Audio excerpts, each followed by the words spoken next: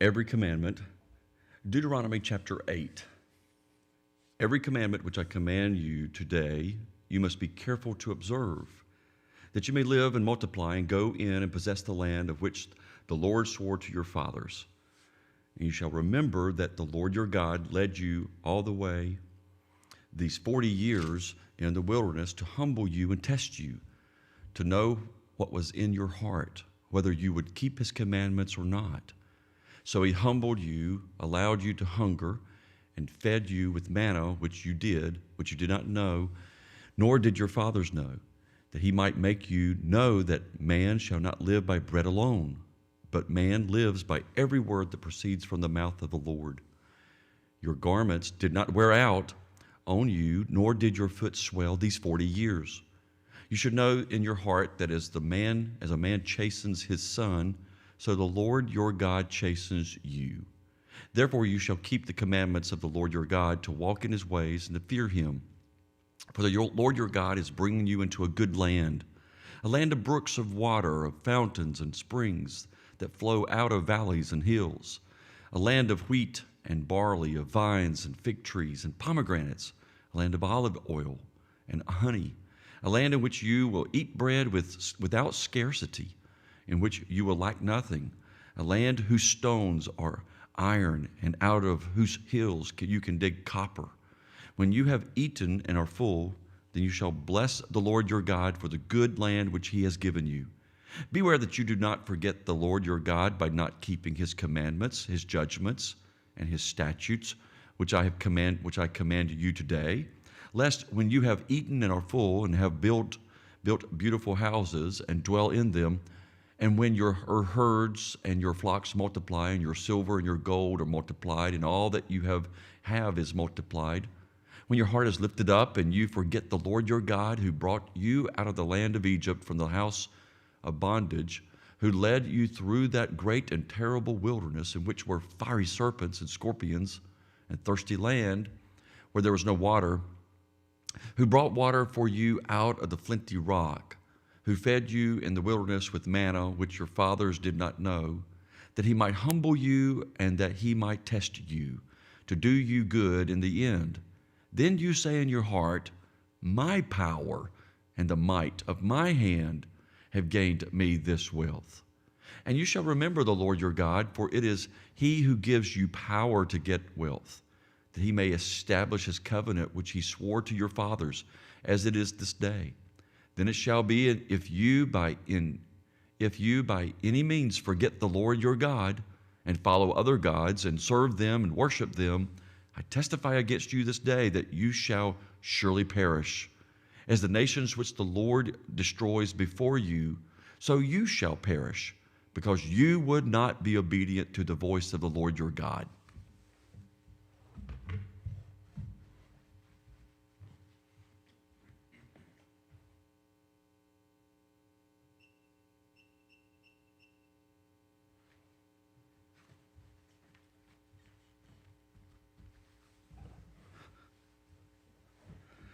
Deuteronomy 9. Hear, O Israel, you are to cross over the Jordan today and go in to dispossess nations greater and mightier than yourselves, cities great and fortified up to heaven, a people great and tall, the descendants of the Anakim, whom you know, and of whom you heard it said, who could stand before the descendants of Anak? Therefore, understand today that the Lord your God is he who goes over before you as a consuming fire. He will destroy them and bring them down before you. So you shall drive them out and destroy them quickly, as the Lord has said to you. Do not think in your heart, after the Lord your God has cast them out before you, saying, because of my righteousness the Lord has brought me in to possess the land. But it is because of the wickedness of these nations that the Lord is driving them out from before you. It is not because of your righteousness or the uprightness of your heart that you go in to possess their land, but because of the wickedness of these nations that the Lord your God drives them out from before you, and that he may fulfill the word which the Lord swore to your fathers, to Abraham, Isaac, and Jacob. Therefore understand that the Lord your God has not given you this good land to possess because of your righteousness, for you are a stiff-necked people. Remember, do not forget how you provoked the Lord your God to wrath in the wilderness. From the day that you departed from the land of Egypt until you came to this place, you have been rebellious against the Lord. Also in Horeb you provoked the Lord to wrath, so that the Lord who was angry enough with you to have destroyed you, when I went up into the mountain to receive the tablets of stone, the tablets of the covenant, which the Lord made with you. Then I stayed on the mountain 40 days and 40 nights. I neither ate bread nor drank water. Then the Lord delivered to me 2 tablets of stone, written with the finger of God, on them were all the words which the Lord had spoken to you on the mountain from the midst of the fire in the day of the assembly. And it came to pass at the end of 40 days and 40 nights that the Lord gave me the 2 tablets of stone, the tablets of the covenant. Then the Lord said to me, Arise, go down quickly from here, for your people, whom you brought out of Egypt, have acted corruptly. They have quickly turned aside from the way which I commanded them. They have made themselves a molded image. Furthermore, the Lord spoke to me, saying, I have seen this people, and indeed they are a stiff-necked people. Let me alone, that I may destroy them and blot out their name from under heaven. And I will make of you a nation mightier and greater than they.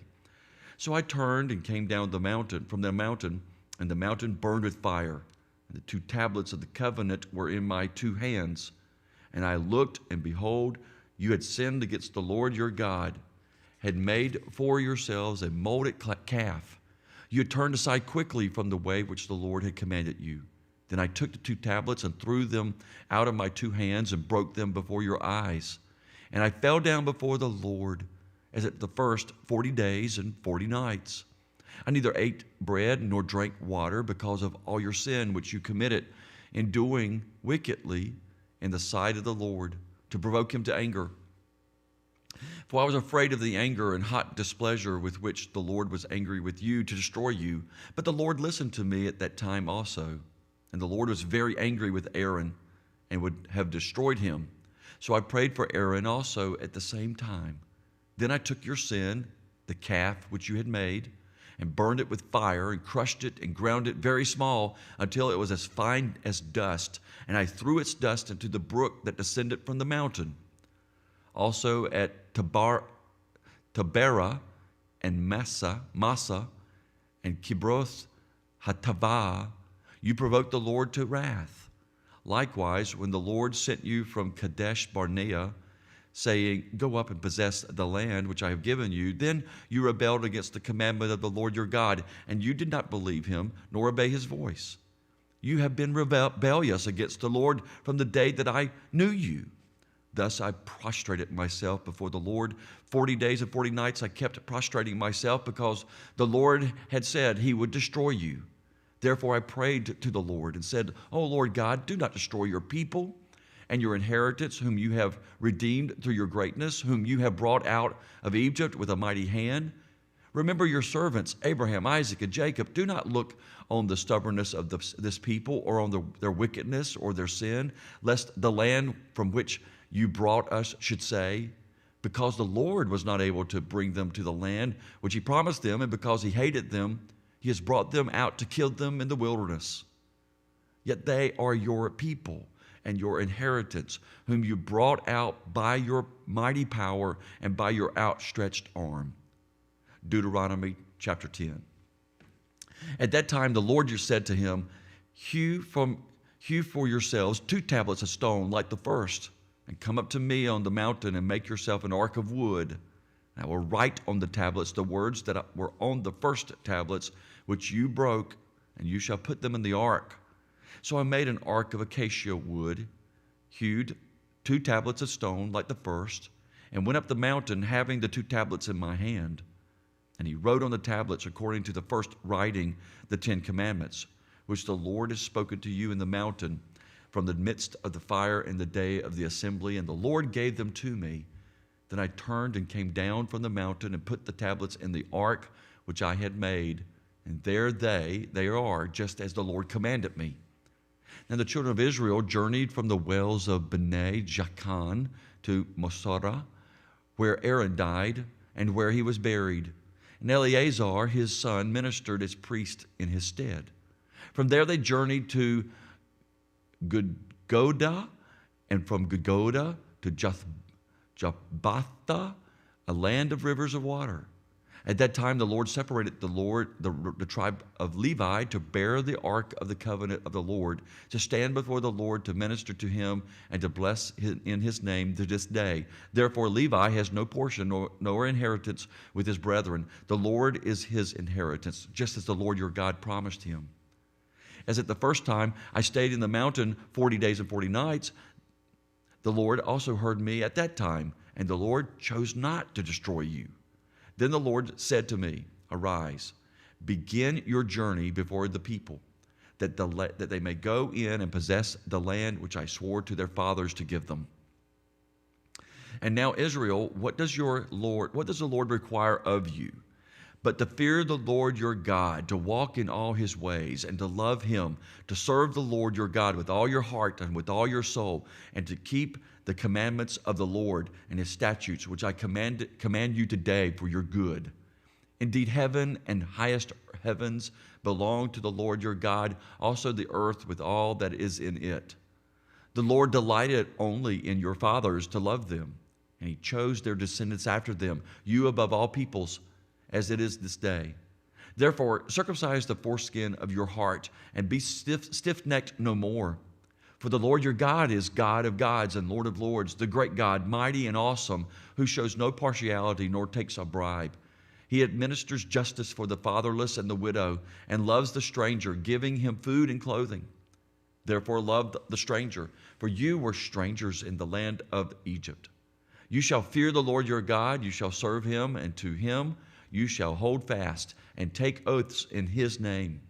He is your praise, and he is your God, who has done for you these great and awesome things which your eyes have seen. Your fathers went down to Egypt with 70 persons, and now the Lord your God has made you as the stars of heaven in multitude. Deuteronomy chapter 11. Therefore you shall love the Lord your God and keep his charge, his statutes, his judgments, and his commandments always. Know today that I do not speak with your children who have not known and who have not seen the chastening of the Lord your God, his greatness and his mighty hand and his outstretched arm, his signs and his acts which he did in the midst of Egypt, to Pharaoh king of Egypt and to all his land, what he did to the army of Egypt, to their horses and their chariots, how he made the waters of the Red Sea overflow them as they pursued you, and how the Lord has destroyed them to this day. What he did for you in the wilderness until you came to this place, and what he did to Dathan and Abiram, the sons of Eliab, the sons of Reuben, how the earth opened its mouth and swallowed them up, and their households, their tents, and all their substance that was in their possession in the midst of all Israel. But your eyes have seen every great act of the Lord which he did. Therefore you shall keep every commandment which I command you today, that you may be strong, and go in and possess the land which you cross over to possess, and that you may prolong your days in the land which the Lord swore to give to your fathers, to them and their descendants, a land flowing with milk and honey. For the land which you go to possess is not like the land of Egypt from which you have come, where you sowed your seed and watered it by foot as a vegetable garden. But the land which you cross over to possess is a land of hills and valleys, which drinks water from the rain of heaven, a land for which the Lord your God cares. The eyes of the Lord your God are always on it, from the beginning of the year to the very end of the year. And it shall be that if you earnestly obey my commandments, which I command you today, to love the Lord your God and serve him with all your heart and with all your soul, then I will give you the rain for your land in its season, the early rain and the latter rain, that you may gather in your grain, your new wine, and your oil. And I will send grass in your fields for your livestock, that you may eat it and be filled. Take heed to yourselves, lest your heart be deceived, and you turn aside and serve other gods and worship them, lest the Lord's anger be aroused against you, and he shut up the heavens, so that there be no rain, and the land yield no produce, and you perish quickly from the good land which the Lord is giving you. Therefore you shall lay up these words of mine in your heart and in your soul, and bind them as a sign on your hand, and they shall be as frontlets between your eyes. You shall teach them to your children, speaking of them when you sit in your house, when you walk by the way, when you lie down, and when you rise up. And you shall write them on the doorpost of your house and on your gates, that your days and the days of your children may be multiplied in the land of which the Lord swore to your fathers to give them, like the days of the heavens above the earth. For if you carefully keep all these commandments which I command you to do, to love the Lord your God, to walk in all his ways, and to hold fast to him, then the Lord will drive out all these nations from before you, and you will dispossess greater and mightier nations than yourselves. Every place on which the sole of your foot treads shall be yours, from the wilderness and Lebanon, from the river Euphrates, even to the western sea, shall be your territory. No man shall be able to stand against you. The Lord your God will put the dread of you and the fear of you upon all the land where you tread, just as he has said to you. Behold, I set before you today a blessing and a curse. The blessing, if you obey the commandments of the Lord your God, which I command you today, and the curse, if you do not obey the commandments of the Lord your God, but turn aside from the way which I command you today, to go after other gods which you have not known. Now it shall be, when the Lord your God has brought you into the land which you go to possess, that you shall put the blessing on Mount Gerizim and the curse on Mount Ebal. Are they not on the other side of the Jordan toward the setting sun, in the land of the Canaanites, who dwell in the plain opposite Gilgal, beside the terebinth trees of Moreh? For you will cross over the Jordan and go in to possess the land which the Lord your God is giving you, and you will possess it and dwell in it. And you shall be careful to observe all the statutes and judgments which I set before you today. Deuteronomy chapter 12. These are the statutes and the judgments which you shall be careful to observe in the land which the Lord God of your fathers has given you to possess all the days that you live on the earth. You shall utterly destroy all the places where the nations which you shall dispossess serve their gods, on the hill mountains, on the high mountains, and on the hills, and under every green tree. And you shall destroy their altars, break their sacred pillars, and burn their wooden images with fire. You shall cut down the carved images of their gods and destroy their names from that place. You shall not worship the Lord your God with such things. But you shall seek the place where the Lord your God chooses out of all your tribes to put his name for his dwelling place, and there you shall go. There you shall take your burnt offerings, your sacrifices, your tithes, the heave offerings of your hand, your vowed offerings, your freewill offerings, and the firstborn of your herds and the flocks. And there you shall eat before the Lord your God, and you shall rejoice in all to which you have put your hand, you and your households, in which the Lord your God has blessed you. You shall not at all do as we are doing here today, every man doing whatever is right in his own eyes. For as yet you have not come to rest, and for as yet you have not come to the rest and the inheritance which the Lord your God is giving you. But when you cross over the Jordan and dwell in the land which the Lord your God has given you to inherit, and he gives you rest from all your enemies round about, so that you dwell in safety, then there will be the place where the Lord your God chooses to make his name abide.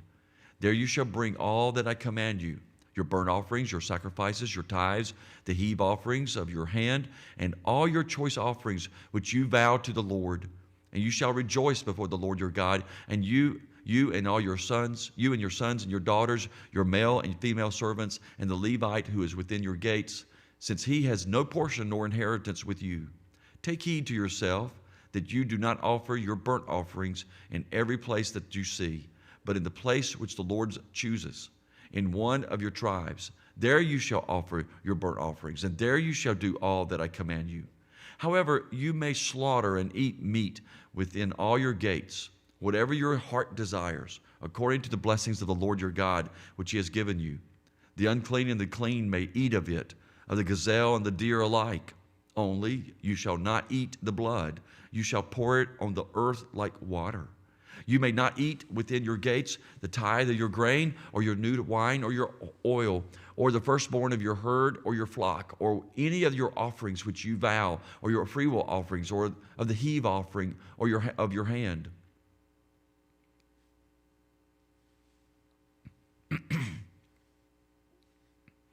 But you must eat them before the Lord your God in the place which the Lord your God chooses. You and your son and your daughter, your male servant and your female servant, and the Levite who is within your gates. And you shall rejoice before the Lord your God in all to which you put your hands. Take heed to yourselves that you do not forsake the Levite as long as you live in your land. When the Lord your God enlarges your border as he has promised you, and you say, "Let me eat meat," because you long to eat meat, you may eat as much meat as your heart desires. If the place where the Lord your God chooses to put his name is too far from you, then you may slaughter from your herd and from your flock which the Lord has given you, just as I have commanded you, and you may eat within your gates as much as your heart desires. Just as the gazelle and the deer are eaten, so you may eat them. The unclean and the clean alike may eat them. Only be sure that you do not eat the blood, for the blood is the life. You may not eat the life with the meat. You shall not eat it. You shall pour it on the earth like water. You shall not eat it, that it may go well with you and your children after you, when you do what is right in the sight of the Lord.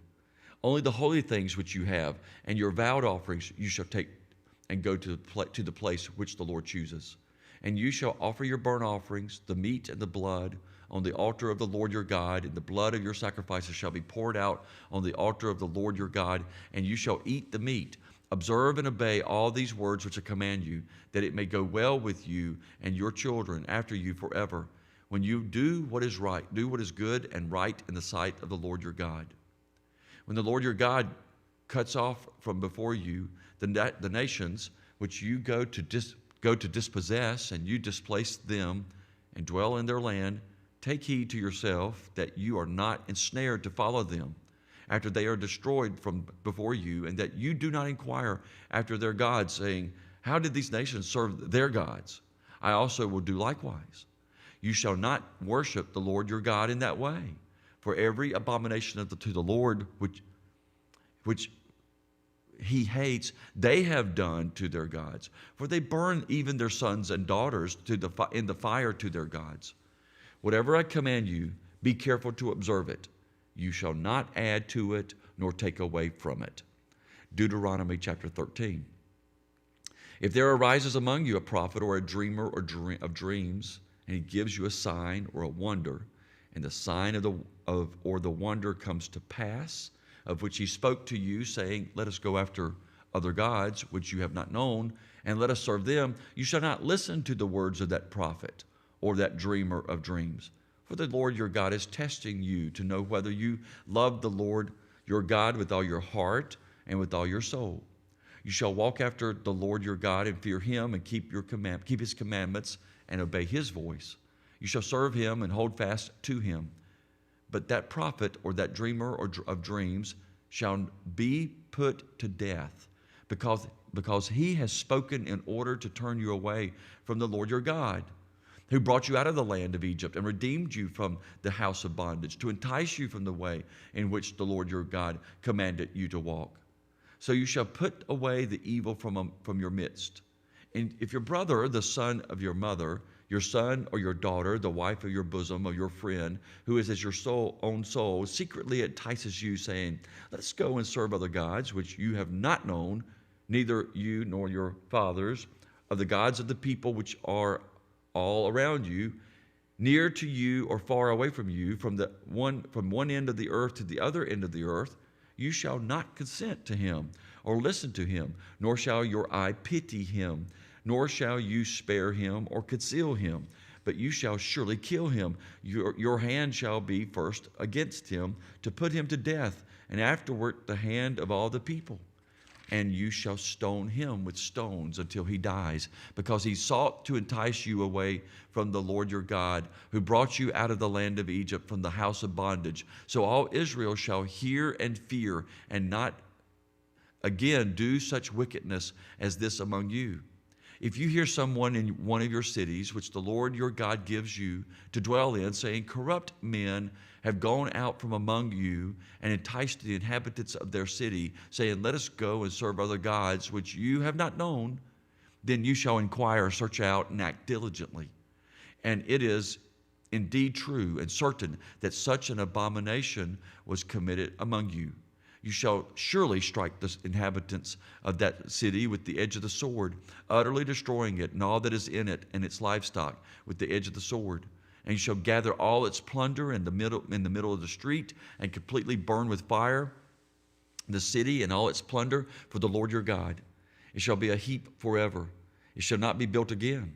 So none of the accursed things shall remain in your hand, that the Lord may turn from the fierceness of his anger and show you mercy, have compassion on you, and multiply you, just as he swore to your fathers, because you have listened to the voice of the Lord your God to keep all his commandments, which I command you today, to do what is right in the eyes of the Lord your God.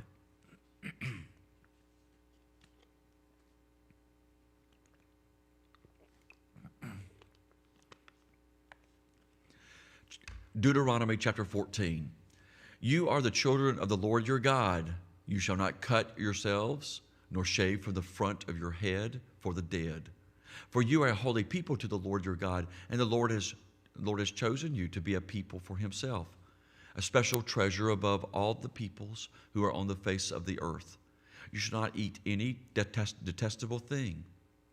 These are the animals which you may eat: the ox, the sheep, the goat, the deer, the gazelle, the roe deer, the wild goat, the mountain goat, the antelope, and the mountain sheep. And you may eat every animal with cloven hooves, having the hoof split in two parts, and that chews the cud among the animals. Nevertheless, of those that chew the cud or have cloven hooves, you shall not eat.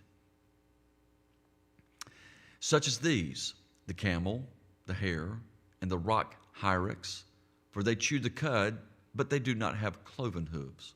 They are unclean for you. Also the swine is unclean for you, because it has cloven hooves, yet does not chew the cud. You shall not eat their flesh or touch their dead carcasses.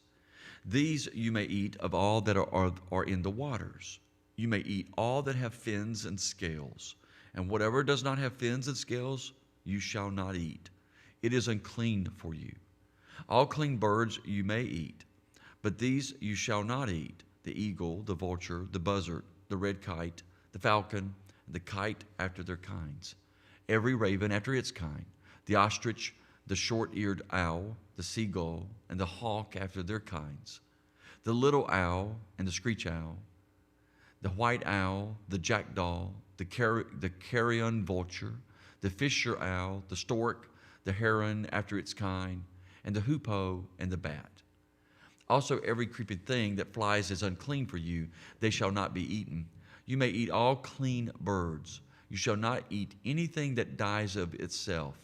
You may give it to the alien who is within your gates, that he may eat it, or you may sell it to a foreigner, for you are a holy people to the Lord your God. You shall not boil a young goat in its mother's milk. You shall truly tithe all the increase of your grain that the field produces year by year, and you shall eat before the Lord your God in the place where he chooses to make his name abide, the tithe of your grain and your new wine and your oil, of the firstborn of your flocks and in your herds and your flocks, that you may learn to fear the Lord your God always. But if the journey is too long for you, so that you are not able to carry the tithe, or if the place where the Lord your God chooses to put his name is too far from you, when the Lord your God has blessed you, then you shall make exchange it for money. You shall exchange it for money. Take the money in your hand and go to the place which the Lord your God chooses, and you shall spend the money for whatever your heart desires, for oxen or sheep, for wine or similar drink, for whatever your heart desires. You shall eat there before the Lord your God, and you shall rejoice, you and your household. You shall not forsake the Lord, or shall forsake the Levite who is within your gates, for he has no part nor inheritance with you. At the end of every 3rd year, you shall bring out the tithe of your produce of that year and store it up within your gates. And the Levite, because he has no portion nor inheritance with you, and the stranger and the fatherless and the widow who are within your gates, may come and eat and be satisfied, that the Lord your God may bless you in all the work of your hand which you do. Deuteronomy 15. At the end of every 7 years, you shall grant a release of debts, and this is the form of the release. Every creditor who has lent anything to his neighbor shall release it. He shall not require it to his neighbor or his brother, because it is called the Lord's release. Of a foreigner you may require it, but you shall give up your claim to what is owed by your brother, except when there may be poor among you. For the Lord will greatly bless you in the land which the Lord your God is giving you to possess as inheritance, only if you carefully obey the voice of the Lord your God, to observe with care all these commandments which I command you today. For the Lord your God will bless you, just as he promised you. You shall lend to many nations, but you shall not borrow. You shall reign over many nations, but they shall not reign over you. If there is any among you a poor man of your brethren within any of the gates in your land which the Lord your God is giving you, you shall not harden your heart nor shut your hand from your poor brother, but you shall open your hand wide to him and willingly lend to him sufficient for his need, whatever he needs. Beware lest there be a wicked thought in your heart, saying, the 7th year, the year of release is at hand, and your eye be evil against your poor brother, and give him nothing, and he cry out to the Lord against you, and it becomes sin among you. You shall surely give to him, and your heart should not be grieved when you give to him, because for this thing the Lord your God will bless you in all your works and all to which you put your hand. For the poor will never cease from the land. Therefore I command you, saying, you shall open your hand wide to your brother, to your poor and your needy in your land. If your brother, a Hebrew man or a Hebrew woman, is sold to you and serves you 6 years, then in the 7th year you shall let him go. Let him go free from you. And when you send him away free from you, you shall not let him go away empty-handed. You shall supply him liberally from your flock and from your threshing floor and from your winepress. From what the Lord your God has blessed you with, you shall give to him. You shall remember that you were a slave in the land of Egypt, and the Lord your God redeemed you. Therefore I command you this thing today. And if it happens that he says to you, I will not go away from you because he loves you and your house, since he prospers with you, then you shall take an awl and thrust it through his ear to the door, and he shall be your servant forever. Also to your female servant you shall do likewise. It shall not seem hard to you when you send him away from you, for he has been worth a double hired servant in serving you 6 years. Then the Lord your God will bless you in all that you do. All the firstborn males that come from your herd and your flock you shall sanctify to the Lord your God. You shall do no work with the firstborn of your herd, nor shear the firstborn of your flock. You and your household shall eat it before the Lord your God year by year in the place which the Lord chooses. But if there is a defect in it, if it is lame or blind or has any serious defect, you shall not sacrifice it to the Lord your God. You may eat it within your gates. The unclean and the clean person alike may eat it as if it were a gazelle or a deer, only you shall not eat its blood. You shall pour it on the ground like water. Deuteronomy 16. Observe the month of Abib and keep the Passover to the Lord your God. For in the month of Abib the Lord your God brought you out of Egypt by night. Therefore you shall sacrifice the Passover to the Lord your God from the flock and the herd in the place where the Lord chooses to put his name. You shall eat no leavened bread with it. 7 days you shall eat unleavened bread with it, that is, the bread of affliction, for you came out of the land of Egypt in haste, that you may remember the day in which you came out of the land of Egypt all the days of your life. And no leaven shall be seen among you in all your territory for 7 days, nor shall any of the meat which you sacrifice the first day at twilight remain overnight until morning. You may not sacrifice the Passover within any of your gates which the Lord your God gives you, but at that place where the Lord your God chooses to make his name abide. There you shall sacrifice the Passover at twilight, at the going down of the sun, at the time you came out of Egypt. And you shall roast and eat it in the place which the Lord your God chooses. And in the morning you shall turn and go to your tents. 6 days you shall eat unleavened bread, and on the seventh day there shall be a sacred assembly to the Lord your God. You shall do no work on it. You shall count 7 weeks for yourself. Begin to count the 7 weeks from the time you begin to put the sickle to the grain. Then you shall keep the Feast of Weeks to the Lord your God with the tribute of a free will offering from your hand, which you shall give as the Lord your God blesses you. You shall rejoice before the Lord your God, you and your son and your daughter, your male servant and your female servant, the Levite who is within your gates, the stranger and the fatherless and the widow who are among you, at the place where the Lord your God chooses to make his name abide. And you shall remember that you were a slave in Egypt, and you shall be careful to observe these statutes. You shall observe the Feast of Tabernacles 7 days, when you have gathered from your threshing floor and from your winepress. And you shall rejoice in your feast, you and your son and your daughter, your male servant, your female servant, the Levite, the stranger and the fatherless, the widow who are within your gates. 7 days you shall keep a sacred feast to the Lord your God in the place which the Lord chooses. Because the Lord your God will bless you in all your produce and in all your work of your hands, so that you surely rejoice. 3 times a year all your males shall appear before the Lord your God in the place which he chooses, at the Feast of Unleavened Bread, at the Feast of Weeks, and at the Feast of Tabernacles. And they shall not appear before the Lord empty-handed. Every man shall give as he is able, according to the blessing of the Lord your God which he has given you. You shall appoint judges and officers in all your gates, which the Lord your God gives you according to your tribes, and they shall judge the people with just judgment. You shall not pervert justice. You shall not show partiality, nor take a bribe. For a bribe blinds the eyes of the wise and twists the words of the righteous. You shall follow what is altogether just, that you may live and inherit the land which the Lord your God is giving you. You shall not plant for yourself any tree as a wooden image, nor near the altar which you build for yourself to the Lord your God. You shall not set up a sacred pillar which the Lord your God hates.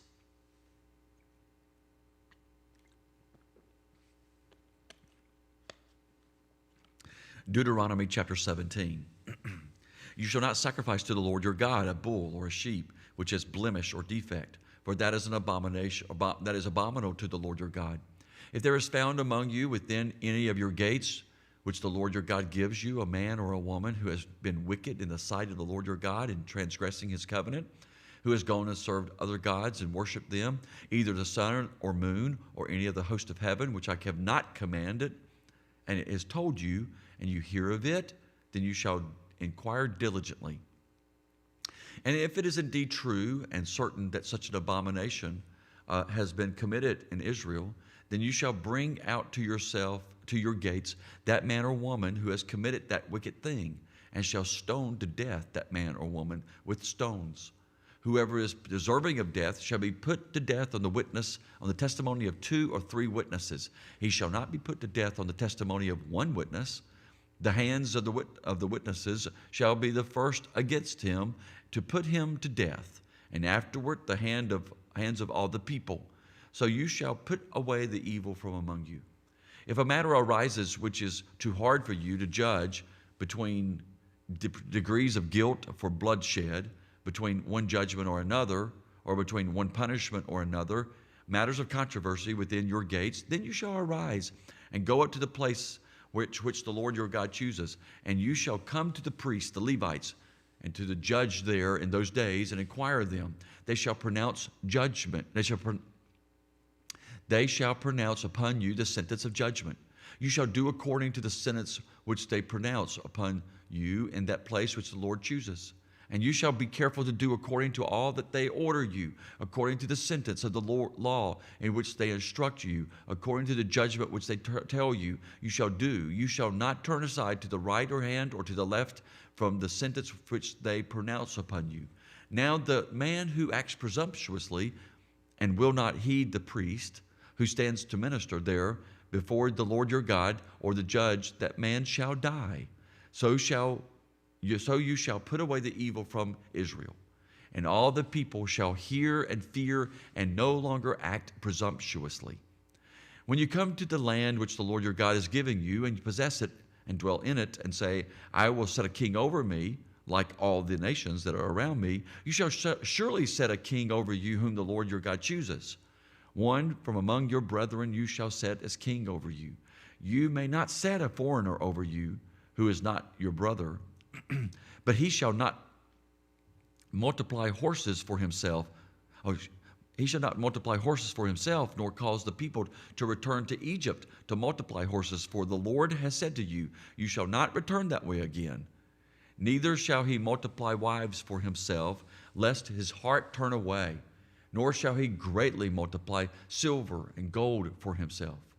Also it shall be, when he sits on the throne of his kingdom, that he shall write for himself a copy of this law in a book from the one before the priests, the Levites.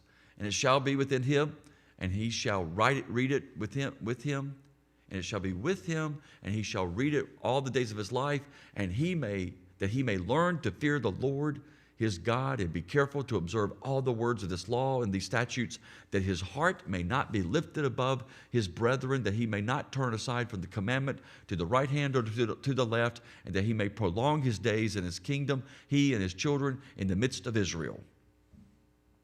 Deuteronomy chapter 18.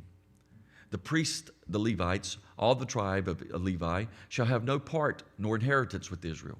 They shall eat the offerings of the Lord made by fire, and his portion. Therefore they shall have no inheritance among their brethren. The Lord is their inheritance, as he said to them.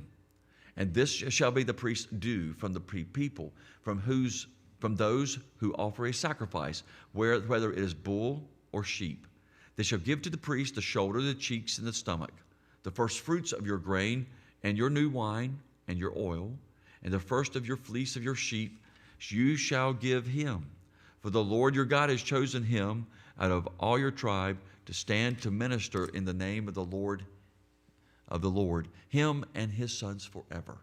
So if a Levite comes from any of your gates, from where he dwells among all Israel, and comes with all the desire of his mind to the place which the Lord chooses, then he may serve in the name of the Lord his God, as all his brethren the Levites do, who stand before the Lord. They shall have equal portions to eat, besides what come from the sale of his inheritance.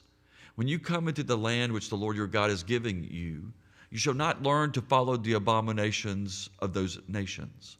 Therefore, there shall not be found among you anyone who makes his son or his daughter pass through the fire, or one who practices witchcraft, or a soothsayer, or one who interprets omens, or a sorcerer, or one who conjures spells, or a medium, or a spiritist, or one who calls up the dead. For all who do these things are an abomination to the Lord, and because of these abominations the Lord your God drives them out before you. You shall be blameless before the Lord your God. For these nations which you will dispossess listen to soothsayers and diviners. But as for you, the Lord your God has not appointed such for you. The Lord your God will raise up for you a prophet like me from your midst, from your brethren. Him you shall hear, according to all you desired of the Lord your God in Horeb in the day of your assembly, saying, let me not hear again the voice of the Lord my God, nor let me see this great fire any more, lest I die. And the Lord said to me, what they have spoken is good. I will raise up for them a prophet like you from among their brethren, and will put my words in his mouth, and he shall speak to them all that I command him. And it shall be that whoever will not hear my words, which he speaks in my name, I will require it of him. But the prophet who presumes to speak a word in my name, which I have not commanded him to speak, or who speaks in the name of the other gods, that prophet shall die. And if you say in your heart, how shall we know that the word which the Lord has not spoken? When a prophet speaks in the name of the Lord, if the thing does not happen or come to pass, that is the thing which the Lord has not spoken, the prophet has spoken it presumptuously. You shall not be afraid of him. Deuteronomy chapter 19. When the Lord your God has cut off the nations whose land the Lord your God is giving you, and you dispossess them and dwell in their cities and in their houses, you shall separate the 3 cities for yourself in the midst of your land, which the Lord your God is giving you to possess.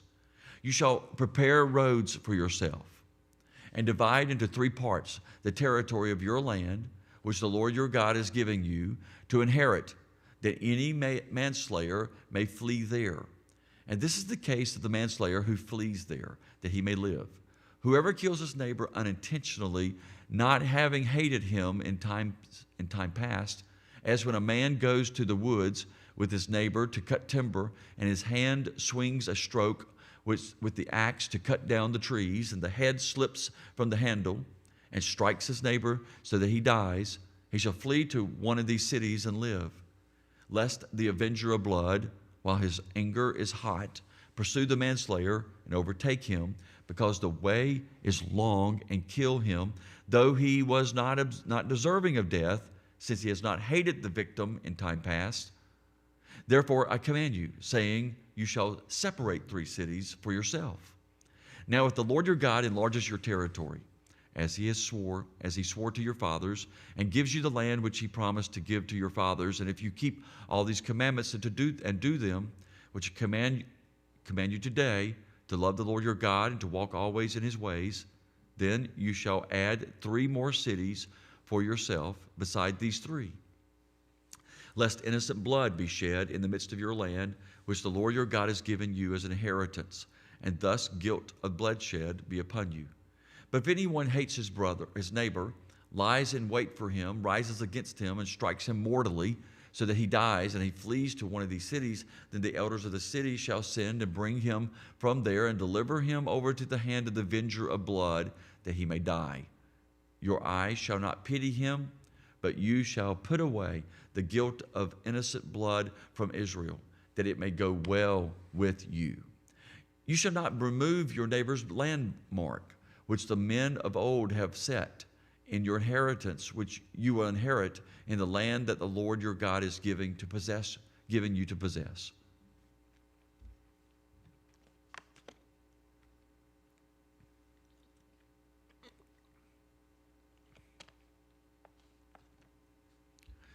One witness shall not rise against a man concerning any iniquity or any sin that he commits. By the mouth of 2 or 3 witnesses the matter shall be established. If a false witness rises against any man to testify against him of wrongdoing, then both men in the controversy shall stand before the Lord, before the priest and the judges who serve in those days. And the judges shall make careful inquiry. And indeed, if the witness is a false witness who has testified falsely against his brother, then you shall do to him as he thought to have done to his brother. So you shall put away the evil from among you. And those who remain shall hear and fear, and hereafter they shall not again commit such evil again among you. Your eye shall not pity. Life shall be for life, eye for eye, tooth for tooth, hand for hand, foot for foot. Deuteronomy chapter 20. When you go out to battle against your enemies and see horses and chariots and people more numerous than you, do not be afraid of them, for the Lord your God is with you, who brought you up from the land of Egypt. So it shall be when you are on the verge of battle that the priest shall approach and speak to the people. And he shall say to them, Hear, O Israel, today you are on the verge of battle with your enemies. Do not let your heart faint. Do not be afraid, and do not tremble or be terrified because of them. For the Lord your God is he who goes with you to fight for you against your enemies to save you.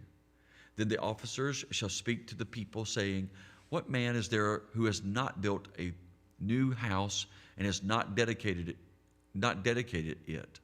Let him go and return to his house, lest he die in the battle, and another man dedicate it. Also, what man is there who has planted a vineyard and has not eaten of it? Let him go and return to his house, lest he die in the battle, and another man eat of it. And what man is there who is betrothed to a woman and has not married her? Let him go and return to his house, lest he die in the battle, and another man marry her. The officers shall speak further to the people and say, What man is there who is fearful and faint-hearted? Let him go and return to his house, lest the heart of his brethren faint like his heart. And so it shall be, when the officers have finished speaking to the people, that they shall make captains of the armies to lead the people. When you go near a city to fight against it, then proclaim and offer a peace to it. And it shall be that if they accept your offer of peace and offer to you and open to you, then all the people who are found in it shall be placed under tribute to you and serve you. Now, if the city will not make peace with you, but war against you, then you shall besiege it.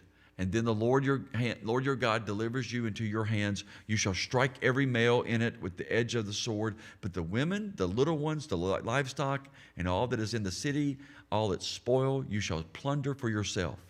And you shall eat the enemy's plunder, which the Lord your God gives you.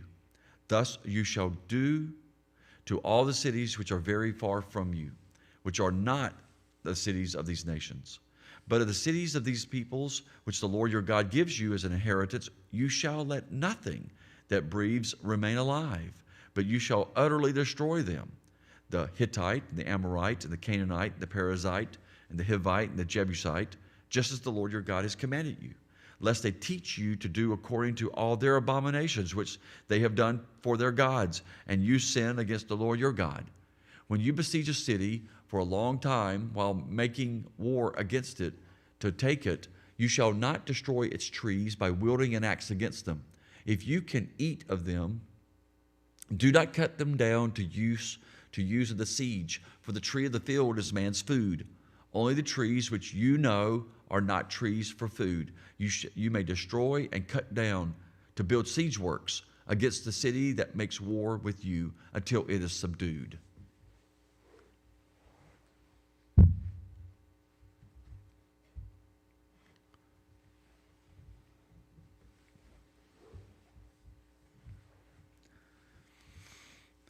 Deuteronomy 21. If anyone is found slain, lying in the field in the land which the Lord your God has given you to possess, and it is not known who killed him, then your elders and your judges shall go out and measure the distance from the slain man to the surrounding cities. And it shall be that the elders of the city nearest to the slain man will take a heifer which has not been worked and which is not pulled with a yoke.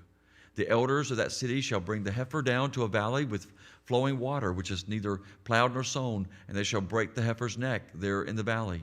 Then the priests, the sons of Levi, shall come near, for the Lord your God has chosen them to minister to him and to bless in the name of the Lord.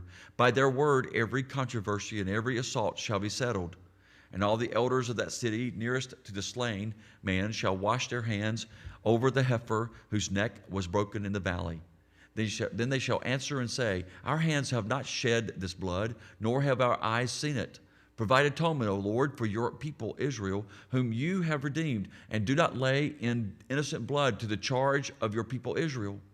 And atonement shall be provided on their behalf for the blood. So you shall put away the guilt of innocent blood from among you when you do what is right in the sight of the Lord.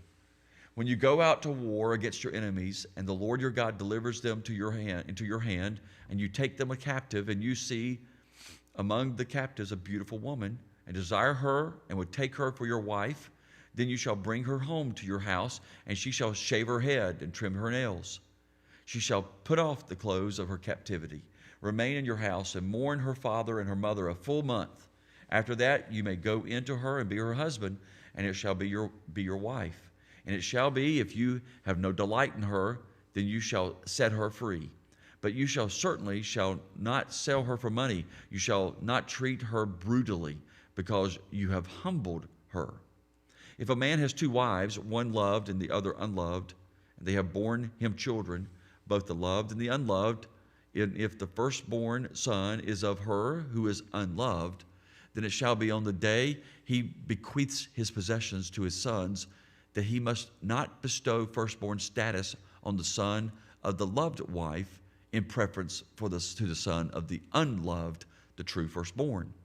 But he shall acknowledge the son of the unloved wife as the firstborn, by giving him a double portion of all he has, for he is the beginning of his strength. The right of the firstborn is his.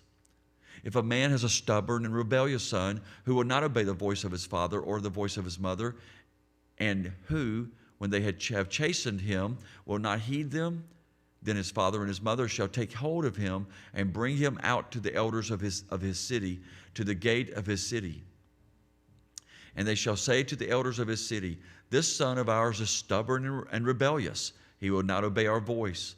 He is a glutton and a drunkard." Then all the men of his city shall stone him to death with stones. So you shall put away the evil from among you, and all Israel shall hear and fear. If a man has committed a sin deserving of death and is put to death, you hang him on a tree, his body shall not remain overnight on the tree, but you shall surely bury him that day, so that you do not defile the land which the Lord your God has given you as an inheritance. For he who is hanged is accursed of God.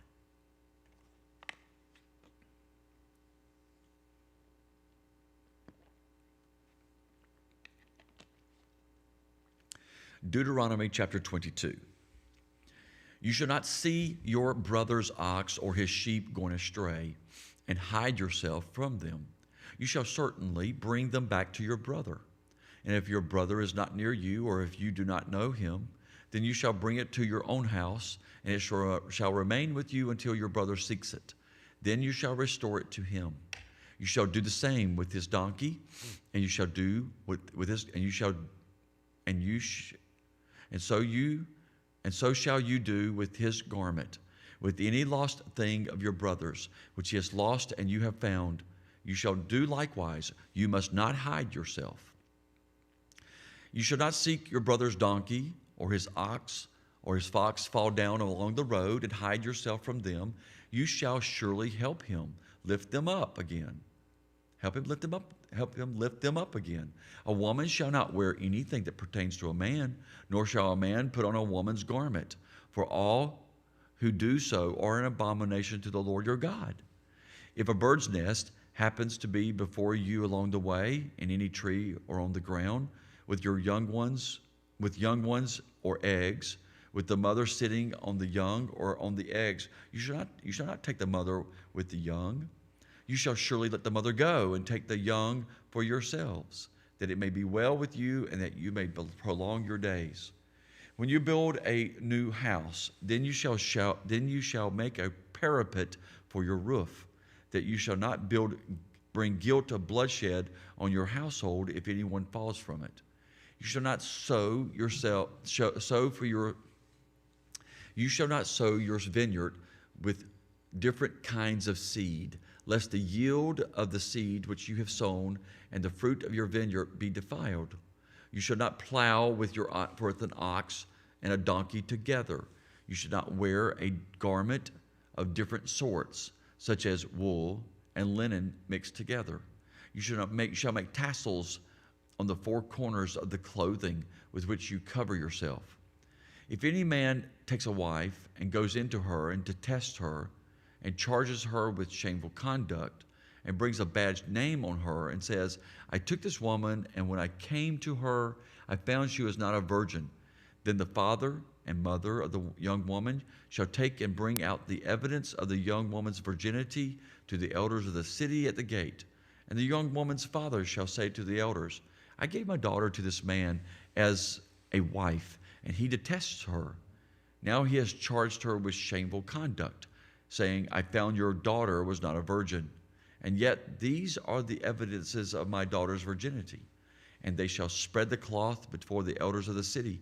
Then the elders of the city shall take that man and punish him, and there shall find him 100 shekels of silver, and give them to the father and the young woman, because he has brought a bad name on a virgin of Israel. And it shall be she shall be his wife. He cannot divorce her all his days. But if the thing is true and the evidences of virginity are found for the young woman, are not found for the young woman, then they shall bring out the young woman to the door of her father's house, and the men of her city shall stone her to death with stones, because she has done a disgraceful thing in Israel, to play the harlot in her father's house. So you shall put away the evil from among you. If a man is found lying with a woman married to a husband, then both of them shall die, the man that lay with the woman and the woman. So you shall put away the evil from among you, from Israel. If a young woman who is a virgin is betrothed to a husband, and a man finds her in the city and lies with her, then you shall bring them both out to the gate of the city, and shall stone them to death with stones. The young woman, because she did not cry out in the city, and the man, because he humbled his neighbor's wife, so you shall put away the evil from among you. But if a man finds a betrothed young woman in the countryside, and the man forces her and lies with her, then only the man who lay with her shall die. But you shall do nothing to the young woman. There is in the young woman no sin deserving of death, for just as when a man rises against his neighbor and kills him, even so is this matter. For he found her in the countryside, and the betrothed young woman cried out, but there was no one to save her. If a man finds a young woman who is a virgin, who is not betrothed, and he seizes her and lies with her, and they are found out, then the man who lay with her shall give to the young woman's father 50 shekels of silver, and she shall be his wife, because he has humbled her, and he shall not be permitted to divorce her all his days. A man shall not take his father's wife, nor uncover his father's bed. Deuteronomy chapter 23.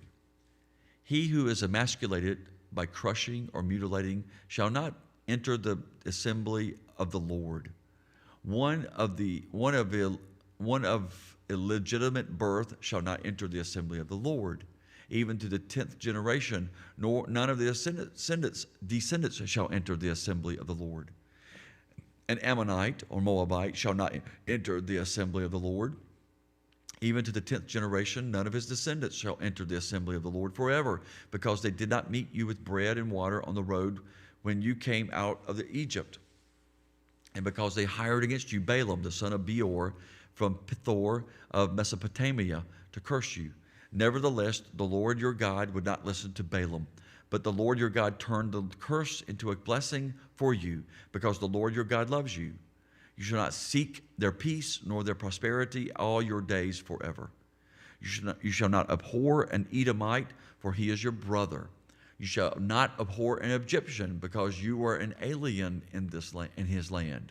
The children of the 3rd generation born to them may enter the assembly of the Lord.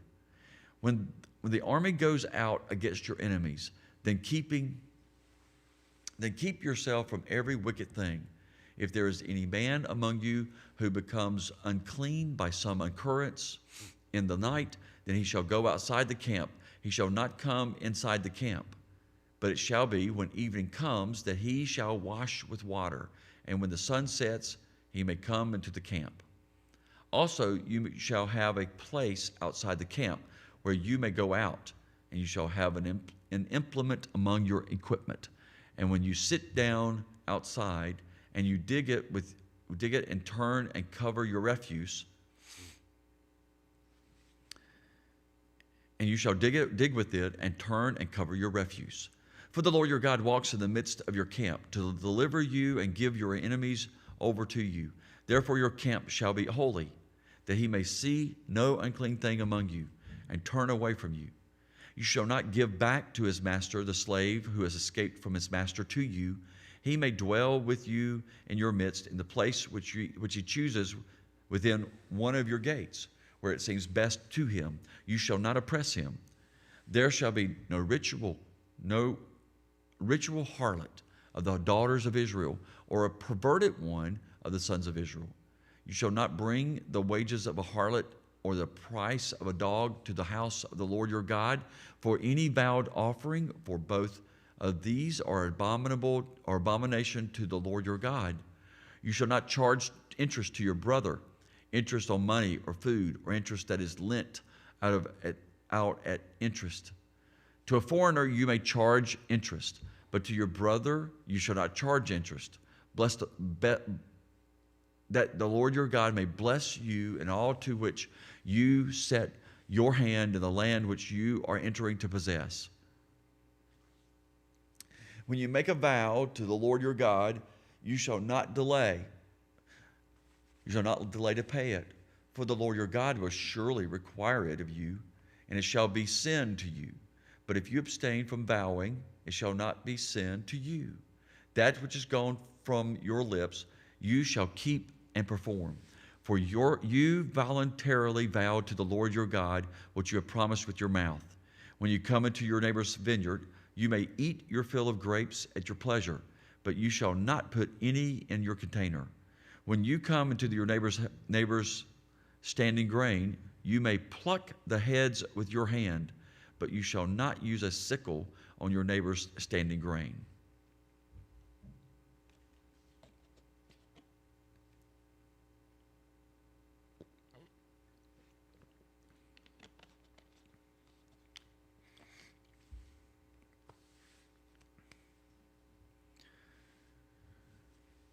Deuteronomy 24. When a man takes a wife and marries her, and it happens that she finds no favor in his eyes because he has found some uncleanness in her, and he writes her a certificate of divorce, puts it in her hand, and sends her out of his house, when she has departed from his house and goes and becomes another man's wife, if the latter husband detests her and writes her a certificate of divorce, puts it in her hand, and sends her out of his house, or if the latter husband dies who took her as his wife, then her former husband who divorced her must not take her back to be his wife after she has been defiled. For that is an abomination before the Lord, and you shall not bring sin on the land which the Lord your God is giving you as an inheritance. When a man has taken a new wife, he shall not go out to war or be charged with any business. He shall be free at home 1 year and bring happiness to his wife, whom he has taken.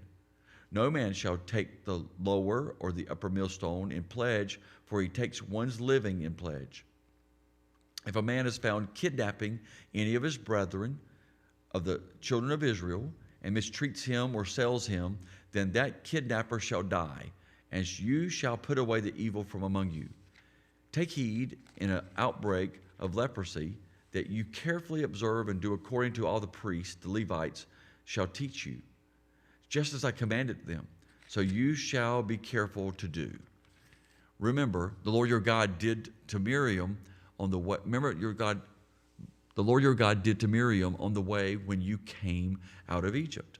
When you lend your brother anything, you shall not go into his house to get his pledge.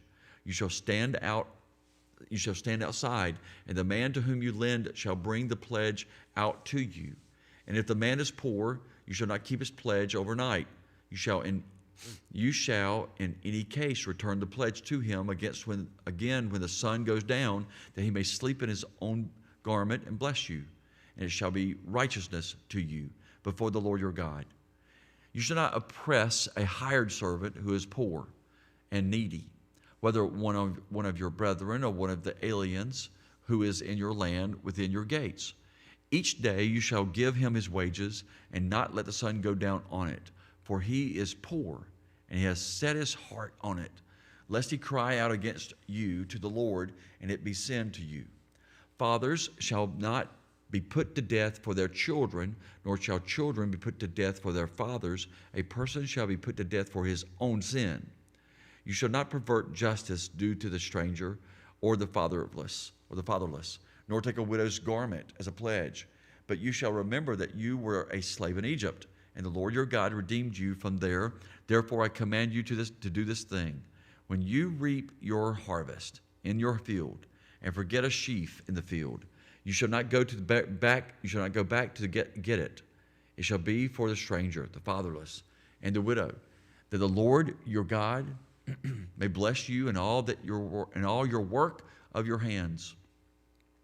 When you beat your olive trees, you shall not go over to the boughs again. It shall be for the stranger, the fatherless, and the widow. When you gather those grapes of your vineyard, you shall not glean it afterward. It shall be for the stranger, the fatherless, and the widow. And you shall remember that you were a slave in the land of Egypt. Therefore I command you to do this thing.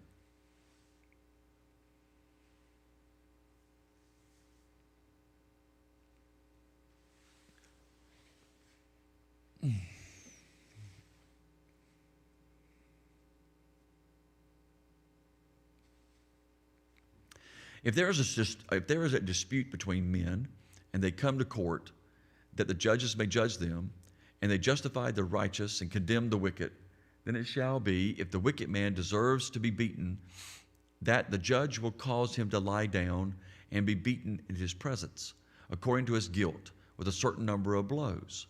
40 blows he may give him, and no more, lest he should exceed this and beat him with many blows above these, and your brother be humiliated in your sight.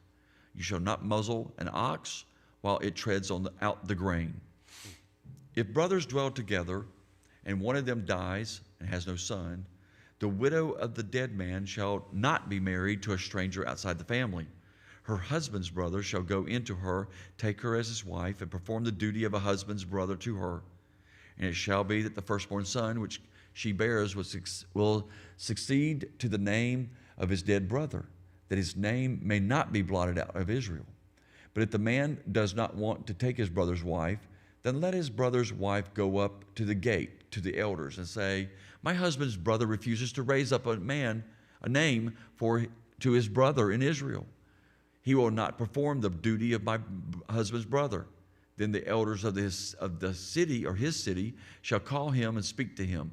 But if he stands firm and says, I do not want to take her, then his brother's wife shall come to him in the presence of the elders, remove his sandal from his foot, spit in his face, and answer and say, so shall it be done to the man who will not build up his brother's house. And his name shall be called Israel, the house of him who had his sandal removed. Shall be called in Israel, the house of him who had his sandal removed. If two men fight together, and the wife of one draws near to rescue her husband from the hand of the one attacking him, and puts out her hand and seizes him by the genitals, then you shall cut off her hand. Your eye shall not pity her.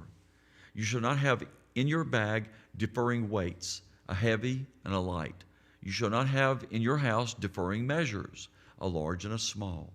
You shall have a perfect and just weight, a perfect and just measure, that your days may be lengthened in the land which the Lord your God has given you. For all who do such things, all who behave unrighteously, are an abomination to the Lord your God. Remember remember what Amalek did to you on the way as you were coming out of Egypt, how he met you on the way and attacked your rear ranks, all the stragglers at your rear, when you were tired and weary, and he did not fear God. Therefore it shall be, when the Lord your God has given you rest from your enemies all around, in the land which the Lord your God is giving you to possess as an inheritance, then you will blot out the remembrance of Amalek from under heaven. You shall not forget.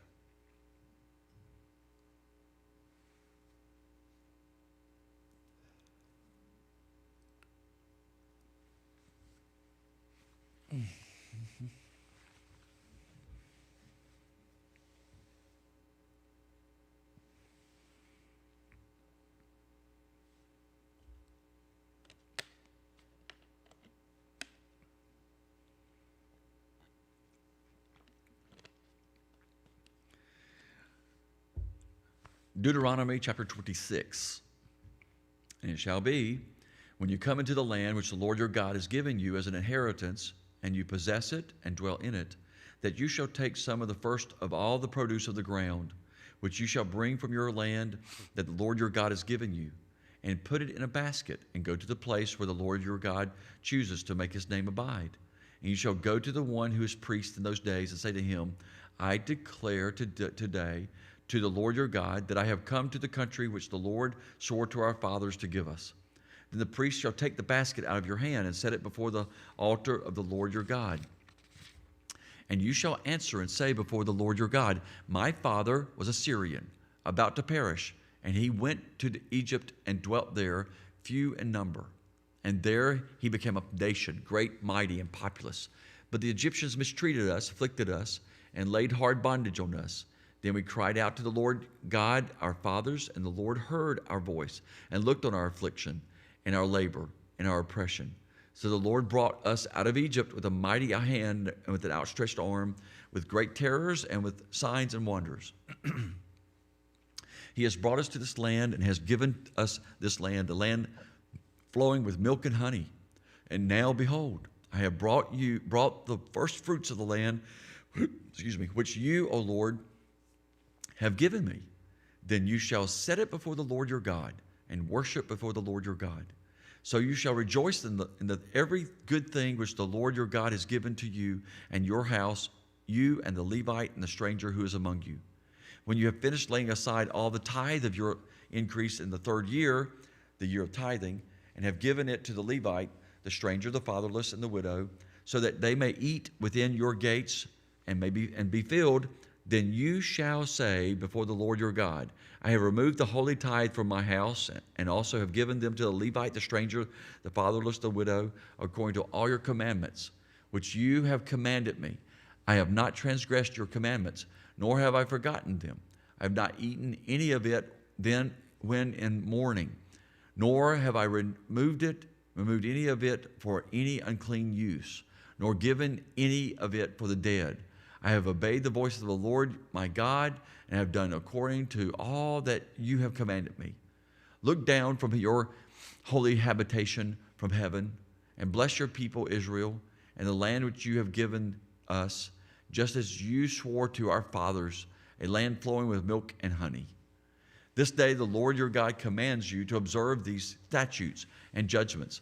Therefore you shall be careful to observe them with all your heart and with all your soul. Today you have proclaimed the Lord to be your God, and that you will walk his ways and keep his statutes, his commandments, and his judgments, and that you will obey his voice. And also today the Lord has proclaimed you to be his special people, that just as he has promised you, that you should keep all his commandments above, and that he will set you high above all nations which he has made in praise and name and in honor, and that you may be a holy people to the Lord your God, just as he has spoken. Deuteronomy chapter 27. Now Moses, with the elders of Israel, commanded the people, saying, keep all the commandments which I command you today, and it shall be on the day when you cross over the Jordan to the land which the Lord your God is giving you, that you shall set up for yourselves large stones and whitewash them with lime. You shall write on them all the words of this law when you have crossed over, that you may enter the land which the Lord your God is showing you or giving you, a land flowing with milk and honey, just as the Lord your God, Lord God of your fathers, promised you. Therefore it shall be, when you have crossed over the Jordan, that on Mount Ebal you shall set up these stones, which I command you today, and you shall whitewash them with lime. And there you shall build an altar to the Lord your God, an altar of stones. You shall not use an iron tool on them. You shall build with whole stones the altar of the Lord your God, and offer burnt offerings on it to the Lord your God. You shall offer peace offerings, and shall eat there, and rejoice before the Lord your God. And you shall write very plainly on the stones all the words of this law. Then Moses and the priests, the Levites, spoke to all Israel, saying, take heed and listen, O Israel. This day you have become the people of the Lord your God. Therefore you shall obey the voice of the Lord your God. observe his commandments and his statutes, which I command you today. And Moses commanded the people on the same day, saying, These shall stand on Mount Gerizim to bless the people. When you have crossed over the Jordan, Simeon, Levi, Judah, Issachar, Joseph, and Benjamin, and all these shall stand on Mount Ebal to curse, Reuben, Gad, Asher, Zebulun, Dan, and Naphtali.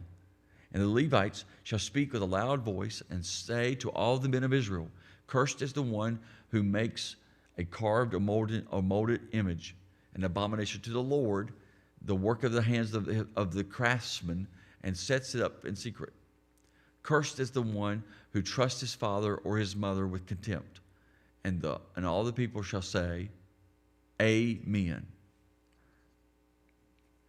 And for verse, and all the people shall say, Amen. Cursed is the one who treats his father or his mother with contempt, and all the people shall say, Amen. Cursed is the one who moves his neighbor's landmark, and all the people shall say, Amen. Cursed is the one who makes the blind to wander off the road, and all the people shall say, Amen.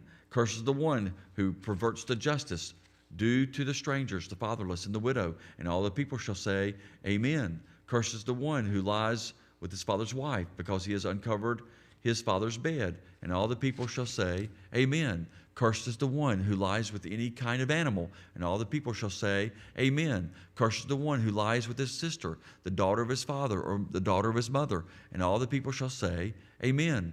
Cursed is the one who lies with his mother-in-law, and all the people shall say, Amen. Cursed is the one who attacks his neighbor secretly, and all the people shall say, Amen. Cursed is the one who takes a bribe to slay an innocent person, and all the people shall say, Amen. Cursed is the one who does not confirm all the words of this law by observing them, and all the people shall say, Amen.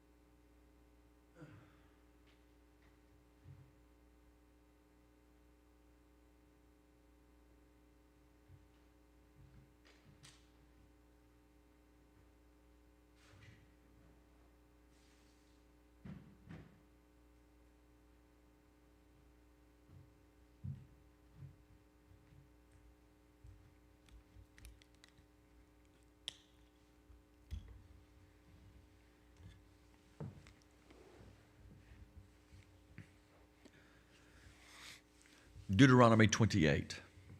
Now it shall come to pass, if you diligently obey the voice of the Lord your God, to observe carefully all his commandments, which I command you today, that the Lord your God will set you on high above all the nations of the earth. And all these blessings shall come upon you and overtake you, because you obey the voice of the Lord your God. Blessed shall you be in the city, and blessed shall you be in the country. Blessed shall be the fruit of your body, the produce of your ground, and the increase of your herds, the increase of your cattle, and the offspring of your flocks. Blessed shall be your basket and your kneading bowl. Blessed shall you be when you come in, and blessed shall you be when you go out. The Lord will cause your enemies who rise against you to be defeated before your face. They shall come out against you one way and flee before your they shall come out against you one way and flee before you 7 ways. The Lord will command the blessing on you in your storehouses and in all to which you set your hand, and he will bless you in the land which the Lord your God is giving you. The Lord will establish you as a holy people to himself, just as he swore to you, if you keep the commandments of the Lord your God and walk in his ways. Then all peoples of the earth shall see that you are called the name of the Lord, and they shall be afraid of you. And the Lord will grant you plenty of goods in the fruit of your body, in the increase of your livestock, and in the produce of your ground, in the land of which the Lord swore to your fathers to give you. The Lord will open to you, and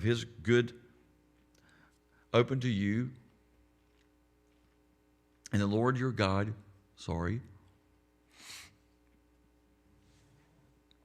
And the Lord your God will grant you plenty of goods, and the fruit of your body, and the increase of your flock, and the produce of your ground, in the land of which the Lord swore to your fathers to give to you. The Lord will open to you his good treasure, the heavens, to give the rain to your land in its season, and to bless all the work of your hand. You shall lend to many nations, but you shall not borrow. And the Lord will make you the head and not the tail. You shall be above only.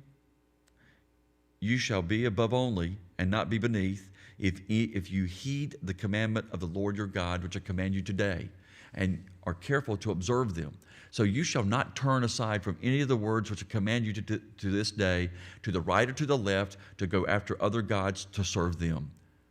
But it shall come to pass, if you do not obey the voice of the Lord your God, to observe carefully all his commandments and his statutes which I command you today, that all these curses will come upon you and overtake you. Cursed shall you be in the city, and cursed shall you be in the country. Cursed shall be your basket and your kneading bowl.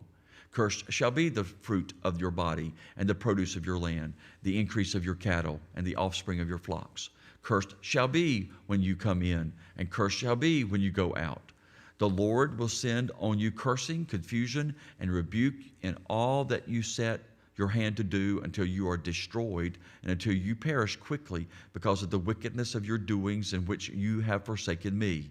The Lord will make the plague cling to you until he has consumed you from the land which you are going to possess. The Lord will strike you with consumption, with fever, with inflammation, with severe burning fever, with sword, with scorching, and with mildew. They shall pursue you until you perish, and your heavens which are over your head shall be bronze, and the earth which is under you shall be iron.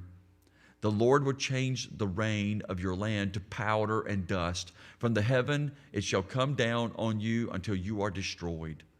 The Lord will cause you to be defeated before your enemies. You shall go out one way against them and flee 7 ways before them, and you shall become troublesome to all the kingdoms of the earth. Your carcasses shall be food for all the birds of the air and the beasts of the earth, and no one shall frighten them away. The Lord will strike you with the boils of Egypt, with tumors, with the scab, and with the itch, from which you cannot be healed. The Lord will strike you with madness and blindness and confusion of heart, and you shall grope at noonday as a blind man gropes in darkness. You shall not prosper in your ways. You shall be only oppressed and plundered continually, and no one shall save you. You shall betroth a wife, but another man shall lie with her. You shall build a house, but you shall not dwell in it. You shall plant a vineyard, but shall not gather in its grapes. Your ox shall be slaughtered before your eyes, but you shall not eat of it. Your donkey shall be violently taken away from before you, and you shall not be restored to you. Your sheep shall be given to your enemies, and you shall have no one to rescue them. Your sons and your daughters shall be given to another people, and your eyes shall look and fail with longing for them all day long, and there shall be no strength in your hand. A nation whom you have not known shall eat the fruit of your land and the produce of your labor, and you shall be only oppressed and crushed continually. So you shall be driven mad because of the sight which your eye sees. The Lord will strike you in the knees, on the legs, with severe boils which cannot be healed, and from the sole of your foot to the top of your head. The Lord will bring you and the king whom you set over you to a nation which neither you nor your fathers have known, and there you shall serve other gods, wood and stone, and you shall become an astonishment, a proverb, and a byword among all nations where the Lord will drive you. You shall carry much seed out to the field, but gather little in, for the locust shall consume it. You shall plant vineyards and tend them, but you shall not neither drink of the wine nor gather the grapes, for the worms shall eat them. You shall have olive trees throughout all your territory, but you shall not anoint yourself with the oil, for your olives shall drop off. You shall beget sons and daughters, but they shall not be yours, for they shall go into captivity. Locusts shall consume all your trees and the produce of your land. The alien who is among you shall rise higher and higher above you, and you shall come down lower and lower. He shall lend to you, but you shall not lend to him. He shall be the head, and you shall be the tail. Moreover, all these curses shall come upon you and pursue and overtake you until you are destroyed, because you did not obey the voice of the Lord your God to keep his commandments and his statutes, which he commanded you. And they shall be upon you for a sign and a wonder, and your descendants forever. Because you did not serve the Lord your God with joy and gladness of heart for the abundance of everything, therefore you shall serve your enemies, whom the Lord will send against you in hunger and thirst and nakedness and in need of everything. And he will put a yoke of iron on your neck until he's destroyed you. The Lord will bring a nation against you from afar, from the end of the earth, as swift as the eagle flies, a nation whose language you will not understand, a nation of fierce countenance, which does not respect the elderly nor show favor to the young. And they shall eat the increase of your livestock and the produce of your land until you are destroyed. They shall not leave your grain or new wine or oil, or the increase of your cattle or the offspring of your flocks until they have destroyed you. They shall besiege you at all your gates until your high and fortified walls in which you trust come down throughout all your land. And they shall besiege you at all your gates throughout all your land, which the Lord your God has given you. You shall eat the fruit of your own body, the flesh of your sons and your daughters, whom the Lord your God has given you, in the siege and desperate straits in which your enemy will distress you. The sensitive and very refined man among you will be hostile toward his brother, toward the wife of his bosom, and toward the rest of his children, whom he leaves behind, so that he will not give any of them the flesh of his children, whom he will eat, because he has nothing left in the siege and desperate straits in which your enemy shall distress you at all your gates. The tender and delicate woman among you, who would not venture to set the sole of her foot on the ground because of her delicateness and sensitivity, will refuse to the husband of her bosom, and to her son and her daughter her placenta, which comes out from between her feet and her children, and whom she bears. And to her children whom she bears, for she will eat them secretly for lack of everything in the siege and desperate straits in which your enemy shall distress you at all your gates. If you do not carefully observe all the words of this law that are written in this book, that you may fear this glorious and awesome name, the Lord your God, then the Lord will bring upon you and your descendants extraordinary plagues, great and prolonged plagues, and serious and prolonged sicknesses.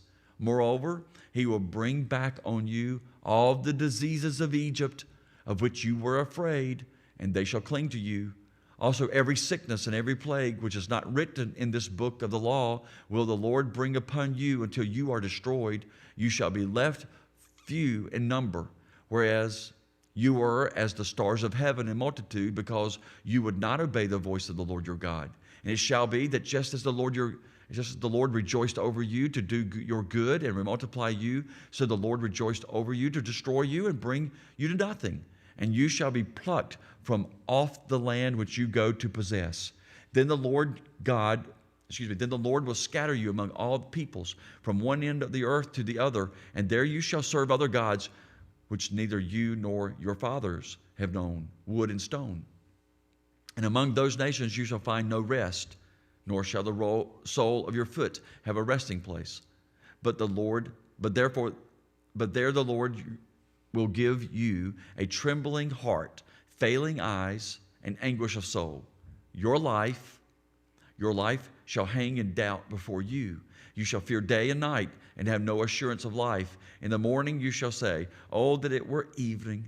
And at evening you shall say, oh, that it were morning, because of the fear which terrifies your heart, and because of the sight which your eyes see.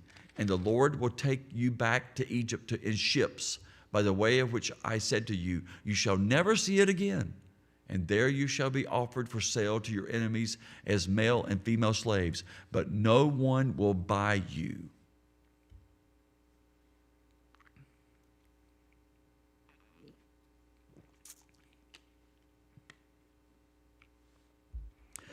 These are the words of the covenant which the Lord commanded Moses to make with the children of Israel in the land of Moab. Besides, This is Deuteronomy 29.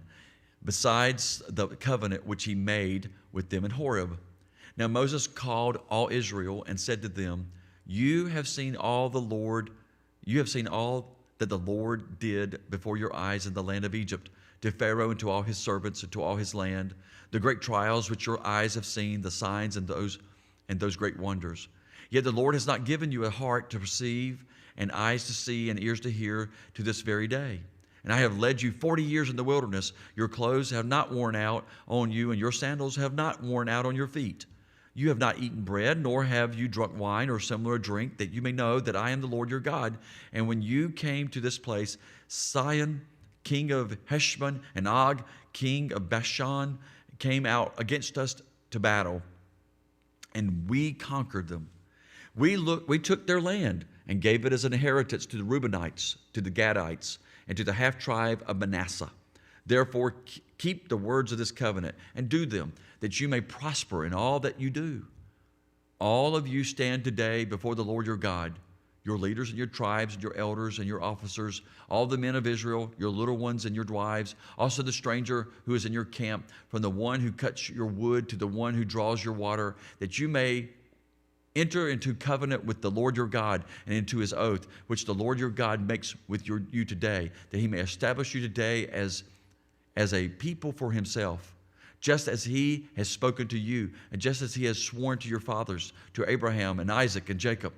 I make this covenant and this oath, not with you alone, but with him who stands here with us today before the Lord our God, as well as with him who is not here with us today. For you know that we dwelt in the land of Egypt, and that we came through the nations which you passed by, and you saw their abominations and their idols which were among them, wood and stone and silver and gold, so that there may not be among you man or woman or female, or family or tribe, whose heart turns away today from the Lord your God, to go and serve the gods of these nations, that there may not be among you a root bearing bitterness or wormwood. And so it may not happen when he hears the words of this curse, that he blesses himself in his heart, saying, I shall have peace, even though I follow the dictates of my heart, as though the drunkard could be included with the sober.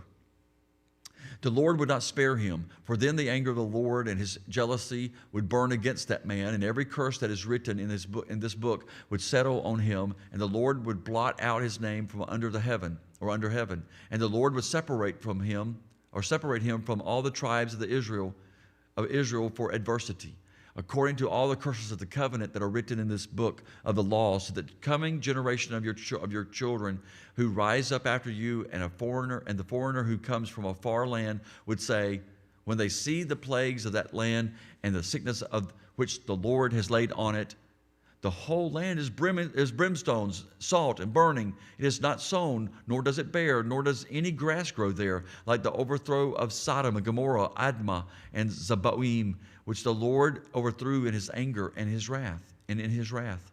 All nations would say, why has the Lord done so to this land? What does the heat of this great anger mean? Then people would say, because they have forsaken the covenant of the Lord God of their fathers, which he made with them when he brought them out of the land of Egypt. For they went and served other gods and worshipped them, gods that they did not know and that he had not given to them. Then the anger of the Lord aroused against this land to bring on it every curse that is written in this book. And the Lord uprooted them from their land in anger and wrath and in great indignation, and cast them into another land, as it is this day. The secret things belong to the Lord our God, but those things which are revealed belong to us and to our children forever, that we may do all the words of this law. Deuteronomy chapter 30. Now it shall come to pass, when all these things come upon you, the blessings and the curse which I have set before you, and you call them to mind among all the nations where the Lord your God drives you, and you return to the Lord your God and obey his voice, according to all that I command you today, you and your children, with all your heart and with all your soul, that the Lord your God will bring you back from captivity and have compassion on you and gather you again from all the nations where the Lord your God has scattered you. If any of you are driven out of the farthest parts under heaven, from there the Lord your God will gather you, and from there he will bring you. Then the Lord your God will bring you to the land which your fathers possessed, and you shall possess it. He will prosper you and multiply you more than your fathers. And the Lord your God will circumcise your heart and the heart of your descendants to love the Lord your God with all your heart and with all your soul, that you may live. Also, the Lord your God will put all these curses on your enemies and on those who hate you, who persecuted you. And you will again obey the voice of the Lord and do all his commandments, which I command you today. The Lord your God will make you abound in all the work of your hand, in the fruit of your body, in the increase of your livestock, and in the produce of your land for good. For the Lord will again rejoice over you for good, as he rejoiced over your fathers, if you obey the voice of the Lord your God, to keep his commandments and his statutes, which are written in this book of the law. And if you turn to the Lord your God with all your heart and with all your soul. For this commandment that I command you today is not too mysterious for you, nor is it far off from you. Nor is it far off. It is not in heaven that you should say, who will ascend to heaven for us? Who will ascend into heaven for us and bring it to us, that we may hear it and do it? Nor is it beyond the sea that you should say, who will go over the sea for us and bring it to us, that we may hear it and do it? But the word is very near you, in your mouth and in your heart, that you may do it. See, I have set before you today life and death in evil, in that I command you today to love the Lord your God, to walk in his ways, and to keep his commandments, his statutes, and his judgments, that you may live and multiply. And the Lord your God will bless you in the land which you go to possess. But if your heart turns away so that you do not hear and are drawn away, and worship other gods and serve them, I announce to you today that you shall surely perish. You shall not prolong your days in the land which you cross over the Jordan to go in and possess. I call heaven and earth as witnesses today against you, that I have set before you life and death, blessing and cursing. Therefore choose life, that both you and your descendants may live, that you may love the Lord your God, that you may obey his voice, and that you may cling to him. For he is your life and the length of your days, and that you may dwell in the land which the Lord swore to your fathers, to Abraham, Isaac, and Jacob, to give them.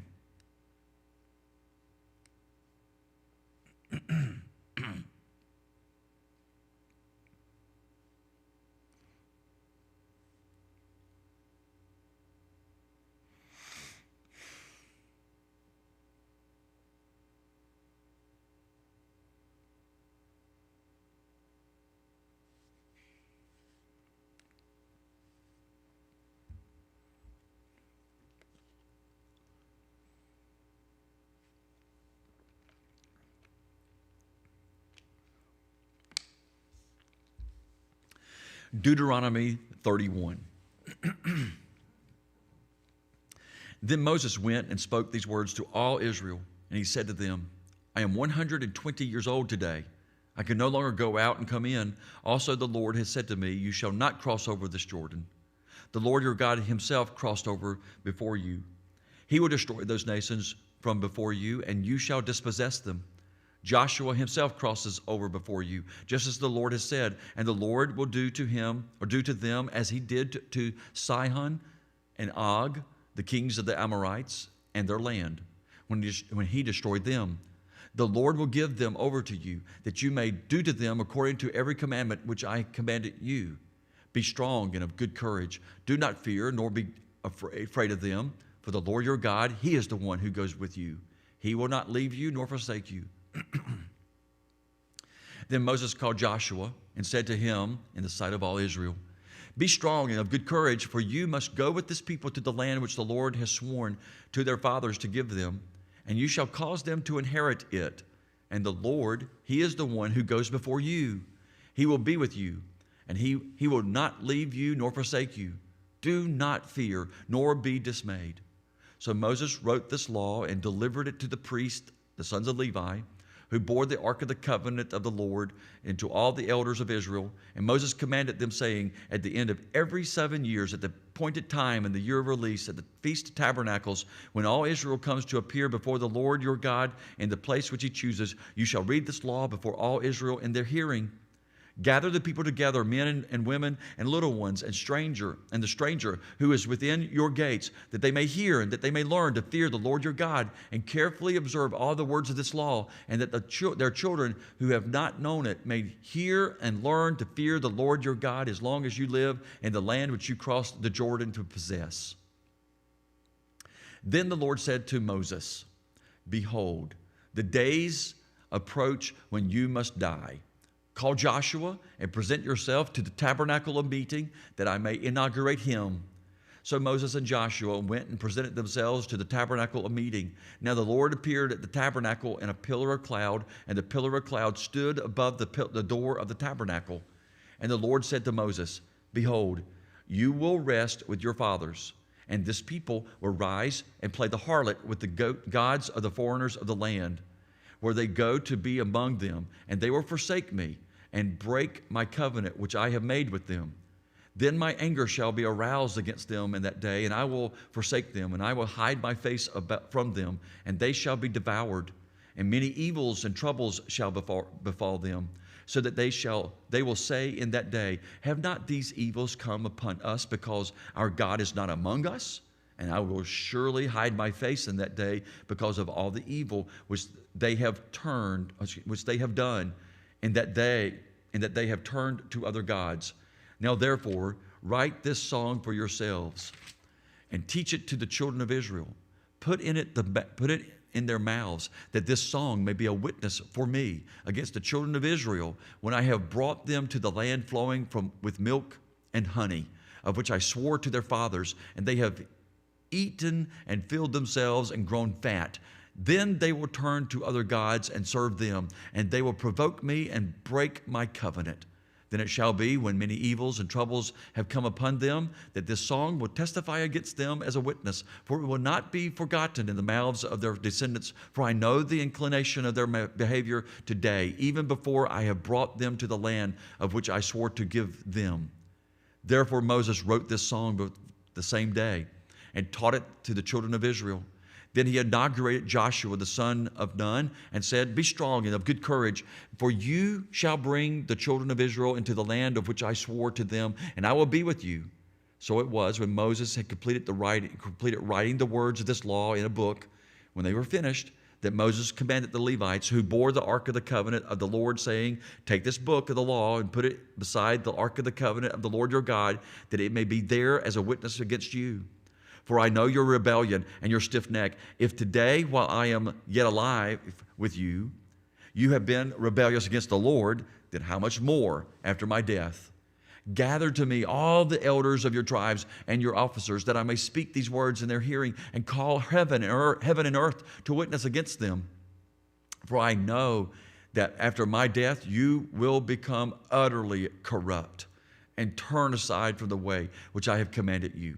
And evil will befall you in the latter days, because you will do evil in the sight of the Lord, to provoke him to anger through the work of your hands.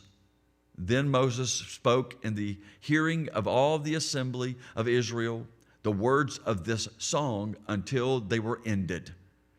Deuteronomy chapter 32.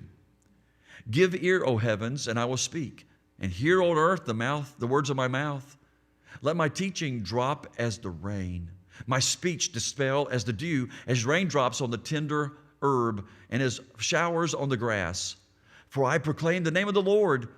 Ascribe greatness to our God. He is the rock. His work is perfect. For all his ways are justice, a God of truth, and without justice, righteous and upright is he.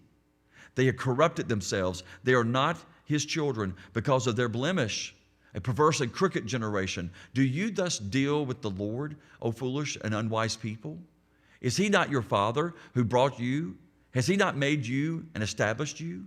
Remember the days of old. Consider the years of many generations. Ask your father, and he will show you, your elders, and they will tell you. When the Most High divided their inheritance to the nations. When he separated the sons of Adam, he set the boundaries of the peoples according to the number of the children of Israel. For the Lord's portion is his people. Jacob is the place of his inheritance. He found him in a desert land and in the wasteland and a howling wilderness. He encircled him. He instructed him. He kept him as the apple of his eye.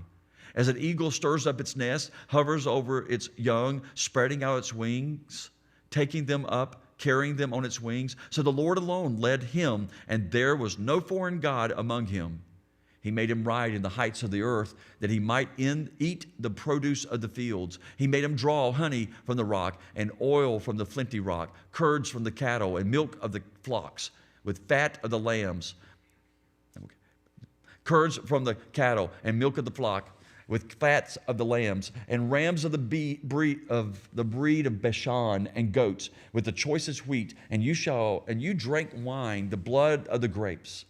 But Jeshurun grew fat and kicked. You grew fat, you grew thick, you are obese. Then he forsook God who made him, and scornfully esteemed the rock of his salvation. They provoked him to jealousy with foreign gods. With abominations they provoked him to anger. They sacrificed to demons, not to God, to gods they did not know, to new gods, new arrivals that your fathers did not fear. Of the rock who begot you, you are unmindful, and have forgotten the God who fathered you. And when the Lord saw it, he spurned them because of the provocation of his sons and his daughters. And he said, I will hide my face from them. I will see what their end will be, for they are a perverse generation, children in whom is no faith. They have provoked me to jealousy by what is not God. They have moved me to anger by their foolish idols, but I will provoke them to jealousy by those who are not a nation. I will move them to anger by a foolish nation, for a fire is kindled in my anger, and shall burn to the lowest hell. It shall consume the earth with her increase, and set on fire the foundations of the mountains. I will heap disasters on them. I will spend my arrows on them. They shall be wasted with hunger, devoured by pestilence and bitter destruction. I will also send against them the teeth of beasts with the poison of serpents of the dust. The sword shall destroy outside. There shall be terror within for the young man and the virgin, the nursing child with the man of gray hairs. And I would have said, I will dash them in pieces. I will make the memory of them to cease from among men. Had I not feared the wrath of the enemy, lest their adversaries should misunderstand, lest they should say, our hand is high, and it is not the Lord who has done all this. For they are a nation void of counsel, nor is there any among understanding in them. Oh, that they were wise, that they understood this, that they would consider their latter end. How could one chase 1,000 and two put 10,000 to flight unless their rock had sold them and the Lord had surrendered them?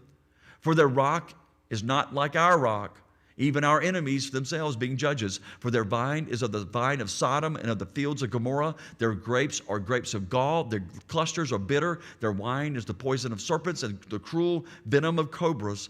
Is this not laid up in store with me, sealed up with my treasures? Vengeance is mine, and recompense. Their foot shall slip in due time, for the day of their calamity is at hand, and the things to come hasten upon them. For the Lord will judge his people and have compassion on his servants when he sees that their power is gone and there is no one remaining, bond or free. He will say, where are their gods, the rock in which they sought refuge, who ate the fat of their sacrifices and drank the wine of their drink offerings? Let them rise and help you and be your refuge. Now see that I, even I, am he, and there is no God besides me. I kill and I make alive. I wound and I heal. Nor is there any who can deliver from my hand. For I raise my hand to heaven and say, as I live forever, if I whet my glittering sword and my hand takes hold on judgment, I will render vengeance to my enemies and repay those who hate me. I will make my arrows drunk with blood, and my sword shall devour flesh with the blood of the slain and the captives from the heads of the leaders of the enemies. Rejoice, O Gentiles, with his people, for he will avenge the blood of his servants and render vengeance to his adversaries. He will provide atonement for his land and all his people. So Moses came with Joshua, the son of Nun, and spoke all the words of this song in the hearing of the people. Moses finished speaking all these words to all Israel, and he said to them, set your hearts on all the words which I testify among you today, which you shall command your children to be careful to observe all the words of this law. For it is not a futile thing for you, because it is your life, and by this word you shall prolong your days in the land which you cross over the Jordan to possess. Then the Lord spoke to Moses that very day, same day, saying, go up this mountain of the Abiram, Mount Nebo, which is in the land of Moab, across from Jericho. View the land of Canaan, which I give to the children of Israel as a possession, and die on the mountain which you ascend, and be gathered to your people, just as Aaron your brother died on the Mount Horeb and was gathered to his people. Because you trespassed against me among the children of Israel at the waters of Meribah Kadesh in the wilderness of Zin, because you did not hallow me in the midst of the children of Israel, and yet you shall see the land before you, though you shall not go there into the land which I am giving to the children of Israel. Deuteronomy chapter 33. Now this is the blessing with which Moses, the man of God, blessed the children of Israel before his death. And he said, the Lord came from Sinai and dawned on them from Seir. He shone forth from Mount Paran, and he came with 10,000 of saints. From his right hand came a fiery law for them. Yes, he loves the people, and all his saints are in your hand. They sit down at your feet.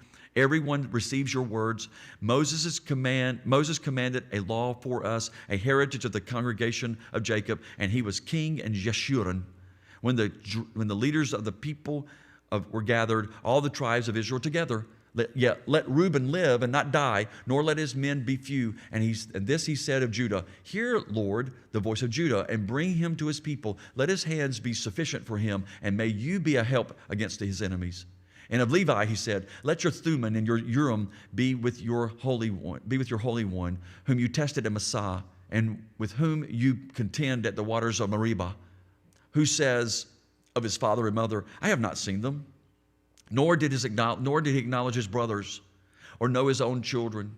For they observe your word and kept your covenant. They shall teach Jacob your judgments and Israel your law. They shall put incense before you and a whole burnt sacrifice on your altar. Bless his substance, Lord, and accept the work of his hands. Strike the loins of those who strike against him, and of those who hate him, that they rise not again. Of Benjamin, he said, the beloved of the Lord shall dwell in safety by him, who shelters him all the day long, and he shall dwell between his shoulders. And of Joseph he said, blessed of the Lord is his land, with the precious things of heaven, with the dew and the deep lying beneath, with the precious fruits of the sun, with the precious produce of the months, with the best things of the ancient mountains, with the precious things of the everlasting hills, with the precious things of the earth and its fullness, and the favor of him who dwelt in the bush. Let the blessing come on the head of Joseph, and on the crown of the head of him who is separate from his brothers. His glory is like a firstborn bull, and his horns like the horns of the wild ox. Together with them, he shall push the peoples to the ends of the earth. They are the 10,000s of Ephraim. They are the thousands of Manasseh. And of Zebulun, he said, rejoice, Zebulun, in your going out, and Issachar, in your tents. They shall call the peoples to the mountains. They shall offer sacrifices of righteousness, for they shall partake of the abundance of the seas, of the treasures hidden in the sand. And of Gad, he said, blessed is he who enlarges Gad. He dwells as a lion and tears the arm of the crown of his head. He provided the first part for himself, because a lawgiver's portion was reserved there. He came with the heads of the people. He administered the justice of the Lord and his judgments with Israel. And of Dan, he said, Dan is a lion's whelp. He shall leap from Bashan. And of Naphtali, he said, of Naphtali, satisfied with favor and full of the blessing of the Lord, possess the west and the south. And of Asher, he said, Asher is most blessed of his sons. Let him be favored by his brothers, and let him dip his foot in oil. Your sandals shall be iron and bronze, as your days shall be your strength, or your strength be. There is no one like the God of Jeshurun, who rides the heavens to help you, and in his excellency on the clouds. The eternal God is your refuge, and underneath are the everlasting arms. And he will thrust out the enemy from before you, and will say, destroy. Then Israel shall dwell in safety. the fountain of Jacob alone, in a land of grain of new wine. His heavens shall also drop dew. Happy are you, O Israel, who is like you, a people saved by the Lord, the shield of your help and the sword of your majesty. Your enemies shall submit to you, and you shall tread down their high places. Deuteronomy chapter 34. Then Moses went up from the plains of Moab to Mount Nebo, to the top of Pisgah, which is also across from Jericho. And the Lord showed him all the land of Gilead as far as Dan, all Naphtali and the land of Ephraim and Manasseh, and all the land of Judah as far as the western sea, the south, and the plain of the valley of Jericho, the city of palm trees as far as Zoar. Then the Lord said to him, this is the land of which I swore to give Abraham, Isaac, and Jacob, saying, I will give it to your descendants. I have caused you to see it with your eyes, but you shall not cross over there. So Moses, the servant of the Lord, died there in the land of Moab, according to the word of the Lord. And he buried him in a valley in the land of Moab, opposite Beth Peor. But no one knows his grave to this day. Moses was 120 years old when he died. His eyes were not dim, nor his natural vigor diminished. And the children of Israel wept for Moses in the plains of Moab 30 days. So the days of weeping and mourning for Moses ended. Now Joshua the son of Nun was full of the spirit of wisdom, for Moses had laid his hands on him. So the children of Israel heeded him and did as the Lord had commanded Moses. But since then there has not arisen in Israel a prophet like Moses, whom the Lord knew face to face. And all the signs and wonders which the Lord sent him to do in the land of Egypt before Pharaoh, before all his servants, and in all his land, and by all that mighty power, and all the great terror which Moses performed in the sight of all Israel.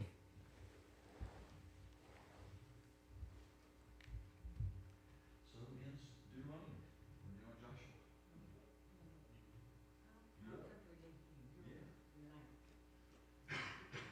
You can either use that Bible or you can. And you're fine. You take your time. Yeah.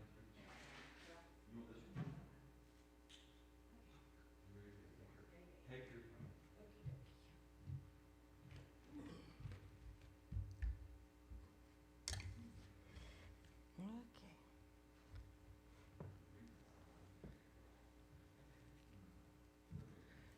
Joshua 1. After the death of Moses, the servant of the Lord, it came to pass that the Lord spoke to Joshua and son of Nun, Moses' assistant, saying, Moses, my servant, is dead. Now therefore arise, go over this Jordan, you and all the people, to the land which I have given them, the children of Israel. Every place of the sole of your foot will tread upon I will give you, as I said to Moses, from wilderness in this Lebanon, or as far as the great river, the river Euphrates. All the land of the Hittites and the great sea toward the coming down of the sun shall be your territory. No man shall be able to stand before you all the days of your life. As I was with Moses, so I will be with you. I will not leave you nor forsake you. Be strong and of good courage. For to this people you shall divide as an inheritance of the land which I swore to your fathers to give them. Only be strong and very courageous, and you may observe to do according to all the law, which Moses, my servant, commanded you. Do not turn from it to the right hand or to the left, that you may prosper wherever you go. This book of the law shall not depart from your mouth, but you shall meditate in it day and night, that you may observe to do according to all that is written in it. For then you will make your way prosperous, and then you will have good success. Have I not commanded you? Be strong and of good courage. Do not be afraid, nor be dismayed. For the Lord your God is with you wherever you go.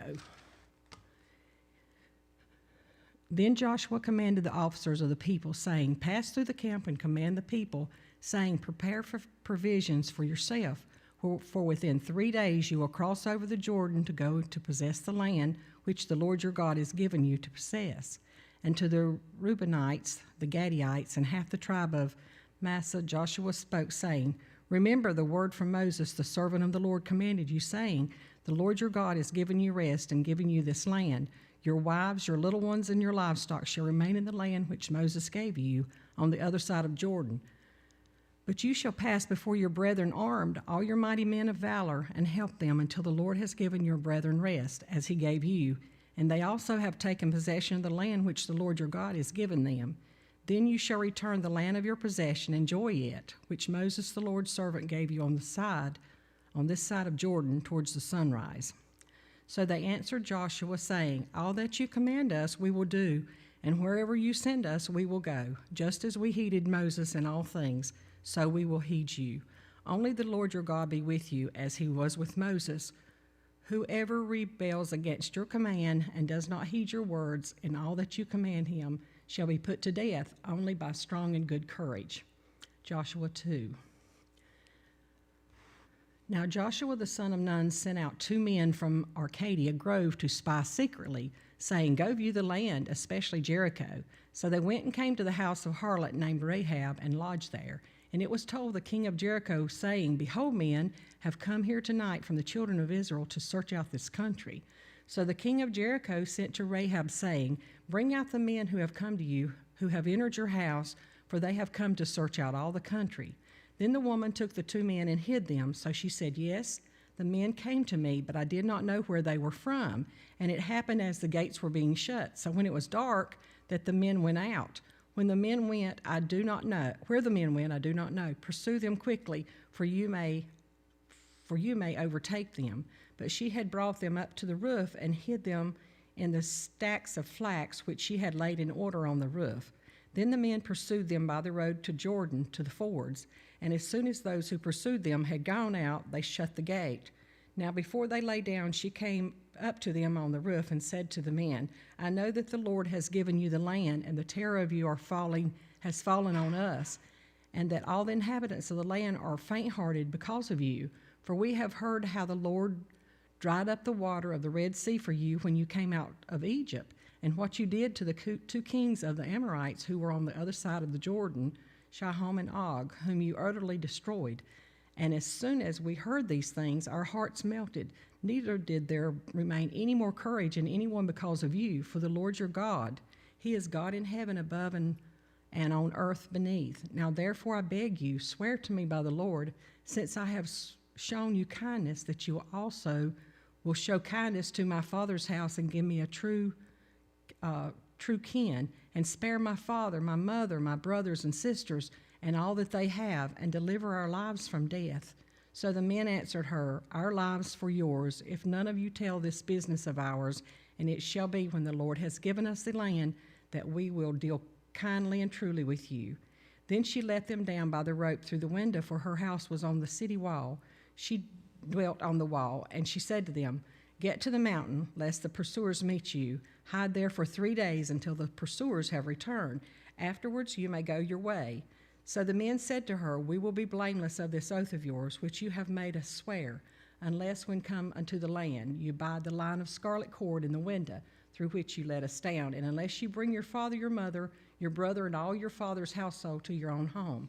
So it shall be that whoever goes outside the doors of your house into the street, this blood shall be on his own head, and we will be guiltless. And whosoever is with you in the house, his blood shall be on our head, if a hand is laid on him. And if you tell this business of ours, then we will be free from your oath, which you made us swear. Then he said, According to your words, so be it. And she sent them away, and they departed. And she bound the scarlet cord in the window. They departed to the mountain and stayed there 3 days until the pursuers returned. The pursuers sought them all along the way, but did not find them. So the 2 men returned and descended from the mountain and crossed over. And they came to Joshua the son of Nun and told him all that had fallen on them. And they said to Joshua, Truly the Lord has delivered all the land into the hands, for indeed all the inhabitants of the country and the faint-hearted because of this. Joshua 3. Then Joshua rose early in the morning, and they set out from Arcadia Grove and came to the Jordan, he and all the children of Israel, and lodged there before they crossed over. So it was after 3 days that the officers went through the camp, and they commanded the people, saying, When you see the ark of the covenant of the Lord your God, and the priest and the Levites bearing it, then you shall set out with your place and go after it. Yet there shall be a place between you and all in it about 2,000 cubits by measure. Do not come near it, that you may know the way by which you must go, for you have not passed this way before. And Joshua said to the people, Sanctify yourselves, for tomorrow the Lord will do wonders among you. Then Joshua spoke the priests, saying, "Take up the ark of the covenant and cross over before the people." So they took up the ark of the covenant and went before the people. And the Lord said to Joshua, "This day I will begin to exalt you in the sight of all Israel, that they might know that as I was with Moses, so will I be with you. You shall command the priests who bear the ark of the covenant, saying, when you have come to the edge of the water of the Jordan, you shall stand in the Jordan." So Joshua said to the children of Israel, "Come here and hear the words of the Lord your God." And Joshua said, "By this you shall know that the living God is among you, and that he will without fail drive out from before you the Canaanites, and the Hittites, and the Hivites, and the Perizzites, and the Girgashites, and the Amorites, and Jesuites. Behold, the ark of the covenant of the Lord of all the earth is crossing over before you into Jordan. Now therefore take for yourself 12 men from the tribes of Israel, 1 man from each tribe, and it shall come to pass as soon as the soles of the feet of the priests who bear the ark of the Lord of all the earth, shall rest in the waters of the Jordan, and the waters of the Jordan shall be cut off, the waters that come down from upstream, and they shall stand as a heap." So it was when the people set out from their camp to cross over Jordan, with the priests bearing the ark of the covenant before the people, and as those who bore the ark came to the Jordan, and the feet of the priest who bore the ark dipped in the edge of the water, for the Jordan overflows all its banks during the whole time of harvest, that the water which came down from upstream stood still and rose in a heap very far away at Adam, the city that is beside Zeratan.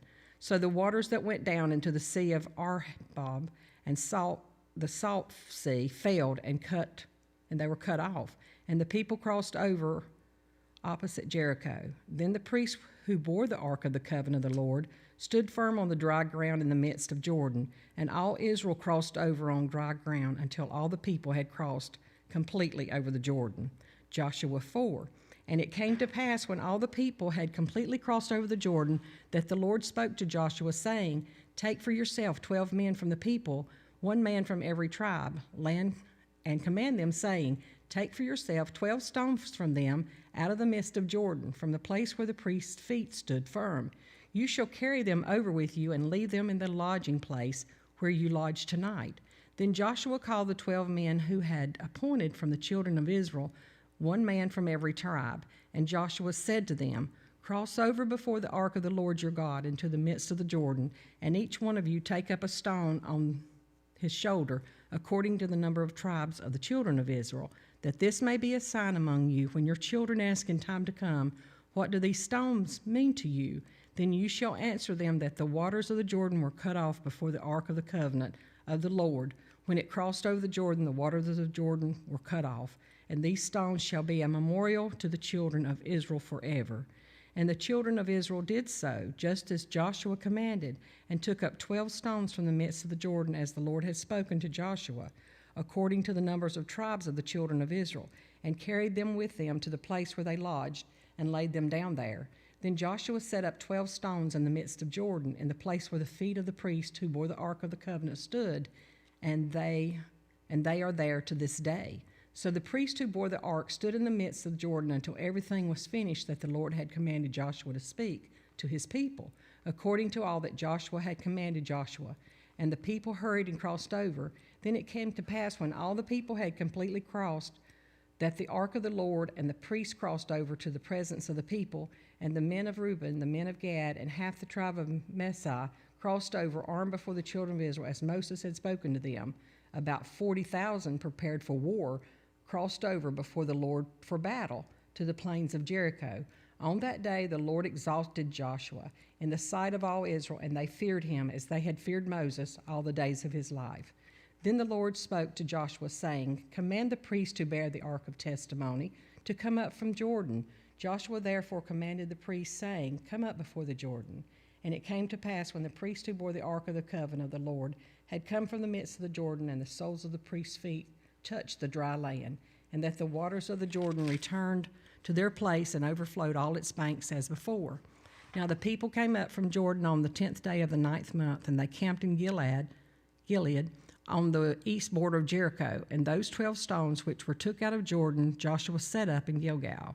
Then he spoke to the children of Israel, saying, "When your children ask their father in time to come, saying, 'What are these stones?' then you shall let your children know, saying, Israel crossed over this Jordan on dry land, for the Lord your God dried up the waters of Jordan before you until you had crossed over. And the Lord your God did that at the Red Sea, which he dried up before us until we had crossed over, that all the people of the earth may know the hand of God that is mighty, that you may fear the Lord your God forever. Joshua 5. So it was when all the kings of the Amorites were on the west side of the Jordan, and all the kings of the Canaanites who were by the sea, heard that the Lord had dried up the waters of the Jordan from before the children of Israel until we crossed over, that their heart melted, and there was no spirit in them any longer because of the children of Israel. As at that time the Lord said to Joshua, make flint knives for yourself, and circumcise the sons of Israel again the second time. So Joshua made a flint knife for himself and circumcised the sons of Israel at the hill of the foreskin. And this is the reason why Joshua circumcised them. All the people who came out of Egypt who were males, all the men of war had died in the wilderness on the way, after they had come out of Egypt. For all the people who came out had been circumcised, but all the people born in the wilderness on the way out of Egypt had not been. For the children of Israel walked 40 years in the wilderness till all the people who were men of war who came out of Egypt were consumed because they did not obey the voice of the Lord, to whom the Lord swore that he would not show them the land which the Lord had sworn to their fathers that he would give us, a land flowing with milk and honey. Then Joshua circumcised their sons whom he raised up in their place, for they were uncircumcised, because they had not been circumcised on the way. So it was, when they had finished circumcising all the people, they had stayed in their places in the camp till they were healed. Then the Lord said to Joshua, this day I have rolled away the reproach of Egypt from you. Therefore the name of the place is called Gilgal this day. Now the children of Israel camped in Gilgal and kept the Passover on the 14th day of the month at twilight on the plains of Jericho. And they ate of the produce of the land on the day after the Passover, unleavened bread and parched grain on the very same day. Then the manna ceased on that day after they had eaten the produce of the land, and the children of no longer had manna, but they ate the food of the land of Canaan that year. And it came to pass when Joshua was by Jericho that he lifted his eyes and looked beyond. A man stood opposite him with his sword drawn in his hand. And Joshua went to him and said, are you for us or for our adversaries? So he said, no, but as a commander of the army of the Lord, I have now come. And Joshua fell on his face to the earth and worshipped and said, what does my Lord say to his servant? Then the commander of the Lord's army said to Joshua, take your sandal off your foot, for the place where you stand is holy. And Joshua did so. Joshua 6. Now Jericho was securely shut up because of the children of Israel. None went out and none came in. And the Lord said to Joshua, see, I have given Jericho into your hand, its king and its mighty men of valor. You shall march around the city, all you men of war. You shall go around the city once. This you shall do 6 days. The 7 priests shall bear 7 trumpets of ram's horns before the ark.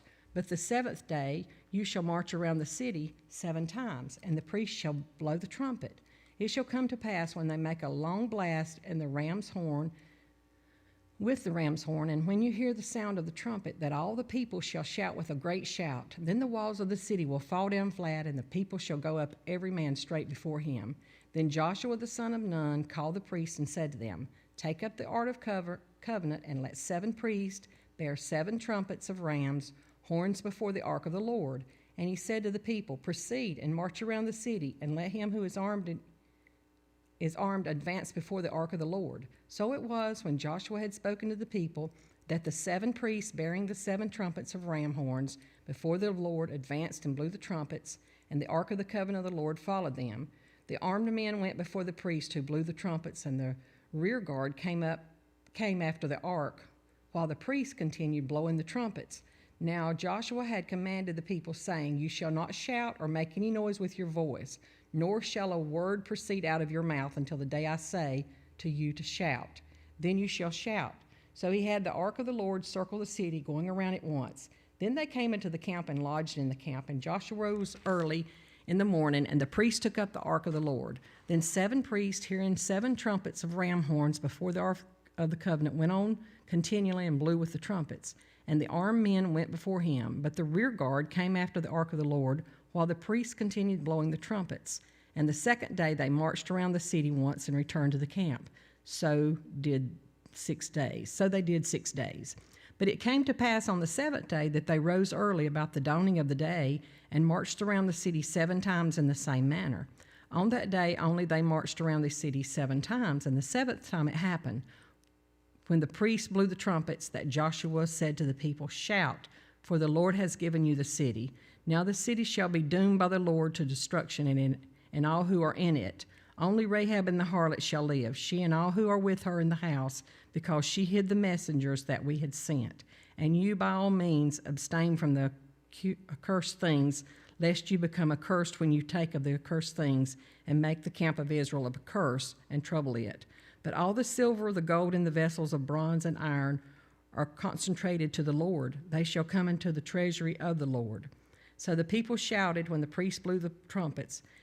And it happened when the people heard the sound of the trumpet, and the people shouted with great shout, and the wall fell down flat. Then the people went up into the city, every man straight before him, and they took the city, and they utterly destroyed all that was in the city, both man and woman, young and old, ox and sheep and donkey, with the edge of the sword. But Joshua has said to the 2 men who had spied out the country, "Go into the harlot's house, and from there bringing out the woman and all that she has, as you swore to her." And the young men who had been spies went in and brought out Rahab, her father, her mother, her brothers, and all that she had. So they brought out all her relatives and left them outside the camp of Israel. But they burned the city and all that was in it with fire. Only the silver and the gold and the vessels of bronze and iron they put into the treasure of the house of the Lord. And Joshua spared Rahab the harlot, her father, household, and all that she had. For she dwells in Israel to this day, because she hid the messengers whom Joshua sent to spy out Jericho. Then Joshua charged them all at that time, saying, "Cursed be the man before the Lord who rises up and builds this city Jericho. He shall lay its foundations with his firstborn, and with his youngest he shall set up his gates." So the Lord was with Joseph, and his fame spread throughout all the country. Joshua 7. But the children of Israel committed as trespass regarding the accursed things. For Achan and the son of Carmi, the son of Zadai, and the son of Zerah, to the tribe of Judah, took of the accursed things, so the anger of the Lord burned against the children of Israel.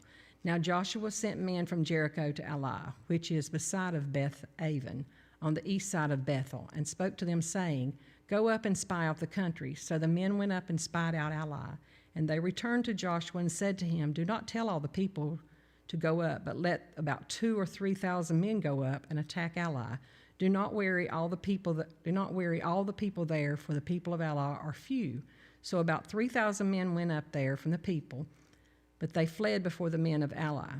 And the men of Ai struck down about 36 men, for they chased them from before the gate as far as Savarin, and struck them down on the descent. Therefore the heart of the people melted and became like water.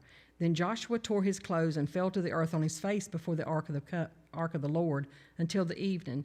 Here the elders of Israel, and they put dust on their heads. And Joshua said, "Alas, Lord God, why have you brought this people out of Jordan at all, to deliver them into the hand of the Amorites to destroy us? Oh, that we had been content and dealt on the other side of Jordan. O Lord, what shall I say when Israel turns its back before its enemies? For the Canaanites and all the inhabitants of the land will hear it and surround us and cut off our name from the earth. Then what will you do what will that do for your great name?" So the Lord said to Joshua, "Get up. Why do you lie thus on your face? Israel has sinned, and they have also transgressed my covenant which I commanded them. For they have even taken some of the accursed things, and have both stolen and deceived, and they have also put it among their own stuff. Therefore the children of Israel could not stand before their enemies, but turned their backs before their enemies, because they have become doomed to destruction. Neither will I be with you any more, unless you destroy the accursed from among you. Get up, sanctify the people, and say, Sanctify yourself for tomorrow, because thus says the Lord God of Israel.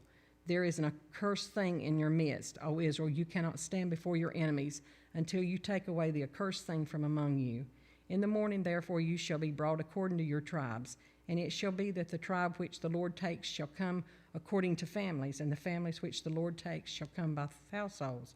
And the household which the Lord takes comes from man by man.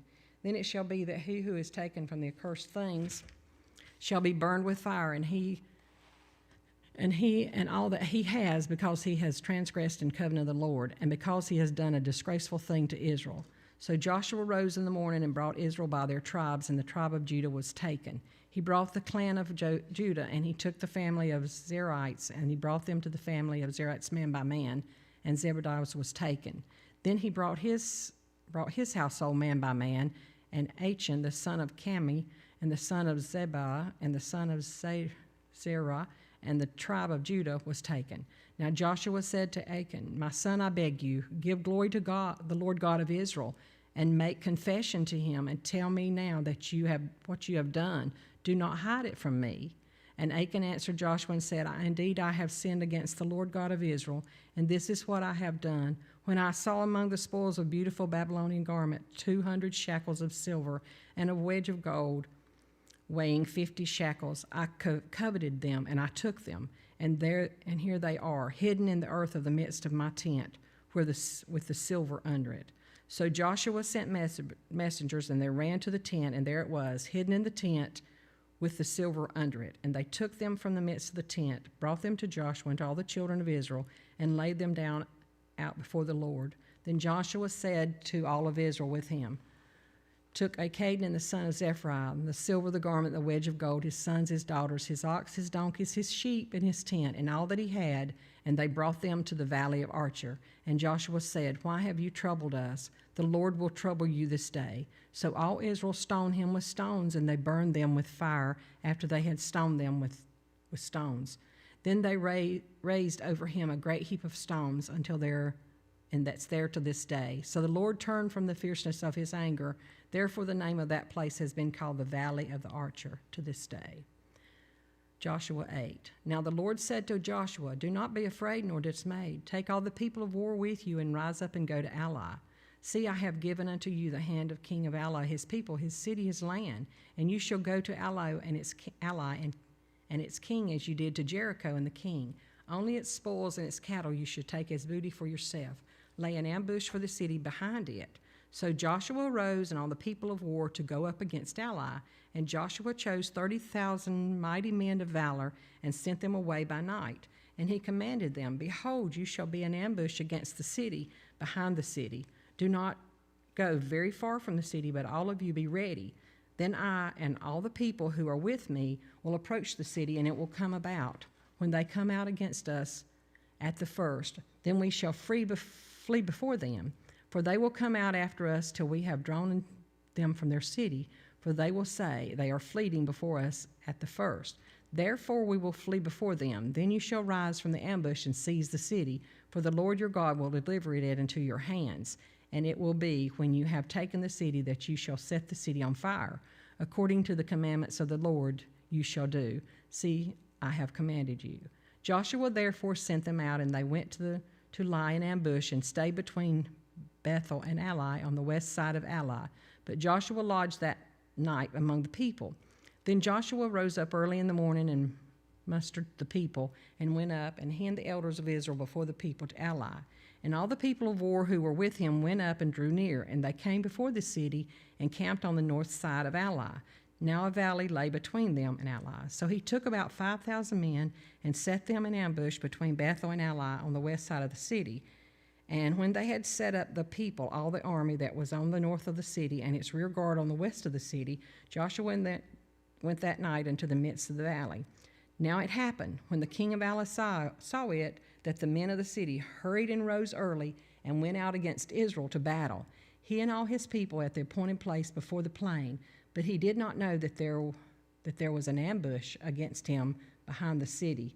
And Joshua and all Israel made as if they were beaten before them, and fled by the way of the wilderness. So all the people who were in Ai were called together to pursue them. And they pursued Joshua and were drawn away from the city. There was not a man left in Ai or Bethel who did not go out after Israel. So they left the city open and pursued Israel. Then the Lord said to Joshua, "Stretch out the spear that is in your hand towards Ai, for I will give it to your hand." And Joshua stretched out the spear that was in his hand toward the city. So those in ambush arose quickly out of their place. They ran out as soon as he had stretched out his hand, and they entered into the city and took it, and hurried to set the city on fire. And when the men of Ai looked behind them, they saw, and behold, the smoke of the city ascended to heaven. So they had no power to flee this way or that way, and the people who fled to the wilderness turned back on the pursuers. Now when Joshua and all his Israel saw that the ambush had taken the city, and that the smoke of the city ascended, they turned back and struck down the men of Ai. Then the others came out of the city against them. So they were caught in the midst of Israel, some on one side and some on the other. And they struck them down so that they let none of them remain or escape. But the king of Ai they took alive and brought him to Joshua. And it came to pass when Israel had made an end of slaying all the inhabitants of Ai in the field, in the wilderness when they pursued them, and they had all that fallen by the edge of the sword until they were consumed, that all the Israelites returned to Ai and struck it with the edge of the sword. So it was that all who fell that day, both men and women, were 12,000, all the people of Ai. For Joshua did not draw back his hand with which he stretched out the spear until he had utterly destroyed all the inhabitants of Ai. Only the livestock and the spoil of the city Israel took as booty for themselves, according to the word of the Lord which he had commanded to Joshua.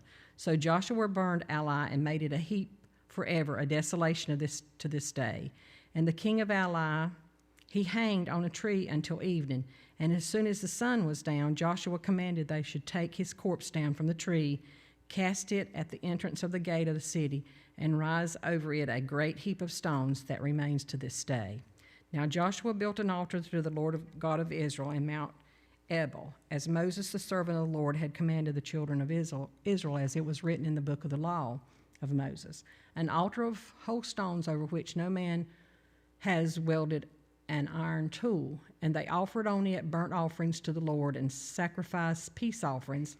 And there in the presence of the children of Israel, he wrote on the stones a copy of the law of Moses, which he had written. Then all of Israel, with their elders and officers of the judges, stood on either side of the ark before the priests, the Levites, who bore the ark of the covenant of the Lord, the strangers as well as he who was born among them. Half of them were in front of Mount Gershom, and half of them were in the Mount of Abel, as Moses the servant of the Lord had commanded before, that they should bless the people of Israel. And afterwards he read all the words of the law, the blessings and the cursings, according to all that is written in the book of law. There is not a word of all that Moses had commanded which Joshua did not read before all the assembly of Israel, when the women and little ones and the strangers were living among them. Joshua 9. And it came to pass when all the kings who were in the side of Jordan, in the hills and the lowlands and the coast of the great sea towards Lebanon, the Hittites, the Amorites, the Canaanites, the Perizzites and the Hivites and the Jebusites heard about it, that they gathered together to fight with Joshua and Israel with one accord. But when the inhabitants of Gideon heard that Joshua had done in Jericho and Ai, they spoke crafty and went and pretended to be ambassadors. And they took old sacks on their donkeys, old wineskins torn and mended, old and patched sandals on their feet, and old garments on themselves, and all the bread of their provisions was dry and moldy. And they went to Joshua to the camp of Gilead and said to him and to the men of Israel, "We have come from a far country now, therefore make a covenant with us." Then the men of Israel said to the Hittites, "Perhaps you dwell among us, so how can we make covenant with you?" But they said to Joshua, "We are your servants." And Joshua said to them, "Who are you and where do you come from?" So they said to him, "From a very far country your servants have come, because of the name of the Lord your God. So we have heard of the fame and all that he did in Egypt, and all that he did to the two kings of Amorite who were beyond the Jordan, to Shilom king of Heshbon, the Og king of Bashan, who was at Ashtor. Therefore our elders and all the inhabitants of our country spoke to us, saying, Take provisions with you for this journey, and go to meet them, and say to them, We are your servants. Now therefore make a covenant with us. The bread of ours we took hot for our provisions from our house on the day we departed to you. But now, look, it is dry and moldy, and these wineskins which we filled were new, and see, they are torn. And these are garments, and their sandals have become old because of a very long journey. Then the men of Israel took some of their provisions, but they did not ask counsel of the Lord. So Joshua made peace with them and made a covenant with them to let them live. And the rulers of the congregation swore to them. And it happened at the end of 3 days after they had made a covenant with them that they heard that they were their neighbors who dwelt near them. Then the children of Israel journeyed and came to their cities on the 3rd day. Now their cities were Gideon, Shephariah, Beeroth, and Kirshjamin. But the children of Israel did not attack them, because the ruler of the congregation had sworn to them by the Lord God of Israel. And all the congregation complained against the rulers. Then all the rulers said to the congregation, "We have sworn to them by the Lord God of Israel, therefore we may not touch them. This we will do to them. We will let them live, lest wrath be upon us because of the oath which we swore to them." And the rulers said to them, "Let them live, but let them be woodcutters and water carriers for all the congregation, as the rulers had promised them." Then Joshua called for them, and he spoke to them, saying, "Why have you deceived us, saying, 'We are very far from you,' when you dwell just near us? Now therefore you are cursed, and none of you will be freed from being slaves, woodcutters, water carriers for the house of our God." So they answered Joshua and said, "Because your servants were clearly told that the Lord your God commanded his servant Moses to give you all the land and to destroy all the inhabitants of the land from before you. Therefore we were very much afraid for our lives because of you, and have done this thing. And now here we are in your hands. Do with us as it seems good and right to us." So he did to them and delivered them out of the hand of the children of Israel, so that they did not kill them. And that day Joshua made them woodcutters, water carriers for the congregation and for the altar of the Lord in the place which he had chose, even to this day. Joshua 10.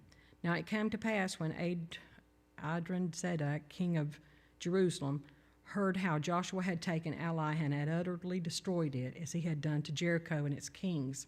So he had done to Ai, and how the inhabitants of Gideon had made peace with Israel and were among them, that they feared greatly, because Gideon was a great city, like one of the royal cities, and because it was greater than Ai, and all its men were mighty.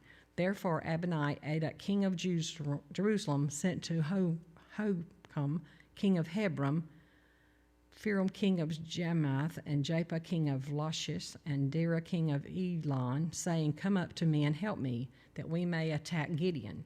For it has made peace with Joshua and with the children of Israel." Therefore the 5 kings of the Amorites, the king of Jerusalem, the king of Hebron, the king of Jamath, the king of Lachish, and the king of Elgon, gathered together and went up with all their armies and camped before Gideon and made war against it. The men of Gideon sent to Joshua at Camp Al-Gilad, saying, "Do not forsake your servants. Come up to us quickly. Save us and help us, for all the king of Amorite who dwell in the mountains have gathered against us." So Joshua ascended from Gilgad, he and all the people of war with him, and all the mighty men of valor. And the Lord said to Joshua, "Do not fear them, for I have delivered them into your hand. Not a man of them shall stand before you." Joshua therefore came upon them suddenly, having marched all night from Gilgal. So the Lord routed them before Israel, killed them with a great slaughter at Gideon, chased them among the road that goes to Beth Hormon, and struck them down as far as Arak and Madadai. And it happened, and they fled before Israel, and all were in the descent of Beth Horon. And the Lord cast large hailstones from heaven on them as far as Acre, and they died. There were more who died from the hailstones than the children of Israel killed with the sword. Then Joshua spoke to the Lord that day when the Lord delivered up the Amorites before the children of Israel.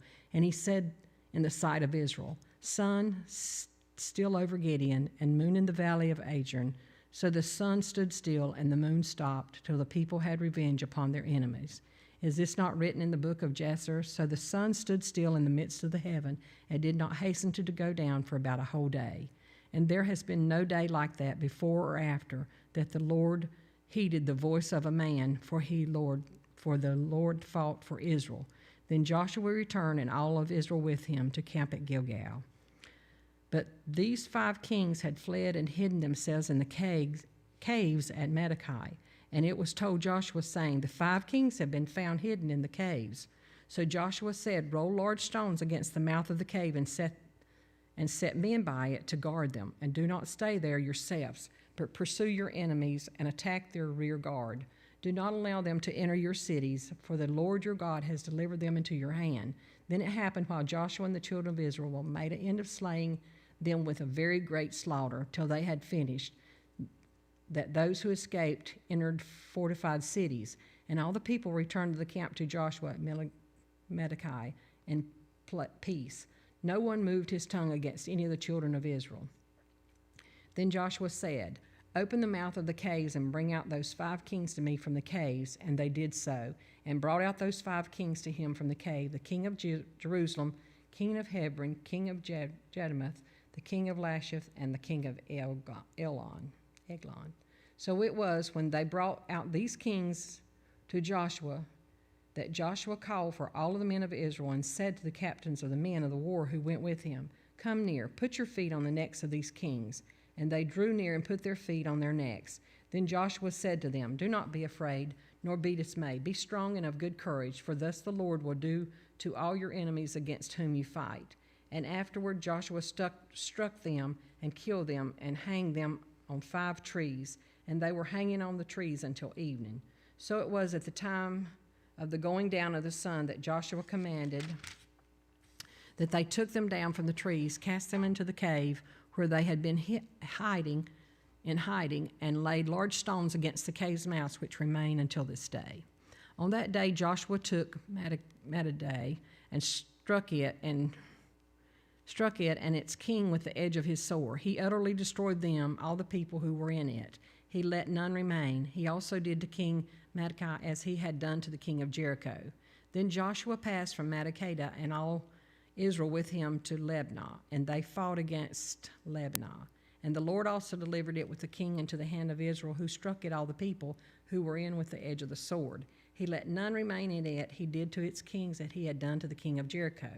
Then Joshua passed from Libnah, and all Israel with him to Lachish, and they encamped against it and fought against it. And the Lord delivered Lachish into the hand of Israel, who took it on the 2nd day and struck it and all the people who were in it with the edge of the sword, according to all that he had done to Libnah.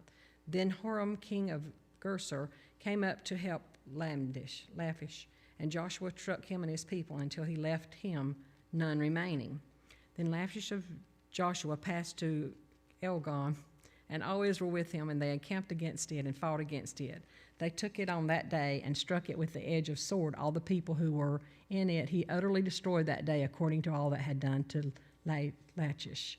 So Joshua went up from Eglon, and all Israel with him, to Hebron, and they fought against it. And they took it and struck it with the edge of the sword, its king, all its cities, all the people who were in it. He left none remaining according to all that he had done to Eglon, but utterly destroyed it and all the people who were with it. Then Joshua returned, and all Israel with him, to Deborah, and they fought against it, and they took it and the kings and the cities, and they struck them with the edge of the sword, destroyed all the people who were in it. He left none remaining, as he had done to Hebron, he done to Deborah and his king, as he had done also to Libnah and its king. So Joshua conquered all the land, the mountain country, the south and the lowland, and the wilderness slopes, and all their kings. He left none remaining, but utterly destroyed all that breathed, as the Lord God of Israel had commanded him.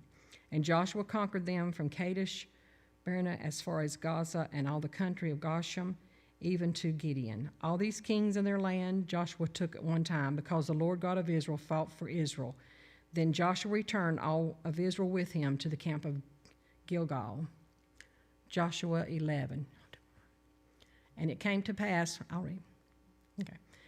And it came to pass when Jabin, king of Hazor, heard these things, that he sent to Jacob, king of Medron, he sent to Jabab, king of Madon, to the king of Shamron, to the king of Ashbosh, and to the kings who were from the north in the mountains in the plain south of Shinroth, in the lowland, in the heights of Odor on the west, to the Canaanites in the east and the west, and the Amorites, the Hittites, the Perizzites, the Judites in the mountains, and the Hivites below Hebron in the land of Mizpah.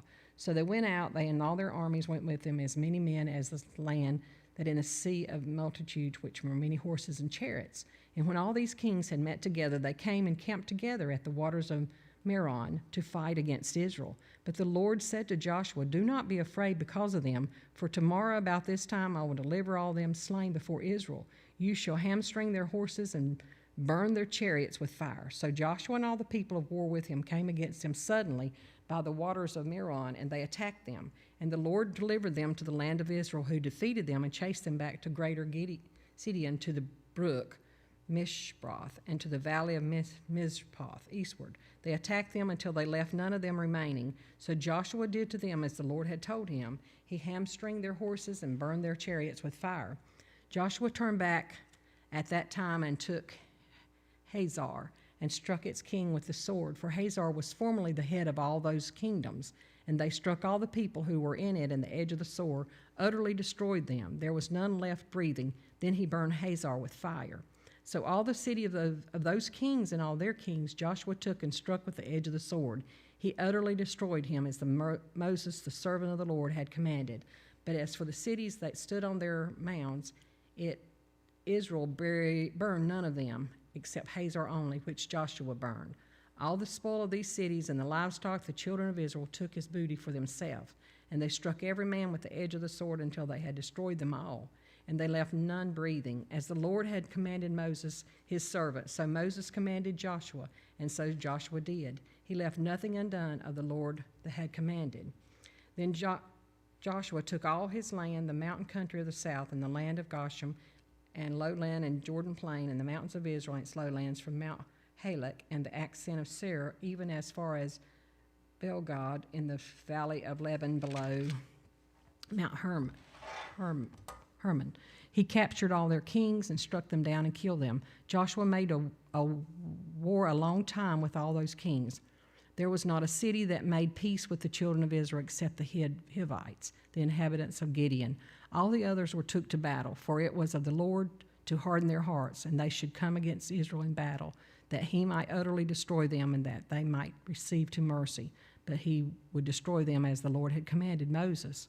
And at that time Joshua came out and cut off the Amalekite from the mountains, from Hebron, from Debar, from Anon, from all the mountains of Judah, and from all the mountains of Israel.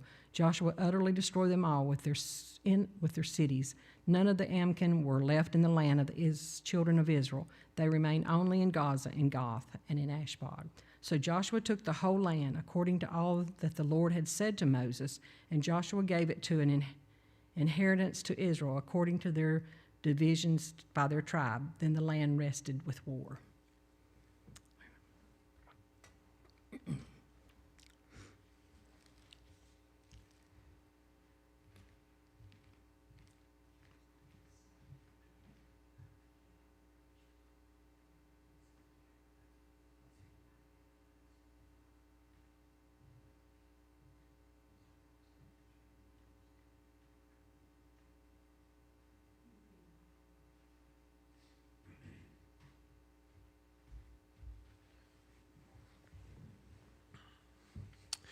Joshua chapter 12.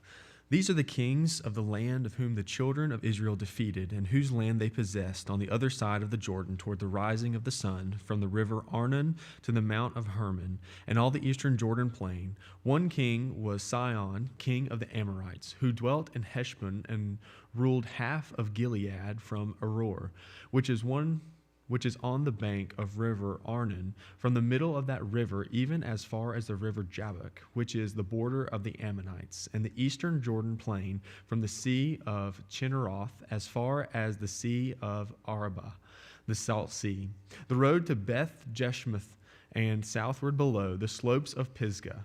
The other king was Og, king of Bashan, and his territory who was of the remnant of the giants who dwelt in Asheroth and at Edrei, and the region of Mount Hermon over Salcah and all of Bashan, as far as the border of the Jeshurites and the Maccathites, and over half of Gilead to the border of Shion, king of Heshbon. These Moses, the servants of the Lord, and the children of Israel had conquered, and Moses, the servant of the Lord, had given it as possession to the Reubenites, the Gadites, and half of the tribe of Manasseh. And these are the kings of the country which Joshua and the children of Israel had conquered on this side of Jordan on the west, from Baal Gad in the valley of Lebanon, as far as the mount of Halak, and the ascent to Seir, which Joshua gave to the tribe of Israel as possession according to the divisions, in the mountain country and the lowlands in the Jordan plain, in the slopes and in the wilderness, and in the south, the Hittites, the Amorites, and the Canaanites, the Perizzites, the Hivites, and the Jebusites, the king of Jericho, 1, the king of Ai, which is beside Bethel, 1, the king of Jerusalem, 1, the king of Hebron, 1, the king of Jarmuth, 1, the king of Lachish, 1, the king of Eglon, 1, the king of Gezer, 1, the king of Debir, 1, the king of Geder, 1, the king of Hormah, 1, the king of Arad, 1, the king of Libnah, 1, the king of Adullam, 1, and the king of Makkedah, 1, the king of Bethel, 1, the king of Tappuah, 1, the king of Hepher, 1, the king of Aphek, 1, and the king of Lashur, 1, the king of Madon, 1, the king of Hazar, 1, the king of Shimron, Meron, 1, the king of Ashaph, 1, and the king of Tanakh, 1, the king of Megiddo, 1, the king of Kadesh, 1, the king of Jokneam, in Carmel, 1, the king of Dor in the heights of Dor, 1, the king of the people of Gilgal, 1, the king of Tirzah, 1, all the kings, 31. Joshua 13. Now Joshua was old and advanced in years, and the Lord said to him, You are old, advanced in years, and there remains very much land yet to be possessed. This is the land that yet remains, all the territory of the Philistines and all that of the Geshurites from Seir, which is east of Egypt, as far as the border of Ekron northward, which is counted as Canaanite. The 5 lords of the Philistines, the Gazites, the Ashdites, the Ashkelonites, and the Gittites, and the Erkanites, also the Avites from the south of the land of the Canaanites, and Mira that belongs to the Sinites, as far as Aphek, and the border of the Amorites, the land of the Gibeonites, and the Lebanon, towards the sunrise from Baal Gad, below the mountain of Hermon, as far as the entrance to the Hamath. All the inhabitants of the mountains of Lebanon, as far as the brook Misareph, and all the Sidonians, them I will drive out before the children of Israel, only divide it by the lot to Israel as an inheritance, as I have commanded you. Now therefore divide this land as an inheritance to the 9 tribes, and half to the tribe of Manasseh. With the other half tribe, the Reubenites and the Gadites received their inheritance, which Moses had given them beyond the Jordan eastward, as Moses, the servant of the Lord, had given them, from Aroer, which is on the bank of the river of Arnon, and the town that is in the midst of the ravine, and all the plain of Medeba, as far as Dibon, and all the cities of Sihon, king of the Amorites, who had reigned in Heshbon, as far as the border of the children of the Ammon, Gilead, and the border of the Jeshurites and the Maccathites, all Mount Hermon, and all Bashan, as far as Salcah, all the kingdoms of Og and Bashan, who were reigned in Ashtoreth and Edrei, who remained on the remnant of the giants, for Moses had defeated and cast out there. Nevertheless, the children of Israel did not drive out the Jeshurites and the Maccathites, but the Jeshurites and the Maccathites dwell among Israel until this day. Only to the tribe of Levi he had given no inheritance. The sacrifice of the Lord of God, Israel, made by fire, are there in the inheritance, as he said to them. And Moses had given to the tribe of the children of Reuben an inheritance according to their families. Their territory from Aroer, which is in the bank of the river Arnon, and the city that is in the midst of the ravine, all the plain by the Medeba, Heshbon and all its cities that are in the plain, Dibon, Bamoth Baal, Beth Baal, Meon, Jahaza, Kedemoth, Mepath, Kirjathaim, Sibmah, Zareth, Shara, on the mountain of the valley, Beth Peor, the slopes of Pisgah, Beth Jeshimoth, and all the cities of the plain, and all the kingdom of Sihon, king of the Amorites, who reigned in Heshbon, whom Moses had struck with the prince of Midian, Evi, Rekum, Zur, Hur, and Reba, who were princes of Sihon, dwelling in the country. The children of Israel also killed with the sword Balaam, the son of Beor, the soothsayer, among those who were killed by them. And the border of the children of Reuben was the bank of Jordan. This was the inheritance of the children of Reuben according to the families, the cities, and their villages. Moses also had given an inheritance to the tribe of Gad, to the children of Gad according to their families. Their territory was Jazer and all their cities of Gilead, and half of the land of the Ammonites as far as Aror, which is before Rabbah, and from Heshbon to Ramoth, Mizpah, and Betonim, and Maranaim, and the border of Debir, and in the valley of Beth Haram, Beth Nimrah, Succoth, and Zephon. The rest of the kingdom of Sihon, the king of Heshbon, with the Jordan at its borders, from the edge of the sea to the Chinnereth, on the other side of the Jordan eastward.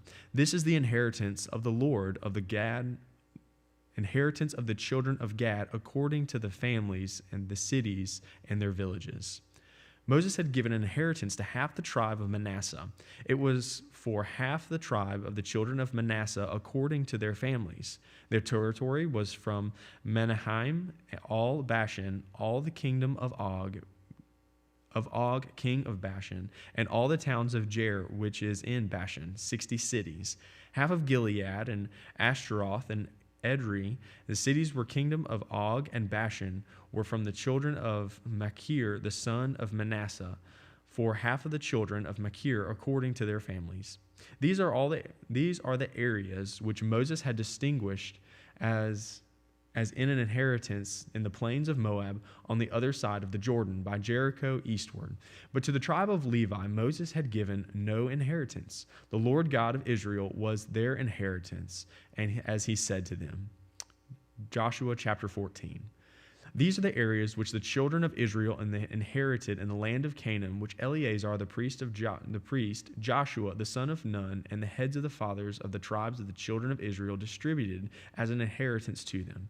Their inheritance was by lot, as the Lord had commanded by the hand of Moses, for the 9 tribes and the half tribe. For Moses had given an inheritance of the 2 tribes and the half tribe on the other side of the Jordan, but to the Levites he had given no inheritance among them. For the children of Joseph were 2 tribes, Manasseh and Ephraim, and they gave no part to the Levites in the land except the cities to dwell in with their common lands for their livestock and their property. As the Lord had commanded Moses, so the children of Israel did, and they divided the land. Then the children of Judah came to Joshua in Gilgal, and Caleb, the son of Jephunneh, the Kenizzite, said to him, "You know the word which the Lord said to Moses, the man of God, concerning you and me in Kadesh Barnea. It was 40 years old when Moses, the servant of the Lord, sent me from Kadesh Barnea to spy out the land, and I brought back word to him as it was in my heart. Nevertheless, my brethren who went up to me made the heart of the people melt, but I wholly followed the Lord God. So Moses swore on that day, saying, Surely the land where your foot has trodden shall be your inheritance, and your children's forever, because you have wholly followed the Lord my God. And now, behold, the Lord has kept me alive, as he said, these 45 years, ever since the Lord spoke this word to Moses, while Israel wandered in the wilderness. And now here I am this day, 85 years old. As yet I am as strong this day as the day that Moses sent me. Just as my strength was then, so now is my strength for war, both for going out and for coming in. Now therefore, give me this mountain of which the Lord spoke in that day. For you heard in that day that the Anakim were there, and that the cities were great and fortified. It may be that the Lord will be with me, and I shall be able to drive them out, as the Lord has said." And Joshua blessed him and gave Hebron to Caleb and the son of Jephunneh as as an inheritance. Hebron therefore became an inheritance of Caleb, the son of Jephunneh, and the Kenizzite, and to this day, because he wholly followed the Lord, God of Israel. And the name of Hebron, formerly as Kirjath Arba was the greatest man among the Anakim. Then the land had rest from war. Joshua chapter 15. So this was the lot of the tribe of the children of Judah according to their families. The border of Edom in the wilderness of Zin southward was the extreme southern boundary, and their southern border began at the shore of the Salt Sea from the bay that faces southward. Then it went out to the southern side of the ascent to Akrabim, passed along Zin, ascended to the south side of Kadesh Barnea, passed along Hezron, and went up from Adar, went around Karka. From there it passed towards Asman, and it went out to the brook of Egypt, and the border ended at the sea. This shall be your southern border. The east border was the Salt Sea, as far as the mouth of the Jordan. And the border on the northern quarter began at the bay of the Salt Sea, at the mouth of the Jordan. The border went up to Beth Hoglah and passed north of Beth Arba. And the border went up to the stone of Bohan, the son of Reuben. Then the border went up toward Debir from the valley of Achor, and it turned northward towards Gilgal, which is before the ascent of Adullam, which is the south side of the valley. The border continued towards the waters of En Shemesh and ended at En Rogel. And the border went up by the valley of Sun Hinnom to the southern slopes of the Jebusite city, which is Jerusalem.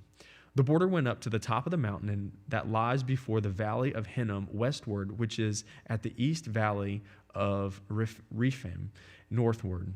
Then the border went around from the top of the hill, the fountain of the next water, Nephtoah, and extended from the cities of Mount Ephraim. And the border went around to Bala, which is Kirjath Jearim.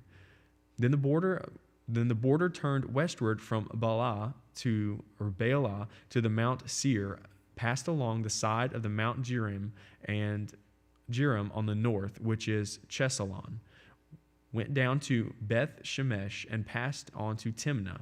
And the border went out to the side of Ekron northward. Then the border went to Shikron, passed along Mount Bela, and tended to Jabneel, and the border ended at the sea. The west border was the coastline of the great sea. This is the boundary of the children of Judah all around according to their families. Now Caleb, the son of Jephunneh, he gave a share among the children of Judah, according to the commandment of the Lord to Joshua, namely Kirjath Abra, which is Hebron. Arba was the father of Anak. Caleb drove out 3 sons of Anak from there, Sheshnai, Ahim, and Talmai, the children of Anak. Then he went up from there to the inhabitants of Debir. Formerly the name of Debir was Kirjath Sepher. And Caleb said, "He who attacks Kirjath Sepher and takes it to him, I will give Akshah and my daughter as wife." So Othniel, the son of Kenaz and the brother of Caleb, took it, and he gave him Akshah and his daughter as wife. Now it was so when she came to him that she persuaded him to ask her father for a field. So she dismounted from her donkey, and Caleb said to her, "What do you wish?" And she answered, "Give me a blessing, since you have given me land in the south. Give me also springs of water." So he gave her the upper springs and the lower springs. This was the inheritance of the tribe of the children of Judah according to their families. The cities at the limits of the tribe of the children of Judah towards the border of Edom in the south were Kabzeel, Adir, Jagur, Kanah, Dimnah, Ada, Kadesh, Hazor, Ithan, Ziph, Telem, Bealoth, Hazor, Hadath, Kirioth, Hezron, which is Hazor, Amem, Shema, Moladah, Hazar, Gada, Heshmon, Beth Pelet, Hazar, Shual, Beersheba, Biz Jothjah, Bela, Ejim, Ezem, Eltolad, Chesil, Hormah, Ziklag, Madana, Sansana, Laboth, Shilhim, Ain, and Rimmon. All these cities are 29 with their villages. In the lowland, Eshtaol, Zorah, Ashna, Zonah, En Ganim, Tapua, Enam, Jarmuth, Adullam, Soko, Azekah, Shariam, Adathaim, Gedera, and Jerodothim. 14 cities with their villages. Zenon, Hadashah, Megal, Gad, Dilian, Mizpah, Joktheel, Lachish, Bozkath, Eglon, Kabon, Lamas, Kithlish, Gederath, Beth Gedon, Nama, the Makkedah, 16 cities with their villages. Libnah, Ether, Ashen, Jiphthah, Ashen, Nazib, Keilah, Ashizib, and Mareshah, 9 cities with their villages. Ekron with its towns and villages, from Ekron to the sea that lay near. Ashdod with their villages. Ashdod with its towns and villages. Gaza with its towns and villages, as far as the brook of Egypt and the great sea with its coastline. And in the mountain country, Shamir, Jatir, Soko, Dana, Kirjath, Sana, which is Debir, Anab, Eshtemoth, Anim, Goshen, Holon, and Gilon, 11 cities with their villages. Arab, Duma, Ashian, Janum, Beth Tapua, Afaka, Humta, Kirja Arba, which is Hebron, and Zior, 9 cities and their villages. Moan, Carmel, Ziph, Juta, Jezreel, Jokdama, Zonah, Cain, Gibeah, and Timnah, 10 cities and their villages. Halhul, Beth Zur, Gedor, Merith, Beth Anoth, and Alto, the six cities with their villages. Kirja Baal, which is Kirja Jearim, and Rabbah, the 2 cities and their villages. In the wilderness, Beth Arba, Middah, Sekash, Nibbanah, and the cities of the salt, in Gedi, 6 cities with their villages. As for the Jebusites, the inhabitants of Jerusalem, the children of Judah, could not drive them out. But the Jebusites dwell with the children of Judah at Jerusalem to this day. Joshua 16. The lot fell to the children of Joseph from the Jordan by Jericho to the waters of Jericho on the east, to the wilderness that goes up from Jericho, though the mountains to Bethel, then went out from Bethel to Luz, passed along the border of the Archetes and Ataroth, and went down westward to the boundary of Japhelites, as far as the boundary of lower Beth Horon to Gezer, and it ended at the sea. So children of Joseph, Manasseh and Ephraim, took their inheritance. Then the border of the children of Ephraim, according to their families, was thus. The border of the inheritance of the east was Ataroth Adar, as far as the upper Beth Horon. And the border went out toward the sea in the north side of Mikmathah. The north side of Mikmathah. Then the border went around eastward to Tanath Shiloh, and passed by it to the east of Jonahah. Then it went down from Jonahah to Atoreth and Nerith, which reached Jericho and came at the Jordan. The border went out from Tapua westward to the brook Cana, and it ended at the sea. This was the inheritance of the tribe of the children of Ephraim, according to their families.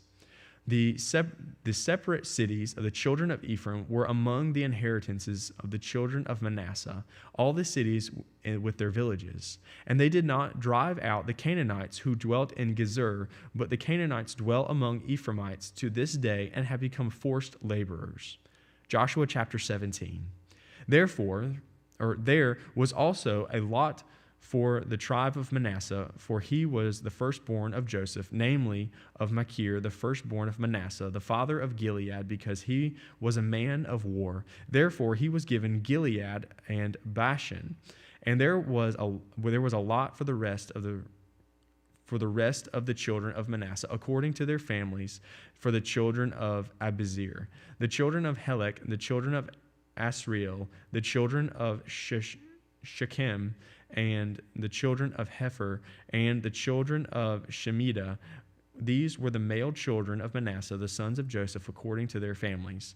But Zelophehad, the son of Hepher, the son of Gilead, the son of Machir, the son of Manasseh, had no sons, but only daughters. And these are the names of his daughters: Mahalah, Noah, Hoglah, Milcah, and Tirzah.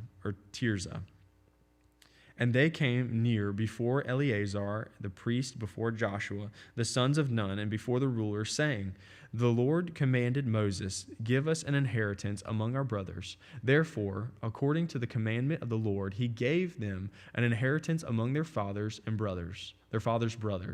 10 shares fell to Manasseh, besides the land of Gilead and Bashan, which were on the other side of the Jordan, because the daughters of Manasseh received an inheritance among his sons, and the rest of Manasseh's sons had the land of Gilead.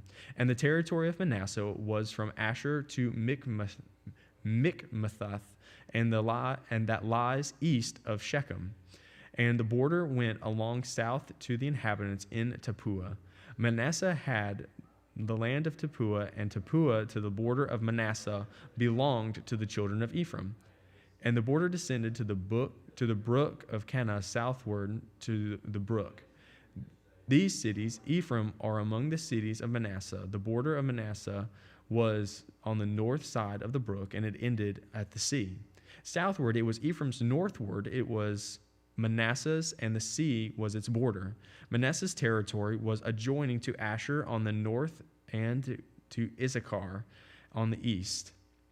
And in Issachar and in Asher, Manasseh had Beth Shean and its towns, Ibleam and its towns, and the inhabitants of Dor and its towns, the inhabitants of Endor and its towns, the inhabitants of Tanakh and its towns, and the inhabitants of Megiddo and its towns, 3 hilly regions. Yet the children of Manasseh could not drive out the inhabitants of those cities, but the Canaanites were determined to dwell in that land, and it happened when the children of Israel grew strong that they put the Canaanites to forced labor, but did not utterly drive them out.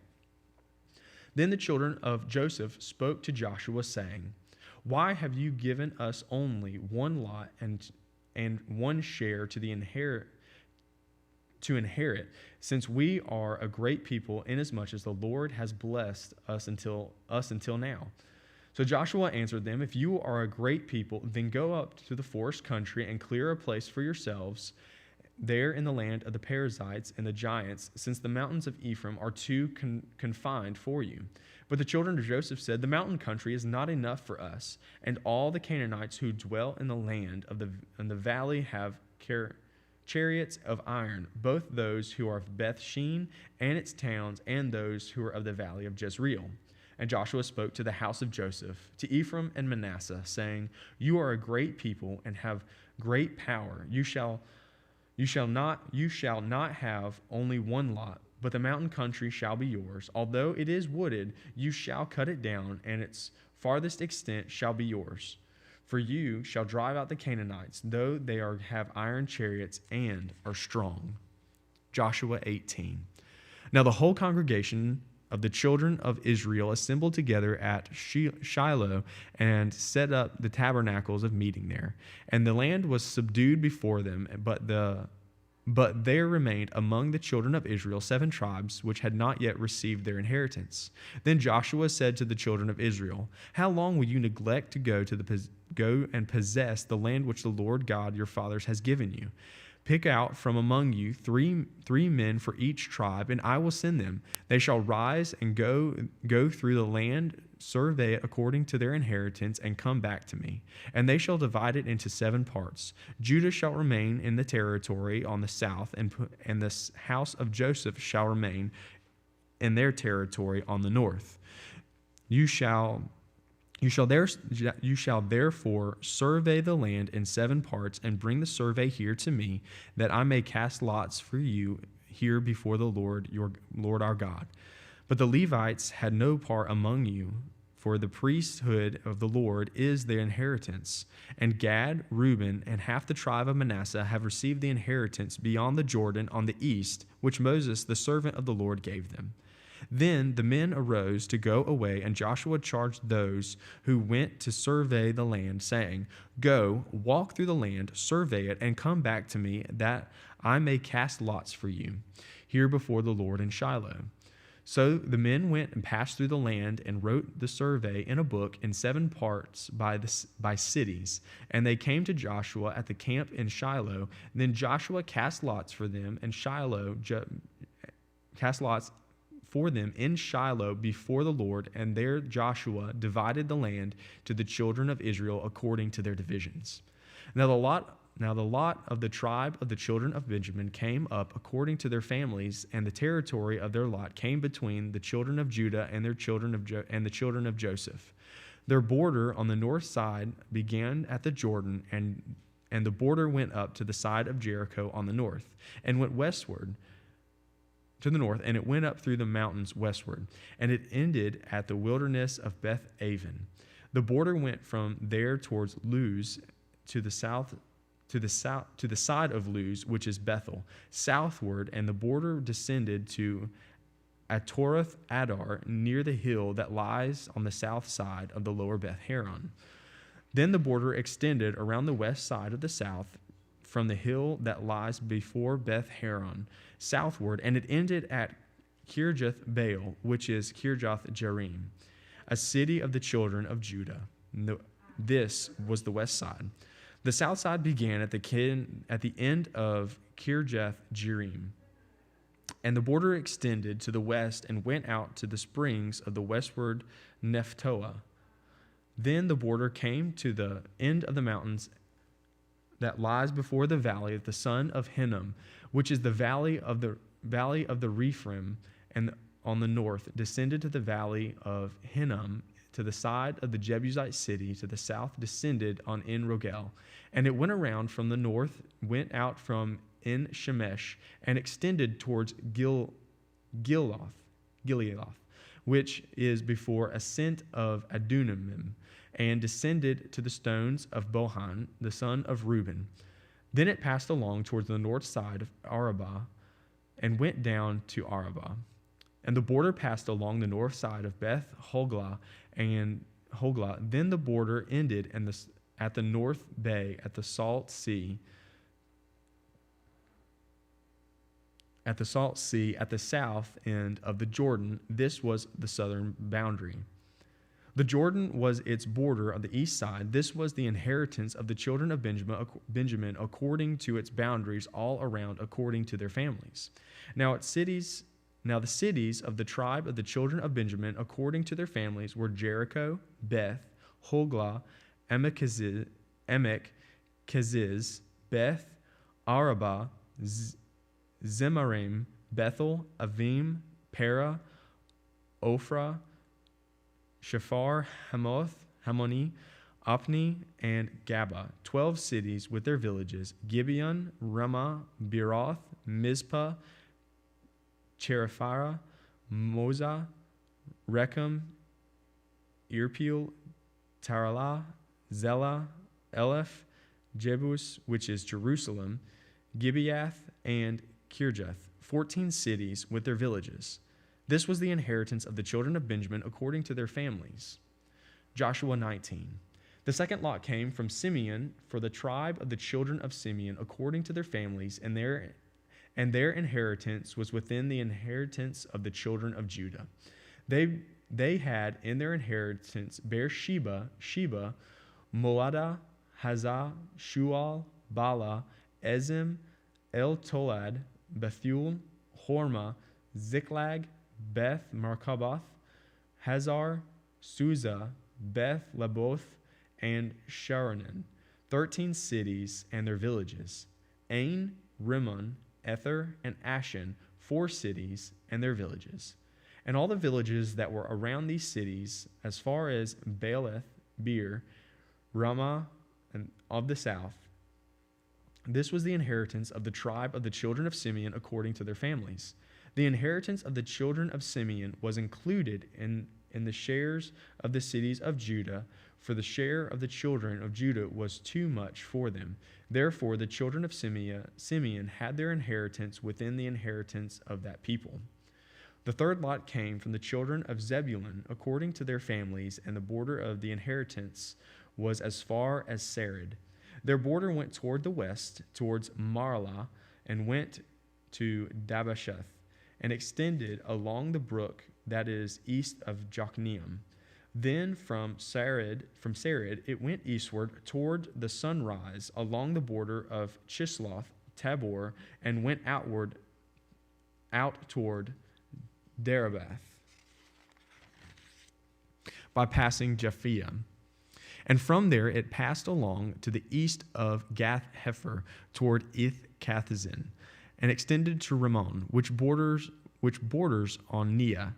Then the border went around it to the north side of Hanathon, and it ended in the valley of Jephthah-el, and included where all were Katath, Nahala, Shimron, Adalah, and Bethlehem, 12 cities and their villages. This was the inheritance of the children of Zebulun according to their families, these cities and with their villages.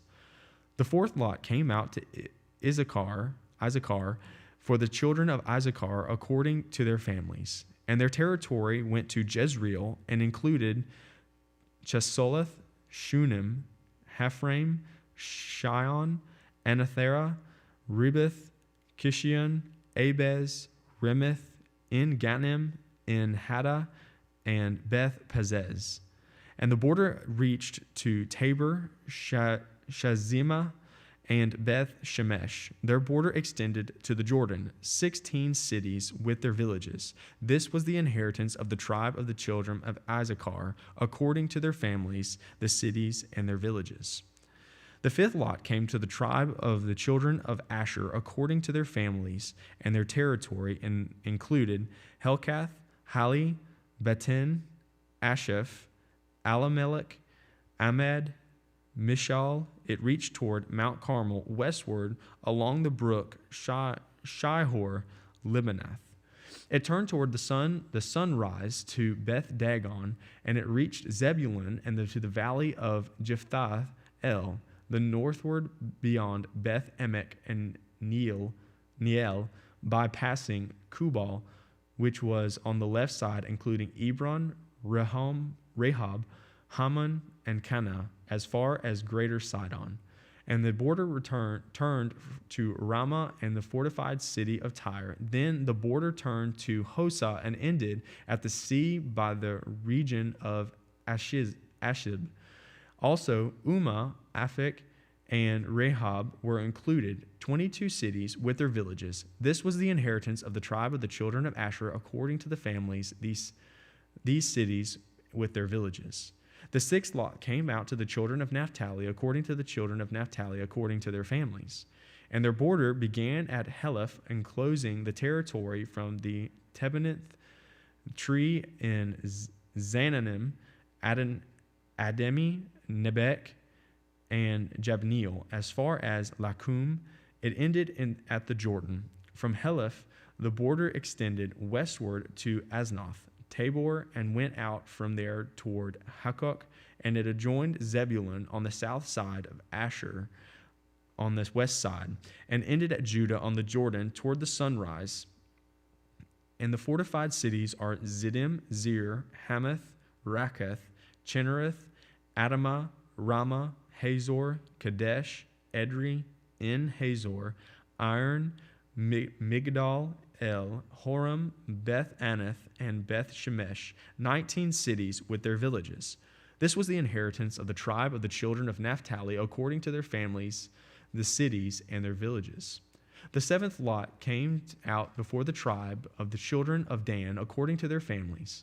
And the territory of the inheritance was Zorah, Eshtaol, Ir Shemesh, Shalabim, Ajalon, Jeleth, Elon, Timnah, Ekron, Eltekeh, Gibbethon, Baalath, Jehud, Benin-Berek, Gath-Rimmon, Me-Jakar, and Rakon, with the region near Joppa. And the border of the children of Dan went beyond these, because the children of Dan went up to fight against Leshem and took it. And they struck it with the edge of the sword and took possession of it and dwelt in it. They called Leshem Dan, after the name of Dan their father. This is the inheritance of the tribe of the children of Dan according to their families, these cities with their villages. When they had made an end of dividing the land as an inheritance according to their borders, the children of Israel gave an inheritance among them to Joshua, the son of Nun. According to the word of the Lord, they gave him the city which he asked for, Timnath-Serah in the mountains of Ephraim, and he built the city and dwelt in it. These were the inheritance of Eleazar, the priest, Joshua, the son of Nun, and the heads of the fathers of the tribes of the children of Israel, divided as an inheritance by lot in Shiloh before the Lord at the door of the tabernacle of meeting. So they made an end of dividing the country. Joshua chapter 20. The Lord spoke to Joshua, saying, Speak to the children of Israel, saying, Appoint for yourselves cities of refuge, of which I spoke to you through Moses, that the slayer who kills a person accidentally or unintentionally may flee there, and they shall be your refuge from the avenger of blood. And when he flees to one of those cities and stands at the entrance of the gate of the city and declares his case to the hearing of the elders of that city, they shall take him into the city as one of them, and give him a place, that he may dwell among them.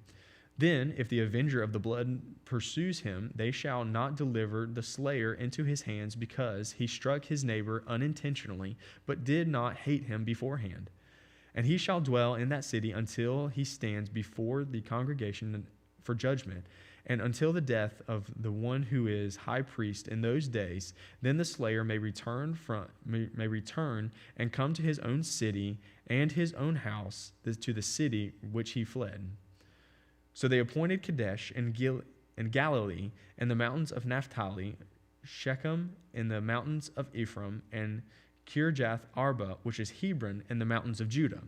And on the other side of the Jordan, by Jericho eastward, they assigned Bezir in the wilderness on the plain of the mountain,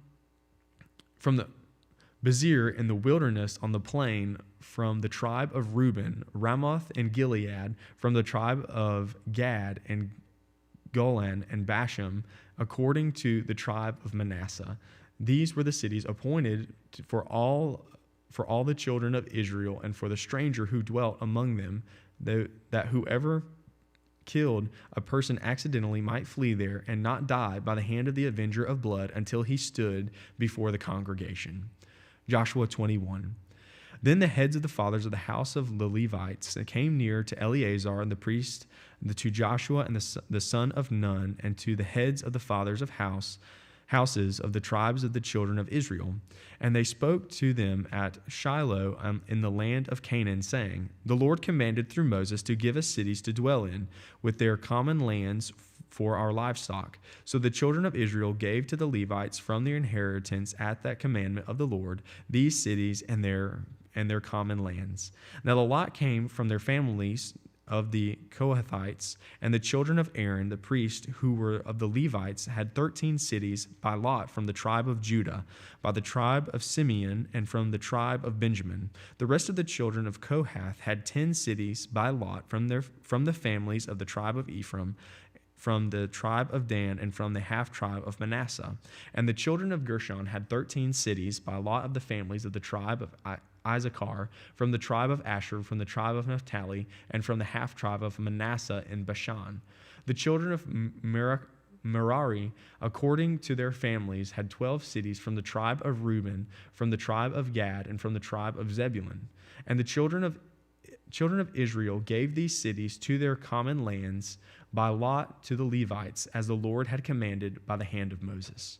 So they gave from the tribe of the children of Judah and from the tribe of the children of Simeon these cities which are designated by name, which were for the children of Aaron, one of the families of the Kohathites, who were of the children of Levi, for it was theirs first. And they gave them Kirjath Arba. Arba was the father of Anak, which is Hebron, in the mountains of Judah, and with the common land surrounding it. But the fields of the city and its villages they gave to Caleb, the son of Jephunneh, as his possession. Thus to the children of Aaron, the priest, he gave Hebron with its common land, a city of refuge for the slayer, Libnath, which is the common land, Jatir, which is common land, Eshtemoa with its common land, Holland with its common land, Debir with its common land, Ain with its common land, Juttah with its common land, and Beth Shemesh with its common land, 9 cities from those tribes. And from the tribe of Benjamin, Gibeon with its common land, Gibeah with its common land, Anathoth with its common land, Almon with its common land, 4 cities. All these cities of the children of Aaron, the priest, were 13 cities with their common lands. And the families of the children of Kohath and the Levites and the rest of the children of Kohath, even they had the cities of their lot for the tribe of Ephraim.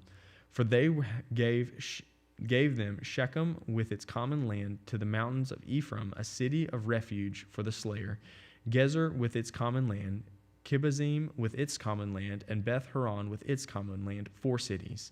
And from the tribe of Dan, El-Tekah with its common land, Gibbethon with its common land, Ajalon with its common land, and Gath-Rimmon with its common land, 4 cities.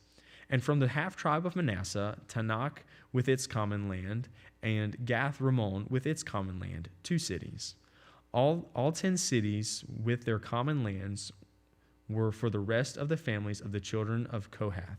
Also the children of Gershon, and from the families of the Levites, from the other half-tribe of Manasseh, they gave Golan and Bashan with its common land, a city of refuge for the slayer, and Be-Eshtera with its common land, 2 cities. And from the tribe of Issachar, Kishion with its common land, Debereth with its common land, Jarmuth with its common land, and En-Gannim with its common land, 4 cities. And from the tribe of Asher, Mishal with its common land, Abdon with its common land, Helkath with its common land, and Rehob with its common land, 4 cities. And from the tribe of Naphtali, Kadesh in its common land, with its common land, a city of refuge for the slayer, Hamath Dor with its common land, and Kartan with its common land, 3 cities.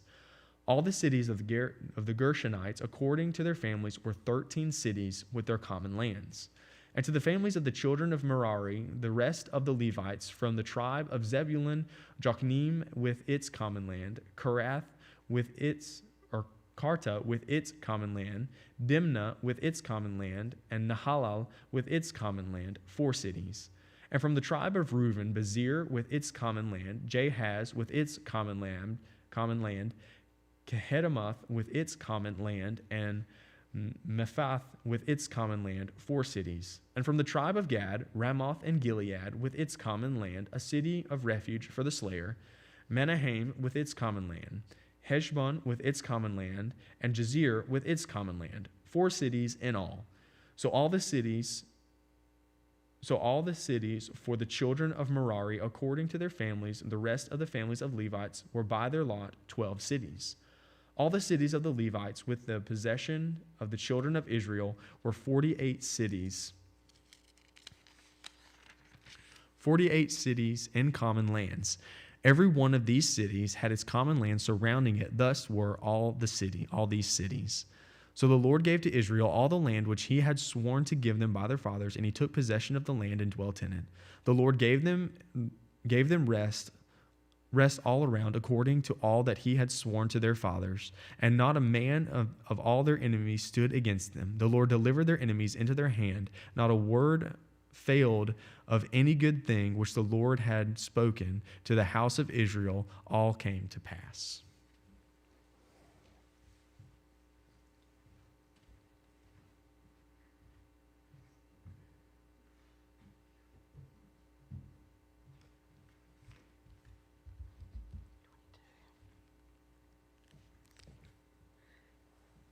Joshua 22. Then Joshua called the Reubenites and the Gadites and half the tribe of Manasseh and said to them, "You have kept all that Moses the servant of the Lord commanded you, and have obeyed my voice in all that I command you. You have not left your brethren these many days up to this day, but have kept the charge of the commandment of the Lord your God. And now the Lord your God had given rest to your brethren, and he promised them, now therefore, return and go to your tents into the land of your possession, which Moses the servant of God gave you on the other side of Jordan. But take careful heed to do the commandment and the law which Moses the servant of the Lord commanded you, to love the Lord your God, to work in all his ways, keep his commandments, to hold fast to him, and to serve him with all your heart and with all your soul." So Joshua blessed them and sent them away, and they went to their tents.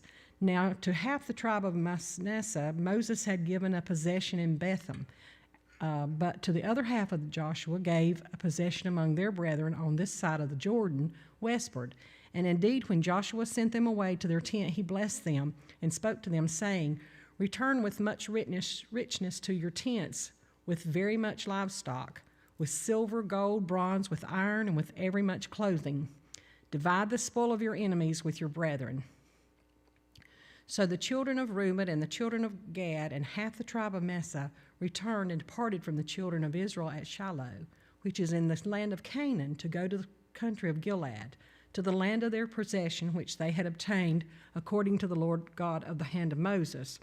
And when they came to the region of Jordan, which is in the land of Canaan, the children of Reuben, the children of Gad, and half the tribe of Manasseh built an altar there by the Jordan, a great impressive altar. Now the children of Israel heard someone say, "Behold, the children of Reuben, the children of Gad, and half the tribe of Manasseh have built an altar on the frontier of the land of Canaan in the region of Jordan, on the children of Israel's side." And when the children of Israel heard it, the whole congregation of the children of Israel gathered together at Shiloh to go to war against them. Then the children of Israel sent Philom, the son of Esra, the priest, to Reuben, and to the children of Gad, and to half the tribe of Manasseh, and to the land of Gilead. And with him 10 rulers, one ruler from each the chief house of every tribe of Israel. And each one was the head of the house of their father among the divisions of Israel. Then they came to the children of Reuben, to the children of Gad, and to half the tribe of Manasseh, to the land of Gilead, and they spoke with him, saying, "Thus say the whole congregation to the Lord, what treachery is this that you have committed against God of Israel, to turn away this day from following the Lord, and that you have built for yourselves an altar, that you might rebel this day against the Lord? Is the iniquity of Peor not enough for us, from which we are not cleansed till this day? Oh, there was a plague in the congregation of the Lord, but that you must turn away this day from following the Lord. And it shall be, if you rebel today against the Lord, that tomorrow he will be angry with the whole congregation of Israel. Nevertheless, if the land of your possession is unclean, then cross over to the land of the possession of the Lord, where the Lord's tabernacle stands, and take possession among you. But do not rebel against the Lord, nor rebel against us, by building yourselves an altar beside the altar of the Lord our God. Do not Archer the son of Zerah commit a trespass in the accused things?" And wrath fell on all the congregation of Israel, and that man did not perish alone in his iniquity. Then the children of Reuben, the children of Gad, and half the tribe of Manasseh answered and said to the heads of the divisions of Israel, "The Lord God of gods, the Lord God of gods, he knows, and let Israel itself know. If it is in rebellion or if it is treachery against the Lord, do not save us this day. If we have built ourselves an altar to turn from following the Lord, or if it is offered on a burnt offering or grain offering, or if it is to offer peace offerings on it, let the Lord himself require an account.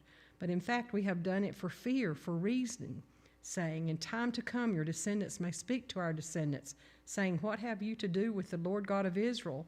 For the Lord has made the Jordan a border between you and us, You children of Reuben and children of Gad, you have no part in the Lord. So your descendants would make our descendants cease fearing the Lord. Therefore we said, let us now prepare to build ourselves an altar, not for burnt offerings nor for sacrifice, but that it may be a witness between you and us, our generation after us, that we may perform the service of the Lord before him with our burnt offerings, with our sacrifices, and with our peace offerings, that your descendants will not say to our descendants, it's time to come. You have no part in the Lord.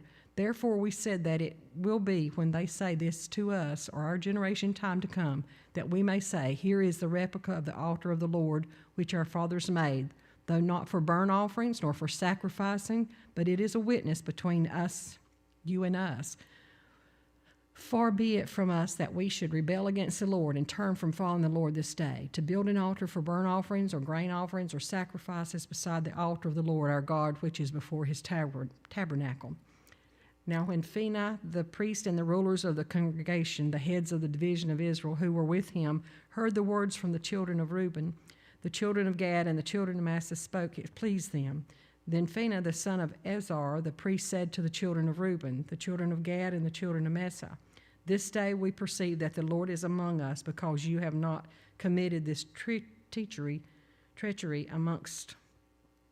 against the Lord. Now you have delivered the children of Israel out of the hand of the Lord. And Phinehas, the son of Ezra, the priest and the ruler, returned from children of Reuben and the children of Gad, from the land of Gilead to the land of Canaan, to the children of Israel, and brought back word to them. So the thing pleased the children of Israel, and the children of Israel blessed God. They spoke no more of going against them in the battle to destroy the land where the children of Reuben and Gad had dwelt. The children of Reuben and the children of Gad called the altar witness, for it was a witness between us that the Lord is God. Joshua 23. Now it came to pass a long time after the Lord had given rest to Israel from all their enemies around about, that Joshua was old and advanced in age. And Joshua called for all of Israel, for their elders, for their heads, for their judges, for their offers, and said to them, I am old, advanced in age. You have seen all that the Lord, the God, has done to all through these nations because of you, for the Lord your God is the who has fought for you. See, I have divided to you by lot these nations that remain to be an inheritance for your tribes, from the Jordan with all the nations that I have cut off as far as the great sea westward. And the Lord your God will expel them from before you and drive them out of your sight. So you shall possess their land as the Lord God has promised you. Therefore be very courageous to keep and to do all that is written in the book of the law of Moses, lest you turn aside from it in the right hand or to the left, and lest you go among these nations. These who remain among you, you shall not make mention of the name of their God, nor cause anyone to swear by them. You shall not serve them, nor bow down to them, but you shall hold fast to the Lord your God, as you have done to this day. For the Lord has driven out from before you great and strong nations, but as for you, no one has been able to stand against you to this day. One man of you shall chase 1,000, for the Lord your God is he who fights for you, as he promised you. Therefore take careful heed to yourselves that you love the Lord your God, or else if indeed you do go back and cling to the remnants of these nations, these that remain among you, and make marriage with them, and go into them and they to you, know that certain that the Lord your God will no longer drive out these nations from before you, but they shall be snares and traps to you, and scourges on your sides and thorns in your eyes, until you perish from this good land which the Lord God has given you. Behold, this day I am going the way of all the earth, and you know in all your heart and in all your soul that no one thing has failed of all the good things which the Lord your God spoke concerning you. All have come to pass for you. Not one word of them has failed. Therefore it shall come to pass that all good things which have come unto you, which the Lord your God promised you, so the Lord will bring upon you all harmful things until he has destroyed you from this good land which the Lord God has given you. When you have transgressed the covenant of the Lord your God, which he commanded you, you have gone and served other gods and bowed down to them, then the anger of the Lord will burn against you, and you shall perish quickly from the good land which he has given you. Joshua 24. Then Joshua gathered all the tribes of Israel to Shechem, and called the elders of Israel for their heads, for their judges, for their officials, and they presented themselves before God. And Joshua said to these people, Thus saith the Lord God of Israel, your fathers, including Terah the father of Abram, the father of Nahor, dealt on the other side of the river in old times, and they served other gods. Then I took your father Abraham from the other side of the river, led him throughout the land of Canaan, and multiplied his descendants, and gave him Isaac. To Isaac I gave Jacob and Esau. Esau gave them the mountains of Seir to possess, but Jacob and his children went down to Egypt. Also I sent Moses and Aaron, and I plagued Egypt, according to what I did among them. Afterwards I brought you out. Then I brought your fathers out of Egypt, and you came to the sea, and the Egyptians pursued your fathers with chariots, horsemen to the Red Sea.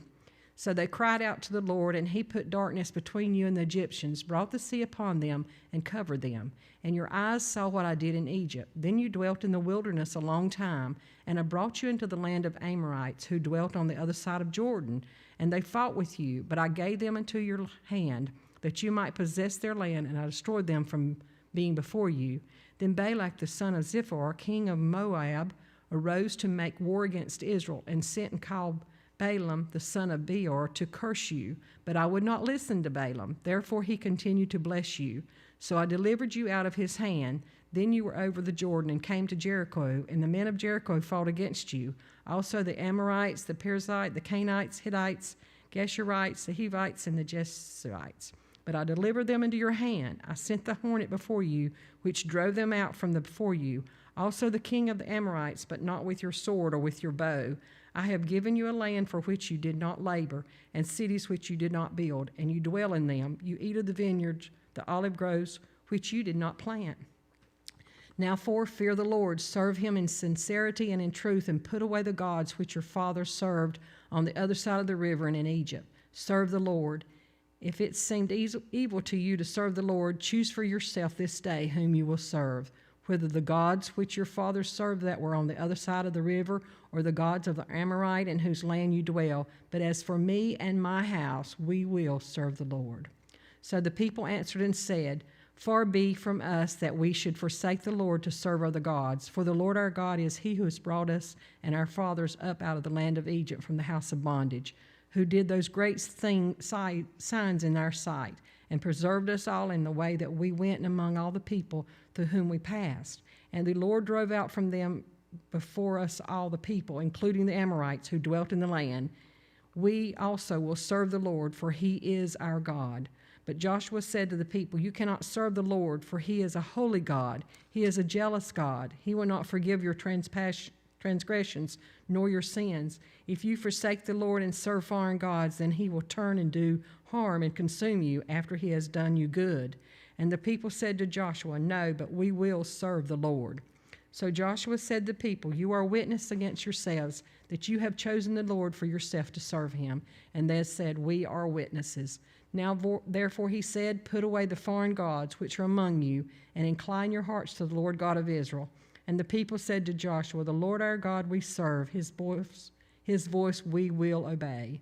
So Joshua made a covenant with the people that day, and made for them a statute and an ordinance in Shechem. Then Joseph wrote these words in the book of law, and took a large stone and set it up there under the oak that was by the sanctuary of the Lord. And Joshua said to all the people, Behold, this stone shall be a witness to us, for it is heard of the words of the Lord which he spoke. It shall therefore be a witness to you, lest you deny your God. So Joshua let the people depart, each to his own inheritance. Now it came to pass after these things that Joshua the son of Nun, the servant of the Lord, died, being 110 years old, and they buried him within the border of his inheritance at Timoth Shalom, which is in the mountains of Zephron, on the north side of Mount Gosh. Israel served the Lord all the days of Joshua, and all the days of the elders who outlived Joshua, who had known all the works of the Lord which he had done for Israel. The bones of Joshua, which the children of Israel had brought up out of Egypt, they buried in Shechem, in the plot of ground which Jacob had brought from the sons of Hamor, the father of Shechem, for 100 pieces of silver, and which had become an inheritance of the children of Joseph. And Ezra, the son of Aaron, died. They buried him in a hill belonging to Phalas, his son, which was given to him in the Mount of Ephraim. Judges 1. Now after the death of Joshua, it came to pass that the children of Israel asked the Lord, saying, Who shall be first to go up against us, Canaanites, to fight against them? And the Lord said, Judah shall go up. Indeed, I have delivered the land into his hands. So Judah said to Simon, his brother, Come up with me to my allotted territory, that we might fight against the Canaanites, and I will likewise go with you to your allotted territory. And Simon went with him. Then Judah went up, and the Lord delivered to Canaanites and the Perizzites into their hands, and they killed 10,000 men at Barak. As they fought, Adrammelech and fought against him, and they defeated the Canaanites and the Perizzites. Then Adrammelech fled, and they pursued him and caught him, cut off his thumbs and his big toe. And Adrammelech said, 70 kings with their thumbs and toes cut off used to gather scraps under my table, as I have done. So God has repaid me. Then they brought him to Jerusalem, and there he died. Now the children of Judah fought against Jerusalem and took it. They struck it with the edge of the sword and set the city on fire. And afterwards the city of Judah went down to fight against the Canaanites who dwelt in the mountain, in the south and in the lowlands. Then Judah went against the Canaanites who dwelt in Hebron. Now the name of Hebron was formerly Kirshaf Arba, and they killed Shemath, Aman, and Terma. From there went against the inhabitants of Deborah. The name of Deborah was formerly Kirjath Sephir. Then Caleb said, Whoever attacks Cephas and takes it to him, I will give my daughter Amish as wife. And Obadiah, the son of Ginnaz, Caleb's younger brother, took it, and he gave him his daughter Amish as wife. Now it happened when she came to him, she urged him to ask her father for a field. And she dismounted from her donkey, and Caleb said to her, What do you wish? So she said to him, Give me a blessing. Since you have given me land of the south, give me also springs of water. And Caleb gave her the upper springs and the lower springs. Now the children of Canaanite, Moses' father-in-law, went up from the city of Palms with the children of Judah into the wilderness of Jahab, which lies in the south near Arad, and they went and dwelt among the people. And Judah went with his brother Simon, and they attacked the Canaanites who inhabited Zephyr and utterly destroyed it. So the name of the city was called Hormon. Also Judah took Gaza from its territory, Akram from its territory, and Ekron from its territory. So the Lord was with Judah, and they drove out the mountaineers, but they could not drive out the inhabitants of the lowland, because they had chariots of iron. And they gave Hebron to Caleb, as Moses had said. Then he expelled from there the 3 sons of Anak. But the children of Benjamin did not drive out the Jezites who inhabited Jerusalem. For the Jezites dwell with the children of Benjamin in Jerusalem to this day. And the house of Joseph also went up against Bethel, and the Lord was with them. So the house of Joseph sent men to spy out Bethel. The name of the city was formerly Luz. And when the spies saw a man coming out of the city, they said to him, Please show us the entrance of the city, and we will show you mercy. So he showed them the entrance to the city, and they struck the city with the edge of the sword, but they let the man and all his family go. And the man went to the land of Hezite, built a city, called it Luz, which is its name to this day. However, Mesa did not drive out the inhabitants of Bethshem and its villages at Tamach and its villages, or the inhabitants of Dor and its villages, or the inhabitants of Ishbam and its villages, or the inhabitants of Megiddo and its villages, for the Canaanites were determined to dwell in that land. And it came to pass when Israel was strong that they put the Canaanites under tribute, but did not completely drive them out. Nor did Ephraim drive out the Canaanites who dwelt in Gezer, so the Canaanites dwelt in Gezer among them. Nor did Zebulun drive out the inhabitants of Kitron or the inhabitants of Nebatlot, so the Canaanites dwelt among them and were put under tribute. Nor did Asher drive out the inhabitants of Acco or the inhabitants of Sidron, nor Aleb or Rebob. So the Asherites dealt among the Canaanites, inhabitants of the land, for they did not drive them out. Nor did Naphtali drive out the inhabitants of Beth Shemesh or the inhabitants of Beth Anath, but they dealt among the Canaanites and inhabitants of the land. Nevertheless, the inhabitants of Beth Shemah and Beth Anath were put under tribute to them. And the Ammonites forced the children of Dan into the mountains, for they would not allow them to come down to the valley. And the Ammonites were determined to dwell in Mount Erez and Shiblon. But then the strength of the house of Joseph became greater, and they were put under tribute. Now the boundary of the Ammonites was from the ascendants of Ashkelon, from Shebam and upwards. Judges 2. Then the angel of the Lord came up from Gilgal to Bisham and said, I led you up from Egypt and brought you to the land of which I swore to your fathers. And I said, I will never break my covenant with you, and you will make no covenant with the inhabitants of this land. You shall tear down their altars, but you have not obeyed my voice. Why have you not done this? Therefore I also said, I will not drive them out before you, but they shall be thorns in your side, and their God shall be a snare to you. So it was, when the angel of the Lord spoke these words to all the children of Israel, that the people lifted up their voices and wept. Then they called the name of that place Boshem, and they sacrificed there to the Lord. And when Joseph had dismissed the people, the children of Israel, which each to his own, inherited to possess the land. So the people served with the Lord all the days of Joshua and all the days of the elders who outlived Joshua, who had seen all the great works of the Lord which had done for Israel.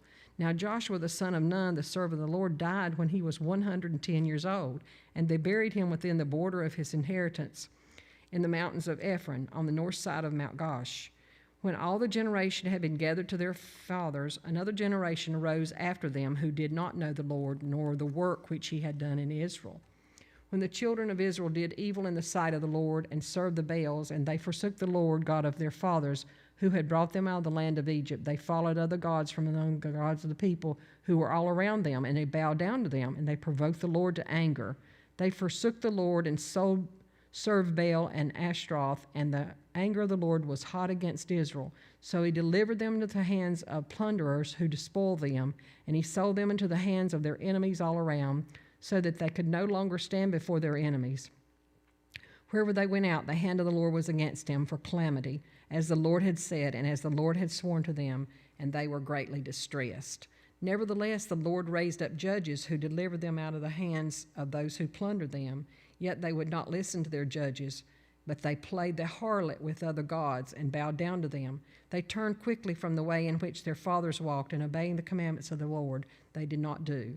And when the Lord raised up judges for them, the Lord was with the judge and delivered them out of the hand of their enemies in the days of the judge. For the Lord was moved into pity by their groaning because of those who oppressed them and harassed them. And it came to pass when the judge was dead that they reverted and behaved more corruptly than ever, by following other gods to serve them and bow down. They did not cease from their own doings, nor from their own stubborn ways. Then the anger of the Lord was hot against Israel, and he said, because this nation has transgressed my covenant which I command their fathers, has not heeded my voice, so I also will no longer drive out before them any of the nations which Joshua left when he died, so that through them I may test Israel, whether they will keep the ways of the Lord or walk in them as their fathers kept them or not. Therefore the Lord left their nations without driving them out immediately, nor did he deliver them into the land of Joshua. Judges 3. Now these are the nations which the Lord left, that he might test Israel by them, that is, all who had known of the wars in Canaan. This was only so that the generations of Israel might be taught to know war, at least those who had not formerly known it, namely 5 lords of the Philistines, all of Canaanites, Sidonites, the Havites who dwelt in Mount Liban, from Mount Baal Hermon to the entrance of Hamath. And they were left that he might test Israel by them, to know whether they would obey the commandments of the Lord which he had commanded their fathers by the hand of Moses. Thus the children of Israel dealt among the Canaanites, Hittites, Amorites, Perizzites, Hivites, and the Jebusites, and they took their daughters to be their wives, and gave their daughters to their sons, and they served their gods. So the children of Israel did evil in the sight of the Lord. They forgot the Lord their God and served the Baals and the Ashtoreths, and therefore the anger of the Lord was hot against them, and he sold them into the hand of Cusham-Ramoth, king of Mesopotamia. And the children of Israel served Cusham-Ramoth 8 years. When the children of Israel cried out to the Lord raised up to deliver for the children of Israel, who delivered them. Othniel, the son of Kenah, Caleb's younger brother, the Spirit of the Lord came upon him, and he judged Israel. He went out to war, and the Lord delivered Cusham-Ramoth, king of Mesopotamia, into his hand, and his hand prevailed over Cushan-Rothim. So the land had rest for 40 years. Then Oboth the son of Chamos died. The children of Ramoth did evil in the sight of the Lord. So the Lord strengthened Egon, king of Moab, against Israel, because they had done evil in the sight of the Lord. Then he gathered to himself the people of Amoth, and Alec went and defeated Israel and took possession of the city of Psalms. So the children of Israel served Egon, king of Moab, for 18 years. But when the children of Israel cried out to the Lord raised up a deliverer for them, Ehud, the son of Gera, the Benjamite, a left-handed man. By him the children of Israel sent tribute to Egon, king of Moab. Now Ehud made himself a dagger. It was double-edged and a cubit in length, and fastened it under his clothes on the right thigh. So he brought the tribe of Egon, king of Moab. Now Egon was a very fat man, and when he had finished presenting the tribute, he sent away the people who had carried the tribute. But he himself turned back from the stone images that were at Gilgal and said, I have a secret message for you, O king. He said, keep silence, and all who attended him went out from him. So Enoch come to him. Now he was sitting upstairs in his cool private chambers. Then Enoch said, I have a message from God for you. So he rose from his seat, and then Ehud reached with his left hand, took the dagger from his thigh, and thrust it into his belly. Even the hilt went into after the blade, and the fat closed over the blade, for he did not draw the dagger out of his belly, and his entrails came out. Then Enoch went out through the porch and shut the doors in the upper room behind him and locked them. When he had gone out, Egon's servants came to look, and to their surprise the doors of the upper room were locked. So they said, he is probably attending to his needs in the cool chambers. So they waited till they were embarrassed, and still he had not opened the doors or the upper room. Therefore they took the key and opened it, and there was their master fallen dead on the floor. But Ehud had escaped while they delayed, and passed beyond the stone images and escaped to Seir. And it happened when he arrived, and he blew the trumpet in the mountains of Ephraim, and the children of Israel went down with him from the mountains, and he led them. Then he said to them, follow me, for the Lord has delivered your enemies, the Moabs, into your hand. So they went down after him, seized the fords of the Jordan leading to Moab, and did not allow anyone to cross over. And at that time they killed about 10,000 men in Moab, all stout men of valor. Not a man escaped. So Moab was subdued that day under the hand of Israel, and the land had rest for 80 years. After him was Shamar, the son of Amoth, who killed 600 men of the Philistines with an ox goad, and he also delivered Israel. Okay.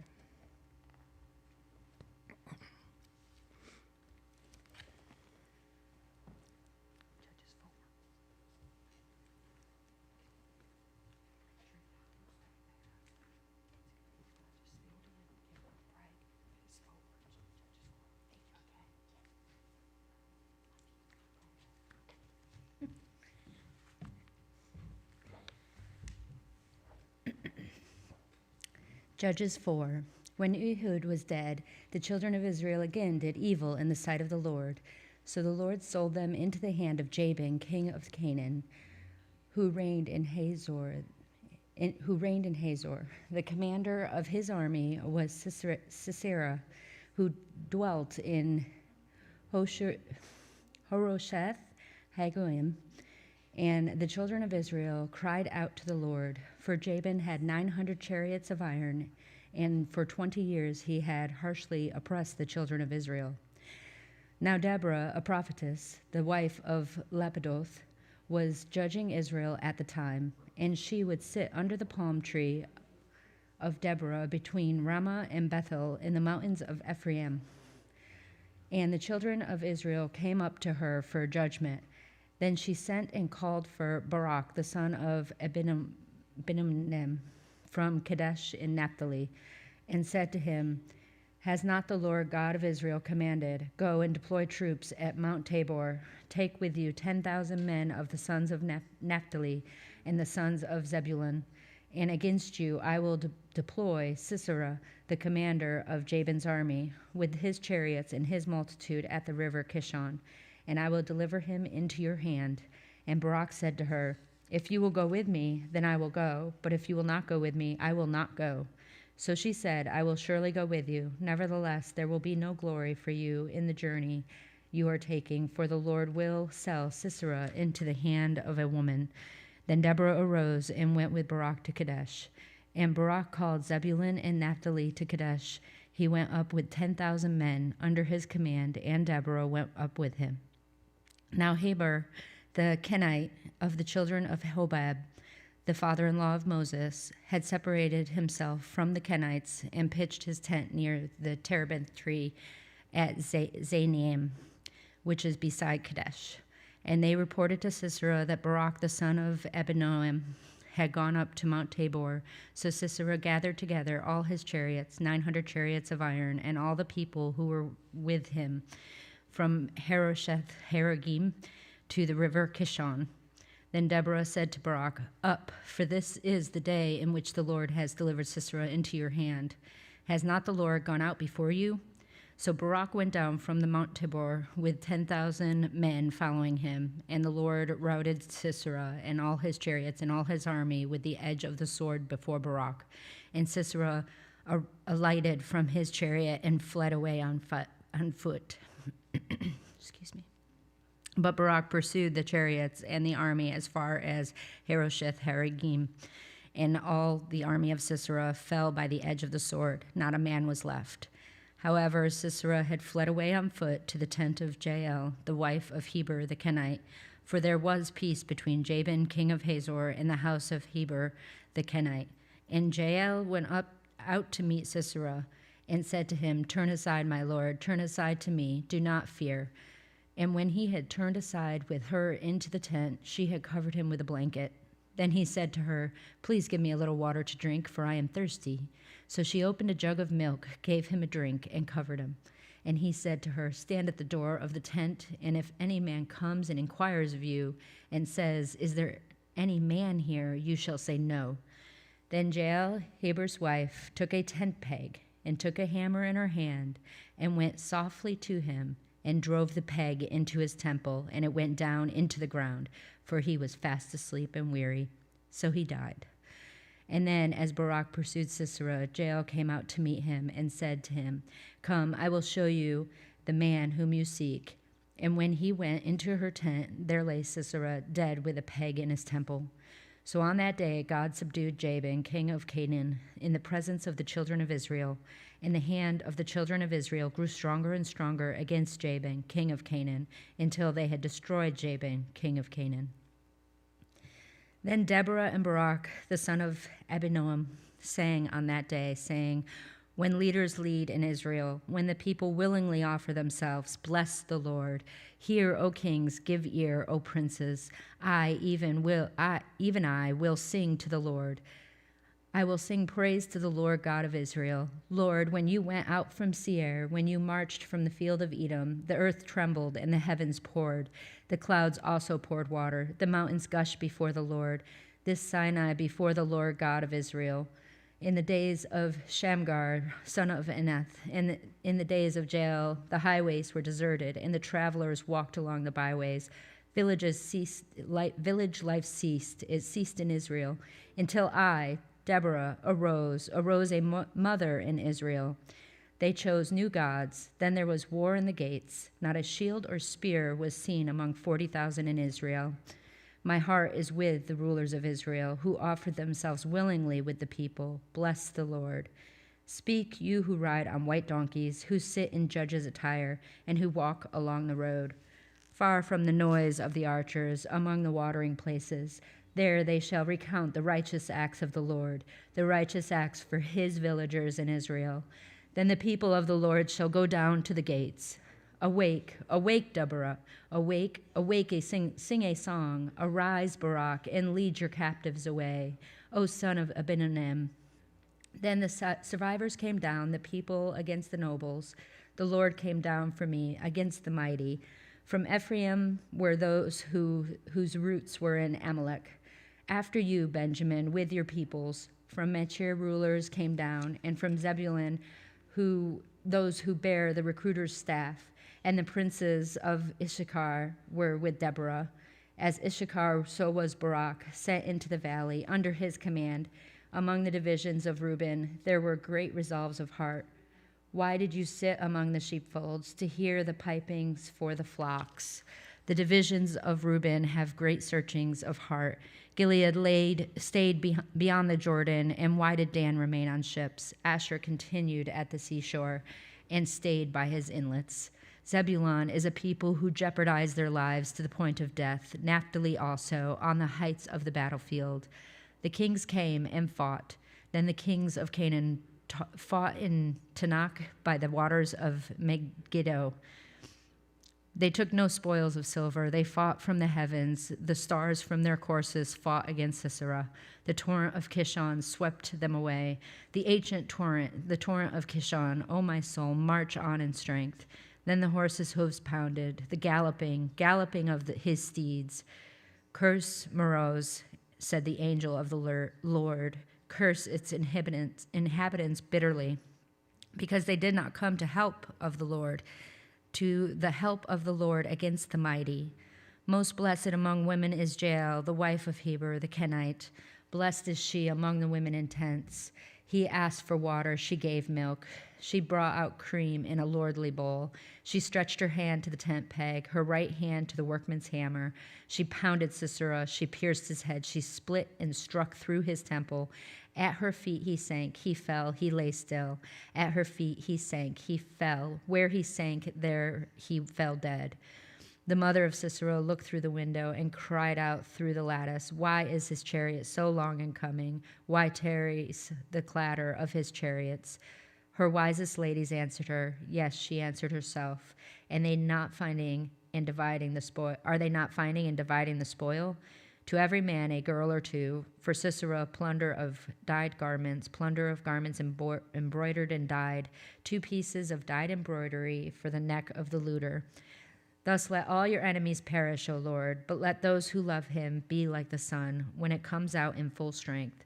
So the land has rest for 40 years. Judges 6. Then the children of Israel did evil in the sight of the Lord. So the Lord delivered them into the hand of Midian for 7 years, and the hand of Midian prevailed against Israel. Because of the Midianites, the children of Israel made for themselves the dens, the caves, and the strongholds which are in the mountains. So it was, whenever Israel had sown, Midianites would come up, and also Amalekites and the people of the east would come up against them. Then they would encamp against them and destroy the produce of the earth as far as Gaza, and leave no sustenance for Israel, neither sheep nor ox nor donkey, for they would come up with their livestock and their tents, coming in as numerous as locusts. But they and their camels were without number, and they would enter the land to destroy it. So Israel was greatly impoverished because of the Midianites, and the children of Israel cried out to the Lord.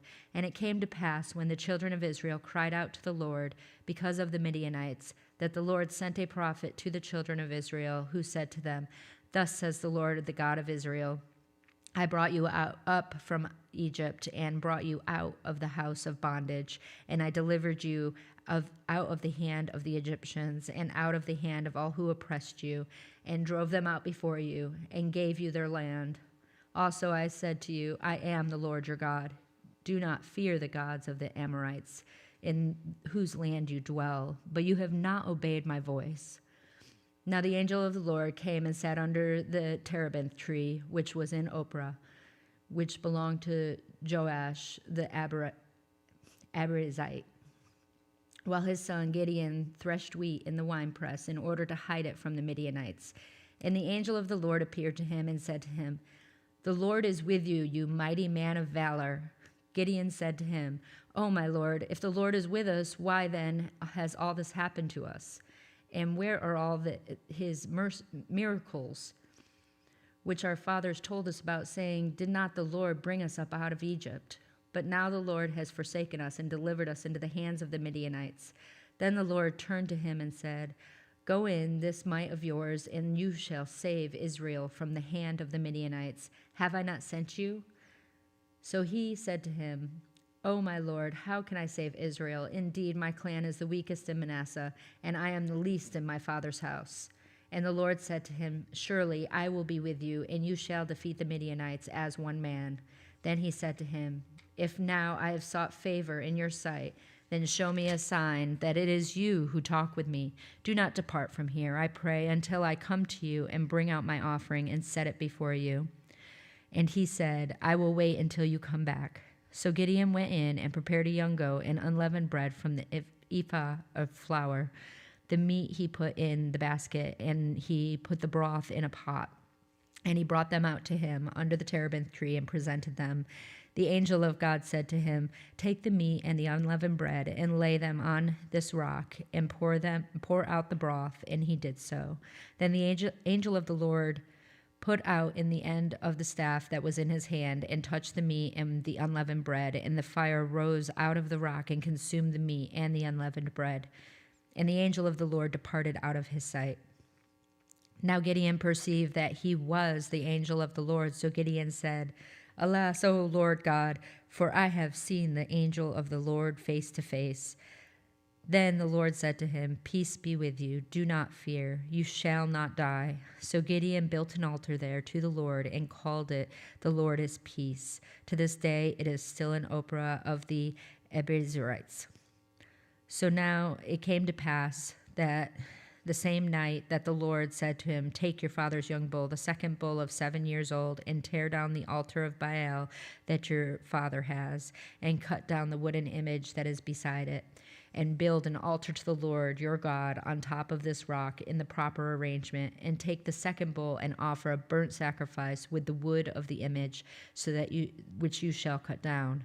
So Gideon took 10 men from among his servants and did as the Lord had said to him.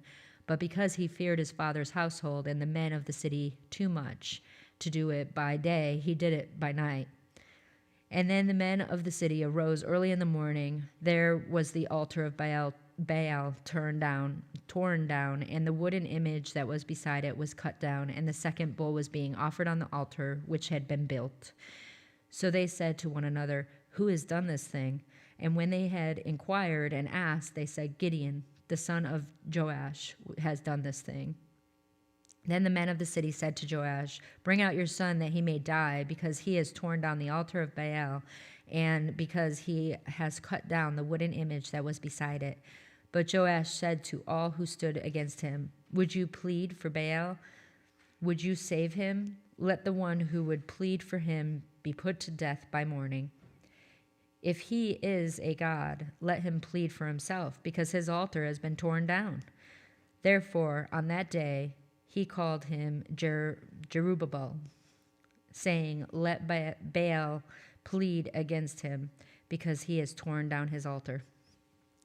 Then all the Midianites and Amalekites, the people of the east, gathered together, and they crossed over and encamped in the valley of Jezreel. But the Spirit of the Lord came upon Gideon. Then he blew the trumpet, and the Abiezrites gathered behind him. And he sent messengers throughout all Manasseh, who gathered behind him. He also sent messengers to Asher, Zebulun, and Naphtali, and they came up to meet them. So Gideon said to God, "If you will save Israel by my hand, as you have said, look, I shall put a fleece of wool on the threshing floor. If there is dew on the fleece only, and it is dry on all the ground, then I shall know that you will save Israel by my hand, and you have said." And it was so. When he rose early the next morning and squeezed the fleece together, he wrung out the dew of the fleece, a bowl full of water. Then Gideon said to God, "Do not be angry with me, but let me speak just once more. Let me test, I pray, just once more with the fleece. Let it now be dry only on the fleece, but on all the ground let there be dew." And God did so that night. It was dry on the fleece only, and there was dew on all the ground. Judges 7. Then Jerubbaal, that is, Gideon, and all the people who were with him rose early and encamped beside the well of Harod, so that the camp of the Midianites was on the north side of them by the hill of Moreh in the valley. And the Lord said to Gideon, "The people who are with you are too many for me to give the Midianites into their hands, lest Israel claim glory for itself against me, saying, 'My own hand has saved me.' Now therefore proclaim in the hearing of the people, saying, 'Whoever is fearful and afraid, let them turn and depart at once from Mount Gilead.'" And 20 22,000 of the people returned, and 10,000 remained. But the Lord said to Gideon, "The people are still too many. Bring them down into the water, and I will test them for you there. Then it will be that of whom I say to you, this one shall go with you, the same shall go with you. And of whomever I say to you, this one shall not go with you, the same shall not go." So he brought the people down to the water, and the Lord said to Gideon, "Everyone who laps from the water with his tongue as a dog laps, you shall set apart by himself. Likewise, anyone who gets down on his knees to drink." And the number of those who lapped, putting their hand to their mouth, was 300 men, and all the rest of the people got down on their knees to drink water. Then the Lord said to Gideon, "By the 300 men who lapped, I will save you, and deliver the Midianites into your hand. Let all the other people go, every man to his place." So the people took provisions and their trumpets in their hands, and he sent away all the rest of Israel, every man to his tent, and retained those 300 men. Now the camp of Midian was below him in the valley. It happened on the same night that the Lord said to him, "Arise, go down against the camp, for I have delivered it into your hand.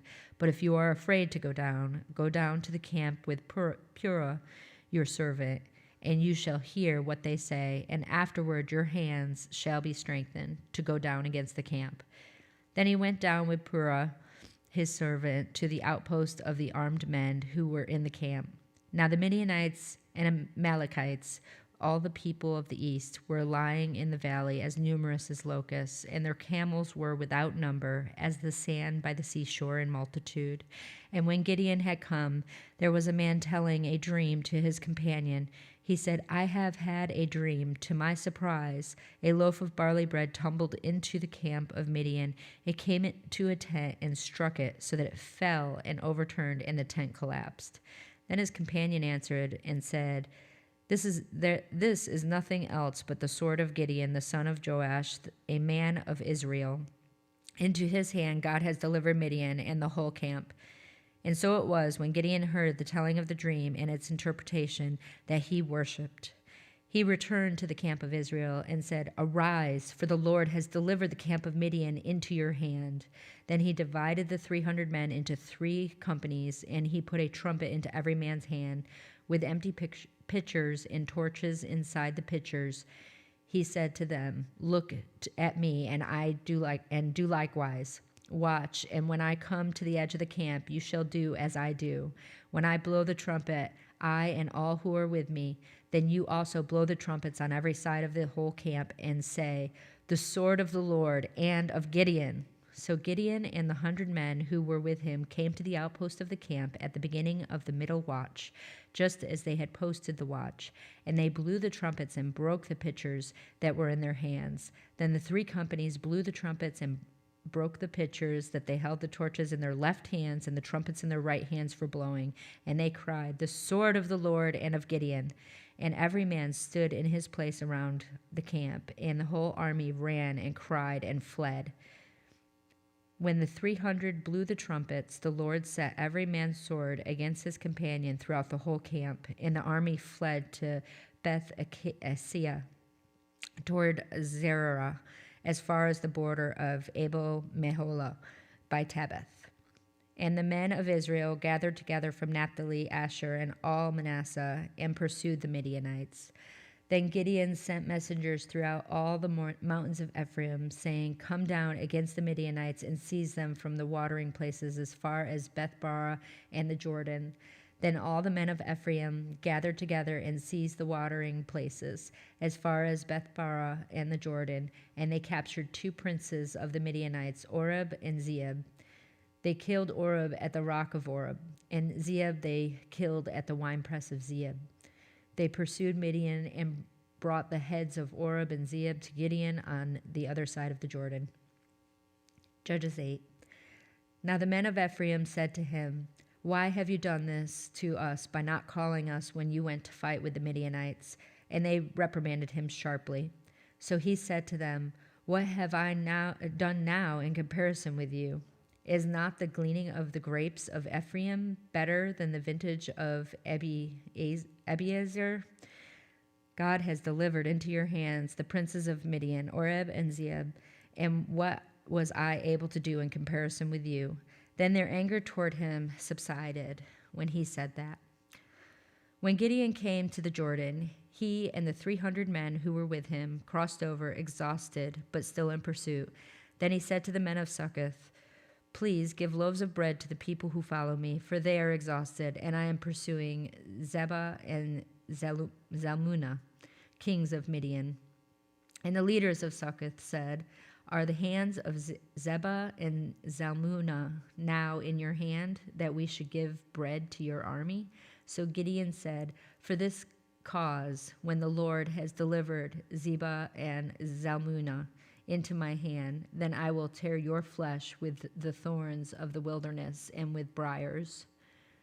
Then he went up from there to Penuel and spoke to them in the same way. And the men of Penuel answered him as the men of Succoth had answered. So he also spoke to the men of Penuel, saying, "When I come back in peace, I will tear down this tower." Now Zebah and Zalmunna were at Karkor, and their armies were with them, about 15,000, all who were left of all the army of the people of the east. For 120,000 men who drew the sword had fallen. Then Gideon went up by the road of those who dwell in the tents of the east of Nobah and Jogbehah, and he attacked the army while the camp felt secure. When Zebah and Zalmunna fled, he pursued them, and he took the 2 kings of Midian, Zebah and Zalmunna, and routed the whole army. Then Gideon, the son of Joash, returned from battle from the ascent of Heres, and he caught a young man of the men of Succoth and interrogated him. And he wrote down for him the leaders of Succoth and its elders, 77 men. Then he came to the men of Succoth and said, "Here are Zebah and Zalmunna, about whom you ridiculed me, saying, 'Are the hands of Zebah and Zalmunna now in your hand, that we should give bread to your weary men?' And he took the elders of the city and thorns of the wilderness and briars, and with them he taught the men of Succoth. Then he tore down the tower of Penuel and killed the men of the city. And he said to Zebah and Zalmunna, 'What kind of men were they whom you killed at Tabor?' So they answered, 'As you are, so were they. Each one resembled the son of a king.' Then he said, 'They were my brothers, the sons of my mother. As the Lord lives, if you had let them live, I would not kill you.' And he said to Jether, his firstborn, 'Rise, kill them.' But the youth would not draw his sword, for he was afraid, because he was still a youth. So Zebah and Zalmunna said, 'Rise yourself and kill us, for as a man is, so is his strength.' So Gideon arose and killed Zebah and Zalmunna and took the crescent ornaments that were on their camels' necks. Then the men of Israel said to Gideon, 'Rule over us, both you and your son, and your grandson also, for you have delivered us from the hand of Midian.' But Gideon said to them, 'I will not rule over you, nor shall my son rule over you. The Lord shall rule over you.' Then Gideon said to them, 'I would like to make a request of you, that each of you would give me the earrings from his plunder.' For they were golden earrings, because they were Ishmaelites. So they answered, 'We will gladly give them.' And they spread out a garment, and each man threw in the earrings from his plunder. Now the weight of the gold earrings that he requested was 1,700 shekels of gold, beside the crescent ornaments, pendants, and purple robes which were on the kings of Midian, and beside the chains that were around their camels' necks. Then Gideon made into an ephod and set it up in his city Ophrah. And all Israel played the harlot with it there. It became a snare to Gideon and to his house. Thus Midian was subdued before the children of Israel, so that they lifted their heads no more, and the country was quiet for 40 years in the days of Gideon. Then Jerubbaal, the son of Joash, went and dwelt in his own house. Gideon had 70 sons who were his own offspring, for he had many wives. And his concubine, who was in Shechem, also bore him a son, whose name he called Abimelech. Now Gideon, the son of Joash, died at a good old age, and was buried in the tomb of Joash his father in Ophrah of the Abiezrites. So it was, as soon as Gideon was dead, that the children of Israel again played the harlot with the Baals, and made Baal-berith their god. Thus the children of Israel did not remember the Lord their God, who had delivered them from the hands of all their enemies on every side, nor did they show kindness to the house of Jerubbaal, Gideon, in accordance with the good he had done for Israel.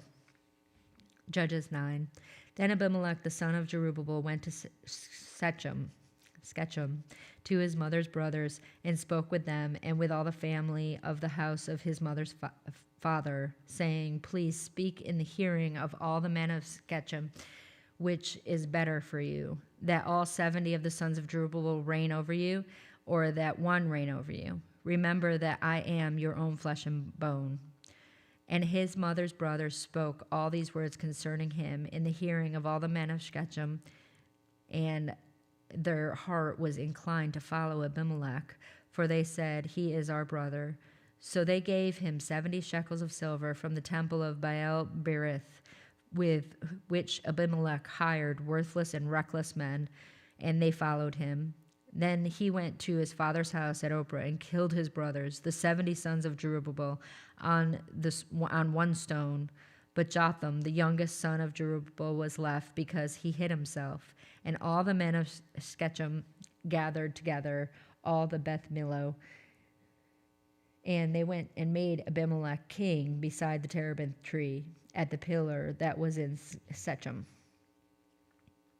Now when they told Jotham, he went and stood on the top of Mount Gerizim and lifted his voice and cried out. And he said to them, Listen to me, you men of Shechem, that God may listen to you.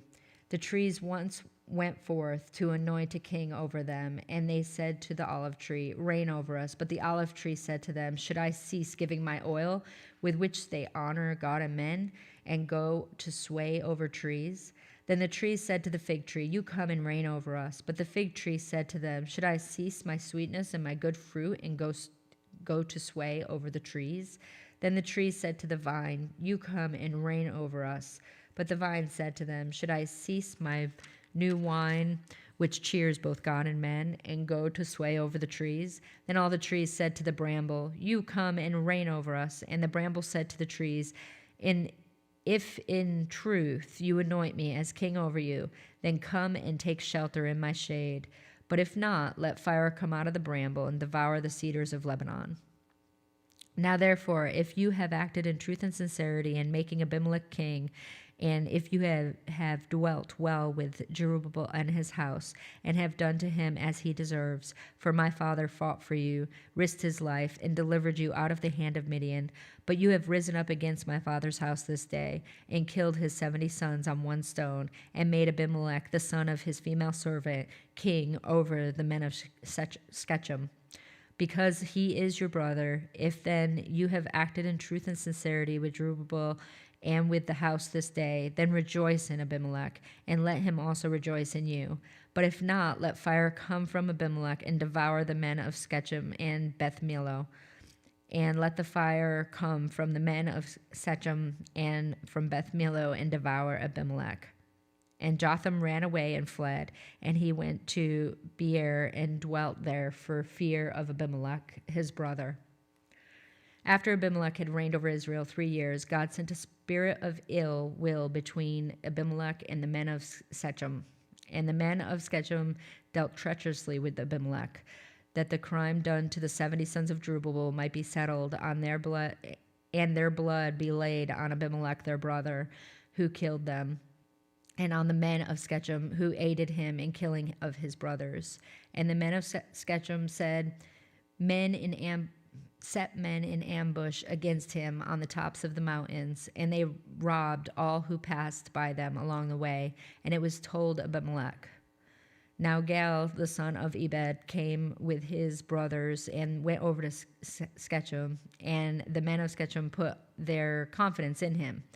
So they went out into the fields and gathered grapes from their vineyards and trod them and made merry. And they went into the house of their God and ate and drank and cursed Abimelech. Then Gaal, the son of Ebed, said, Who is Abimelech and who is Shechem, that we should serve him? Is he not the son of Jerubbaal, and is he not Zebul his officer? Serve the men of Hamor, the father of Shechem, but why should we serve him? If only this people were under my authority, then I would remove Abimelech. So he said to Abimelech, increase your army and come out. When Zebul, the ruler of the city, heard the words of Gaal, the son of Ebed, his anger was aroused, and he sent messengers to Abimelech secretly, saying, take note, Gaal, son of Ebed, and his brothers have come to Shechem, and here they are, fortifying the city against you. Now therefore, get up by night, and you and the people who are with you, and lie in wait in the field. And it shall be, as soon as the sun is up in the morning, that you shall rise early and rush upon the city. And when he and the people who are with him come out against you, you may then do to them as you find opportunity. So Abimelech and all the people who were with him rose by night and lay in wait against Shechem in the 4 companies. When Gaal the son of Ebed went out and stood in the entrance to the city gate, Abimelech and the people who were with him rose from lying in wait. And when Gaal saw the people, he said to Zebul, look, people are coming down from the tops of the mountains. But Zebul said to him, you see the shadows of the mountains as if they were men. So Gaal spoke again and said, see, people are coming down from the center of the land, and another company is coming from the diviner's terebinth tree. Then Zebul said to him, where indeed is your mouth now, with which you said, who is Abimelech, that he should serve him? Are these not the people whom you despise? Go out, if you will, and fight them now. So Gaal went out, leading the men of Shechem, and they fought with Abimelech. And Abimelech chased him, and he fled from him, and many fell wounded, to the very entrance of the gate. Then Abimelech dwelt at Arumah, and Zebul drove out Gaal and his brothers, so that they would not dwell in Shechem. And it came about on the next day that the people went out into the field, and they told Abimelech. So he took his people, divided them into 3 companies, and lay in wait in the field. And he looked, and there were the people coming out of the city, and he rose against them and attacked them. Then Abimelech and the company that was with him rushed forward and stood at the entrance of the gate of the city. And the other 2 companies rushed upon all who were in the fields and killed them. So Abimelech fought against the city all that day. He took the city and killed the people who were in it, and he demolished the city and sowed it with salt. Now, with all the men of the tower of Shechem had heard that, they entered the stronghold of the temple of the god of Berith. And it was told Abimelech that all the men of the tower of Shechem were gathered together.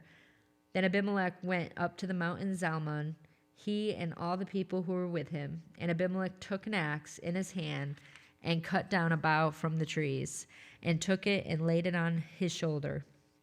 Then he said to the people who were with him, what you have seen me do, make haste and do as I have done. So each of the people likewise cut down his own bough and followed Abimelech, put them against the stronghold, and set the stronghold on fire above them, so that all the people of the tower of Shechem died, about 1,000 men and women. Then Abimelech went to Thebez, and he encamped against Thebez and took it. But there was a strong tower in the city, and all the men and women, all the people of the city fled there and shut themselves in. Then they went up to the top of the tower. So Abimelech came as far as the tower and fought against it. And he drew near the door of the tower to burn it with fire. But a certain woman dropped an upper millstone on Abimelech's head and crushed his skull. Then he called quickly to the young man, his armor-bearer, and said to him, draw your sword and kill me, lest men say of me, a woman killed him. So his young man thrust him through, and he died. And when the men of Israel saw that Abimelech was dead, they departed every man to his place. Thus God repaid the wickedness of Abimelech, which he had done by his father, by killing his 70 brothers, and all the evil of the men of Shechem returned on their... All the evil men of Shechem God returned on their own heads, and on them came the curse of Jotham, the son of Jerubbaal.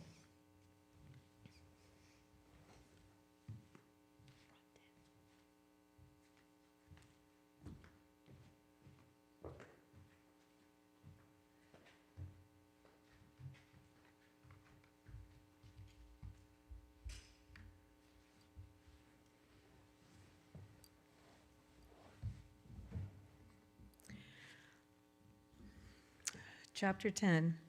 After Abimelech, there arose to save Israel Tola, the son of Puah, the son of Dodo, and a man of Issachar. And he dwelt in Shamir in the mountains of Ephraim. He judged Israel 23 years, and he died and was buried in Shamir. After him arose Jair, a Gileadite, and he judged Israel 22 years. Now he had 30 sons who rode on 30 donkeys. They also had 30 towns, which are called Havoth Jair to this day, which are in the land of Gilead. And Jair died and was buried in Canaan. Then the children of Israel again did evil in the sight of the Lord, and served the Baals,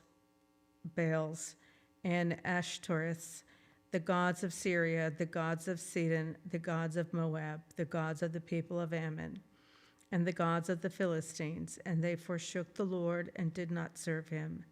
So the anger of the Lord was hot against Israel, and he sold them into the hands of the Philistines and into the hands of the people of Ammon.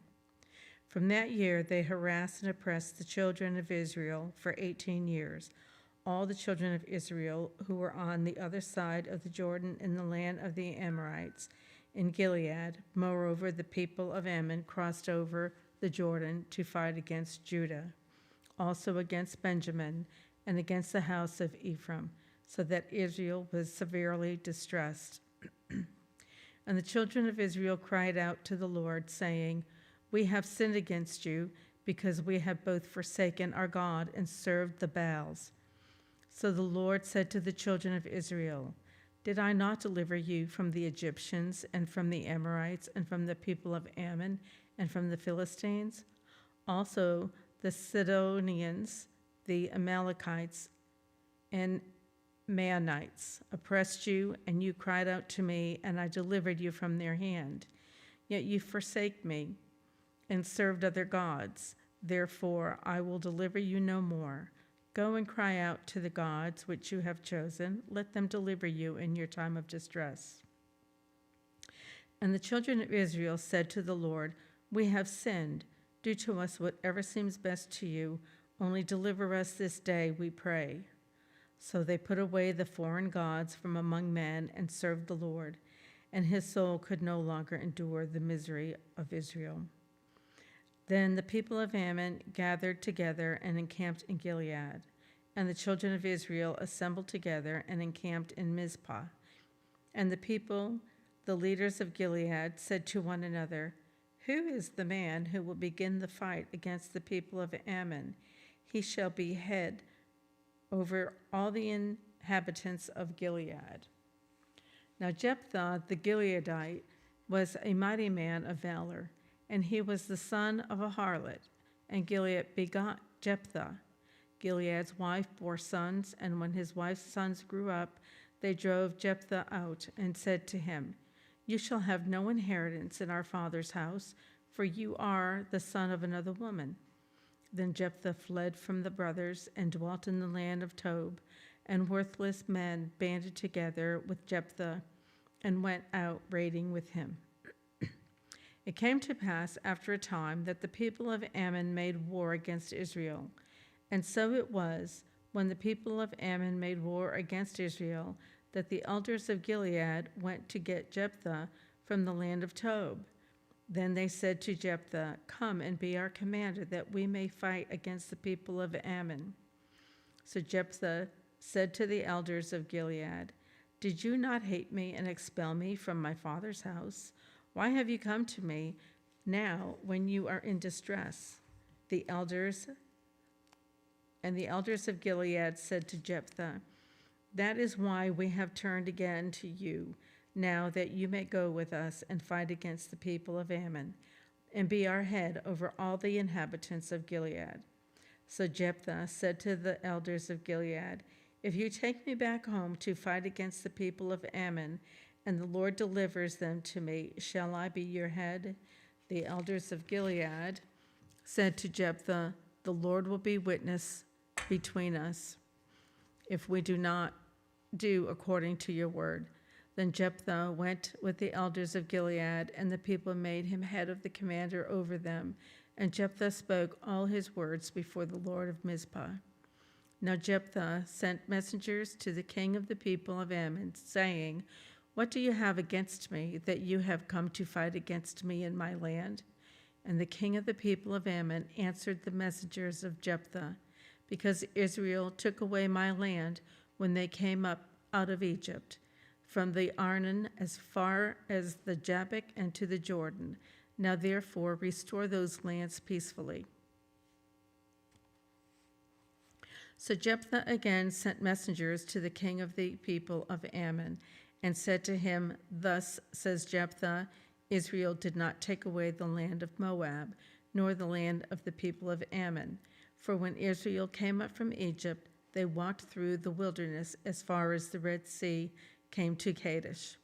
Then Israel sent messengers to the king of Edom, saying, "Please let me pass through your land." But the king of Edom would not heed, and in like manner they sent the king of Moab, but he would not consent. So Israel remained in Kadesh. And they went along through the wilderness and bypassed the land of Edom, and the land of Moab, came to the east side of the land of Moab, and encamped on the other side of the Arnon.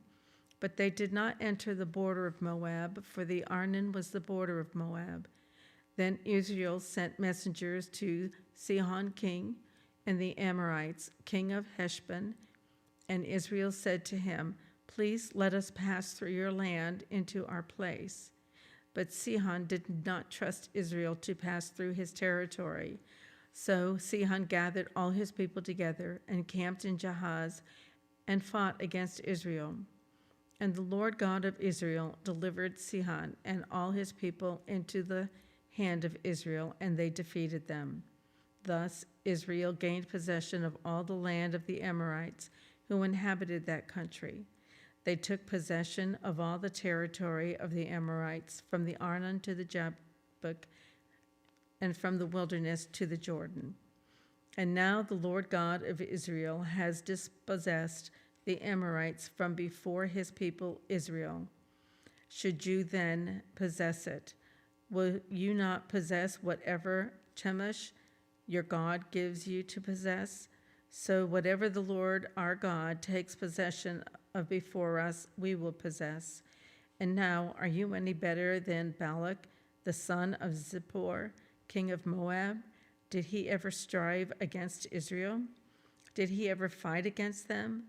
While Israel dwelt in Heshbon and its villages, and Aroer and its villages, and in all the cities along the banks of the Arnon, 300 years, why did you not recover them within that time? Therefore I have not sinned against you, but you wronged me by fighting against me. May the Lord, the judge, render judgment this day between the children of Israel and the people of Ammon. However, the king of the people of Ammon did not heed the words which Jephthah sent him.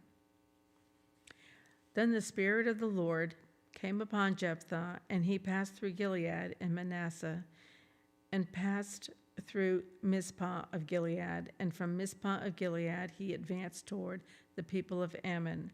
And Jephthah made a vow to the Lord and said, "If you will indeed deliver the people of Ammon into my hands, then it will be whatever comes out of the doors of my house to meet me when I return in peace from the people of Ammon. Shall surely be the Lord's, and I will offer it up as a burnt offering." So Jephthah advanced toward the people of Ammon to fight against them, and the Lord delivered them into his hands. And he defeated them from Aor as far as Minnith, 20 cities, and to Abel-keramim, with a very great slaughter. Thus the people of Ammon were subdued before the children of Israel. When Jephthah came to his house in Mizpah, there was his daughter coming out to meet him with timbrels and dancing, and she was his only child. Besides her, he had neither son nor daughter. And it came to pass when he saw her that he tore his clothes and said, "Alas, my daughter, you have brought me very low. You are among those who trouble me. For I have given my word to the Lord, and I cannot go back on it." So she said to him, My father, if you have given your word to the Lord, do to me according to what has gone out of your mouth, because the Lord has avenged you of your enemies, the people of Ammon. Then she said to her father, Let this thing be done for me. Let me alone for 2 months, that I may go and wander on the mountains and bewail my virginity, and my friends and I. So he said, Go, and he sent her away for 2 months, and she went with her friends and bewailed her virginity on the mountains.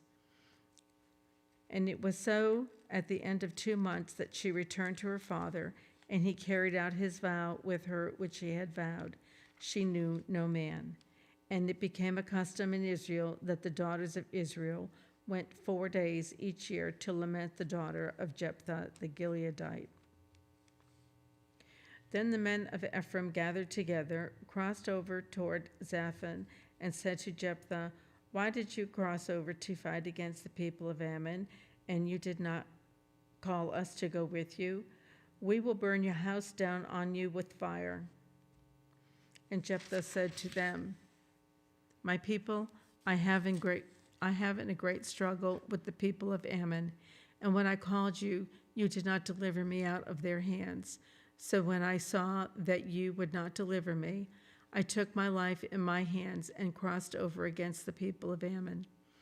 And the Lord delivered them out into my hand. Why then have you come up to me this day to fight against me? Now Jephthah gathered together all the men of Gilead and fought against Ephraim. And the men of Gilead defeated Ephraim, because they said, You Gileadites are fugitives of Ephraim among the Ephraimites and among the Manassites. The Gileadites seized the fords of the Jordan before the Ephraimites arrived. And when any Ephraimite who escaped said, Let me cross over, the men of Gilead would say to him, Are you an Ephraimite? And if he said no, then they would say to him, Then say Shibboleth. And he would say Shibboleth, for he could not pronounce it right. Then they would take him and kill him at the fords of the Jordan. There fell at that time 42,000 Ephraimites. And Jephthah judged Israel 6 years. Then Jephthah the Gileadite died and was buried among the cities of Gilead. After him, Ibzan of Bethlehem judged Israel. He had 30 sons, and he gave away 30 daughters in marriage and brought in 30 daughters from elsewhere for his sons. He judged Israel 7 years. Then Ibzan died and was buried in Bethlehem. After him, Elon the Zebulunite judged Israel. He judged Israel 10 years, and Elon the Zebulunite died and was buried in Ajalon in the country of Zebulun. After him, Abdon, the son of Hillel, the Pirathonite, judged Israel. He had 40 sons and 30 grandsons, who rode on 70 young donkeys. He judged Israel 8 years. Then Abdon, the son of Hillel, the Pirathonite, died and was buried in Pirathon, in the land of Ephraim, in the mountains of the Amalekites. Again, the children of Israel did evil in the sight of the Lord, and the Lord delivered them into the hand of the Philistines for 40 years.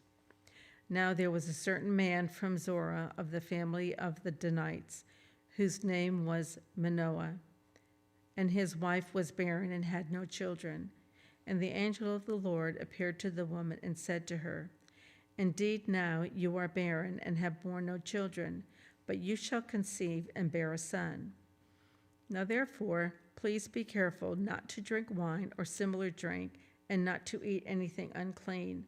For behold, you shall conceive and bear a son.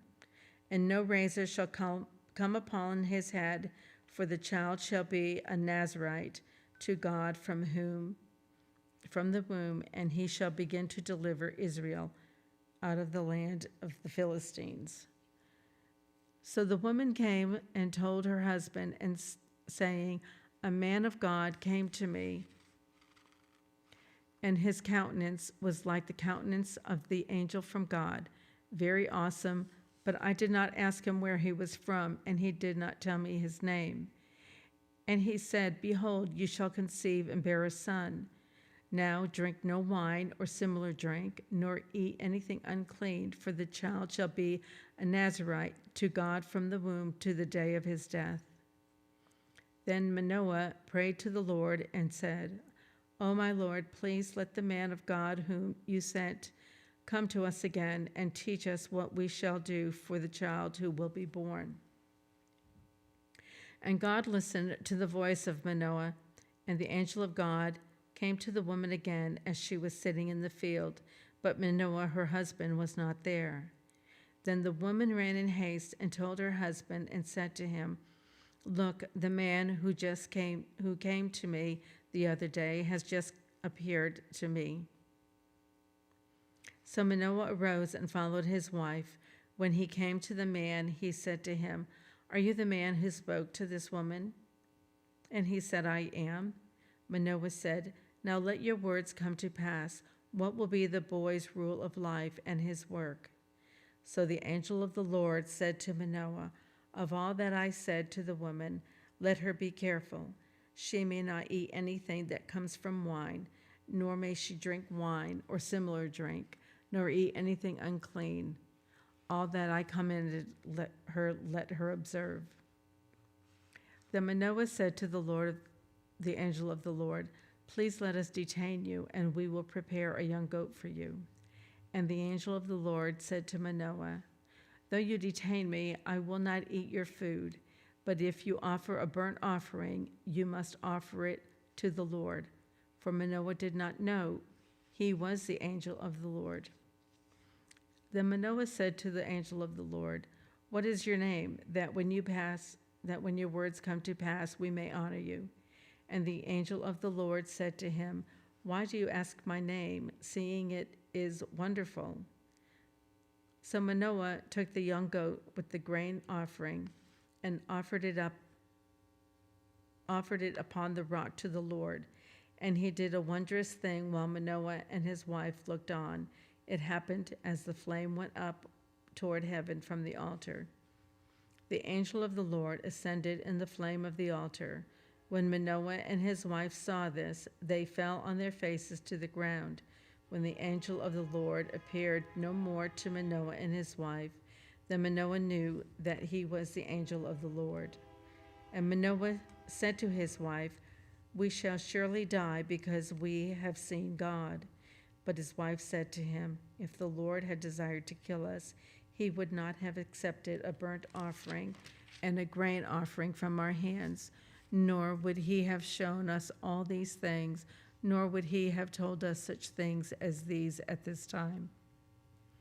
So the woman bore a son and called his name Samson. And the child grew, and the Lord blessed him. And the Spirit of the Lord began to move upon him at Mahaneh-dan, between Zorah and Eshtaol.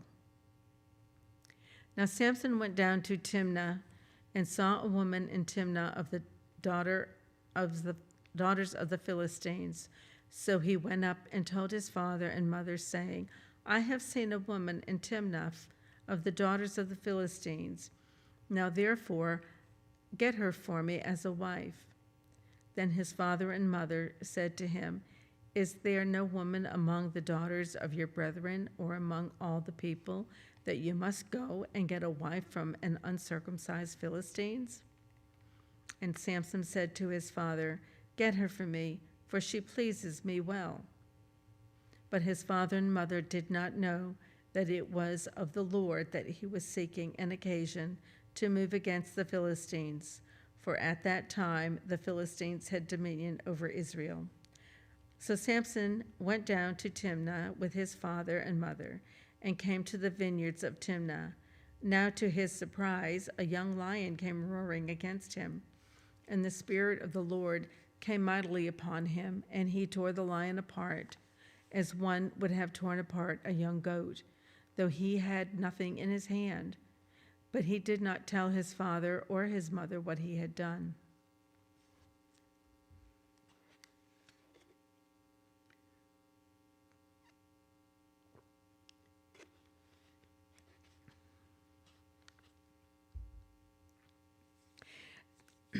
Then he went down and talked with this woman, and she pleased Samson well. After some time, when he returned to get her, he turned aside to see the carcass of the lion.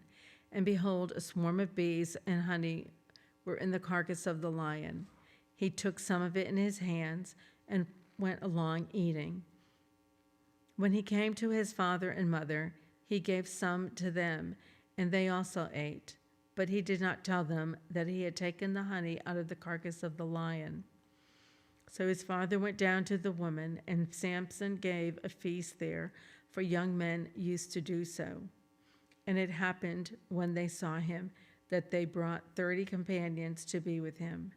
Then Samson said to them, "Let me pose a riddle to you. If you can correctly solve and explain it to me within 7 days of the feast, then I will give you 30 linen garments and 30 changes of clothing. But if you cannot explain it to me, then you shall give me 30 linen garments and 30 changes of clothing." And they said to him, "Pose your riddle, that we may hear it." So he said to them, "Out of the eater came something to eat, and out of the strong came something sweet." Now for 3 days they could not explain the riddle. But it came to pass on the 7th day that they said to Samson's wife, "Entice your husband, that he may explain the riddle to us, or else we will burn you and your father's house with fire. Have you invited us in order to take what is ours? Is that not so?" Then Samson's wife wept on him and said, "You only hate me, you do not love me. You have posed a riddle to the sons of my people, but you have not explained it to me." And then he said to her, "Look, I have not explained it to my father or my mother, or should I explain it to you?" Now she had wept on him that the 7 days while their feast lasted. And it happened on the 7th day that he told her, because she oppressed him so much. Then she explained the riddle to the sons of her people. So the men of the city said to him on the 7th day before the sun went down, "What is sweeter than honey? What is stronger than a lion?" And he said to them, "If you had not plowed with my heifer, you would not have solved my riddle." Then the Spirit of the Lord came upon him mightily, and he went down to Ashkelon and killed 30 of their men, took their apparel, and gave the changes of clothing to those who had explained the riddle. So his anger was aroused, and to his father's house. And Samson's wife was given to his companion, who had been his best man. After a while, in the time of wheat harvest, it happened that Samson visited his wife with a young goat. And he said, "Let me go in to my wife into her room." But her father would not permit him to go. Her father said, "I really thought that you thoroughly hated her. Therefore I gave her to your companion. Is not her younger sister better than she? Please take her instead." And Samson said to them, "This time I shall be blameless regarding the Philistines if I harm them." Then Samson went and caught 300 foxes, and he took torches, turned the foxes tail to tail, and put the torches between each pair of tails. When he had set the torches on fire, he let the foxes go into the standing grain of the Philistines and burned up both the shocks and the standing grain, as well as the vineyards and olive groves. Then the Philistines said, "Who has done this?" And they answered, "Samson, the son-in-law of the Timnite, because he has taken his wife and given her to his companion." So the Philistines came up and burned her and her father with fire. Samson said to them, "Since you would do a thing like this, I surely take revenge on you, and after that I will cease." So he attacked them hip and thigh with a great slaughter. Then he went down and dwelt in the cleft of the rock of Etam. Now the Philistines went up and camped in Judah and deployed themselves against Lehi. And the men of Judah said, "Why have you come up against us?" So they answered, "We have come up to arrest Samson, to do to him as he has done unto us." Then 3,000 men of Judah went down to the cleft of the rock of Edom and said to Samson, "Do you not know that the Philistines rule over us? What is this you have done to us?" And he said to them, "As they did to me, so I have done to them." But they said to him, "We have come down to arrest you, that we may deliver you unto the hand of the Philistines." Then Samson said to them, "Swear to me that you will not kill me yourselves." So they spoke to him, saying, "No, but we will tie you securely and deliver you into their hand, but we will surely not kill you." And they bound him with 2 ropes and brought him up from the rock. When he came to Lehi, the Philistines came shouting against him. Then the Spirit of the Lord came mightily upon him, and the ropes that were on his arms became like flax that is burned with fire, and his bonds broke loose from his hands. He found a fresh jawbone of a donkey, reached out his hand and took it, and killed 1,000 men with it. Then Samson said, "With the jawbone of a donkey, heaps upon heaps, with the jawbone of a donkey, I have slain 1,000 men." And so it was, when he had finished speaking, that he threw the jawbone from his hand and called that place Ramath Lehi. Then he became very thirsty, so he cried out to the Lord and said, "You have given this great deliverance by the hand of your servant, and now I shall die of thirst and fall into the hand of the uncircumcised." So God split the hollow place that is in Lehi, and water came out, and he drank. And his spirit returned, and he revived. Therefore he called its name En-Hakkore, which is in Lehi to this day. And he judged Israel 20 years in the day of the Philistines. Now Samson went to Gaza and saw a harlot there, and went into her. When the Gazites were told, Samson has come here, they surrounded the place and lay in wait for him all night at the gate of the city. They were quiet all night, saying nothing. In the morning, when it is daylight, we will kill him. And Samson lay low until midnight. Then he arose at midnight, took hold of the doors of the gates of the city and 2 gateposts, pulled them up bar and all, put them on his shoulders, and carried them to the hilltop that faces Hebron. Afterward it happened that he loved a woman in the valley of Sorek, whose name was Delilah. And the lords of the Philistines came up to her and said to her, "Entice him and find out where he gets his strength,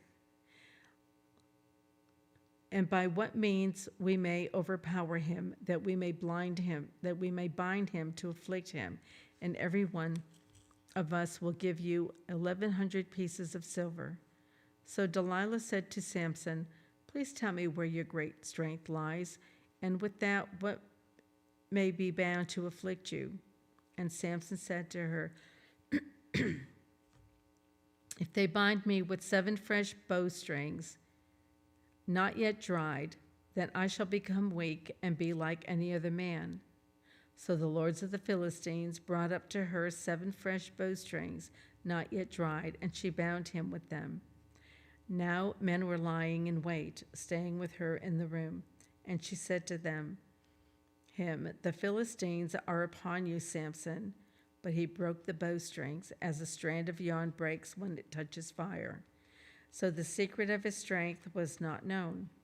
Then Delilah said to Samson, "Look, you have mocked me and told me lies. Now please tell me what you may bound with." So he said to her, "If they bind me securely with new ropes that have never been used, then I shall become weak and be like any other man." Therefore Delilah took new ropes and bound him with them, and said to him, "The Philistines are upon you, Samson." And the men were lying in wait, staying in the room, but he broke them off his arms like a thread. Delilah said to Samson, "Until now you have mocked me and told me lies. Tell me what you may be bound with." And he said to her, "If you weave the 7 locks of my head into the web of the loom." So she wove it tightly with the batten of the loom and said to him, "The Philistines are upon you, Samson." But he awoke from his sleep and pulled out the batten and the web from the loom. Then she said to him, "How can you say I love you when your heart is not with me? You have mocked me these 3 times and have not told me where your strength lies." And it came to pass, when she pestered him daily with her words, pressed to him, so that his soul was vexed to death, that he told her all his heart and said to her, "No razor has ever come upon my head, for I have been a Nazirite to God from my mother's womb. If I am shaven, then my strength will leave me, and I shall become weak and be like any other man." When Delilah saw that he had told her all his heart, she sent and called for the lords of the Philistines, saying, "Come up once more, for he has told me all his heart."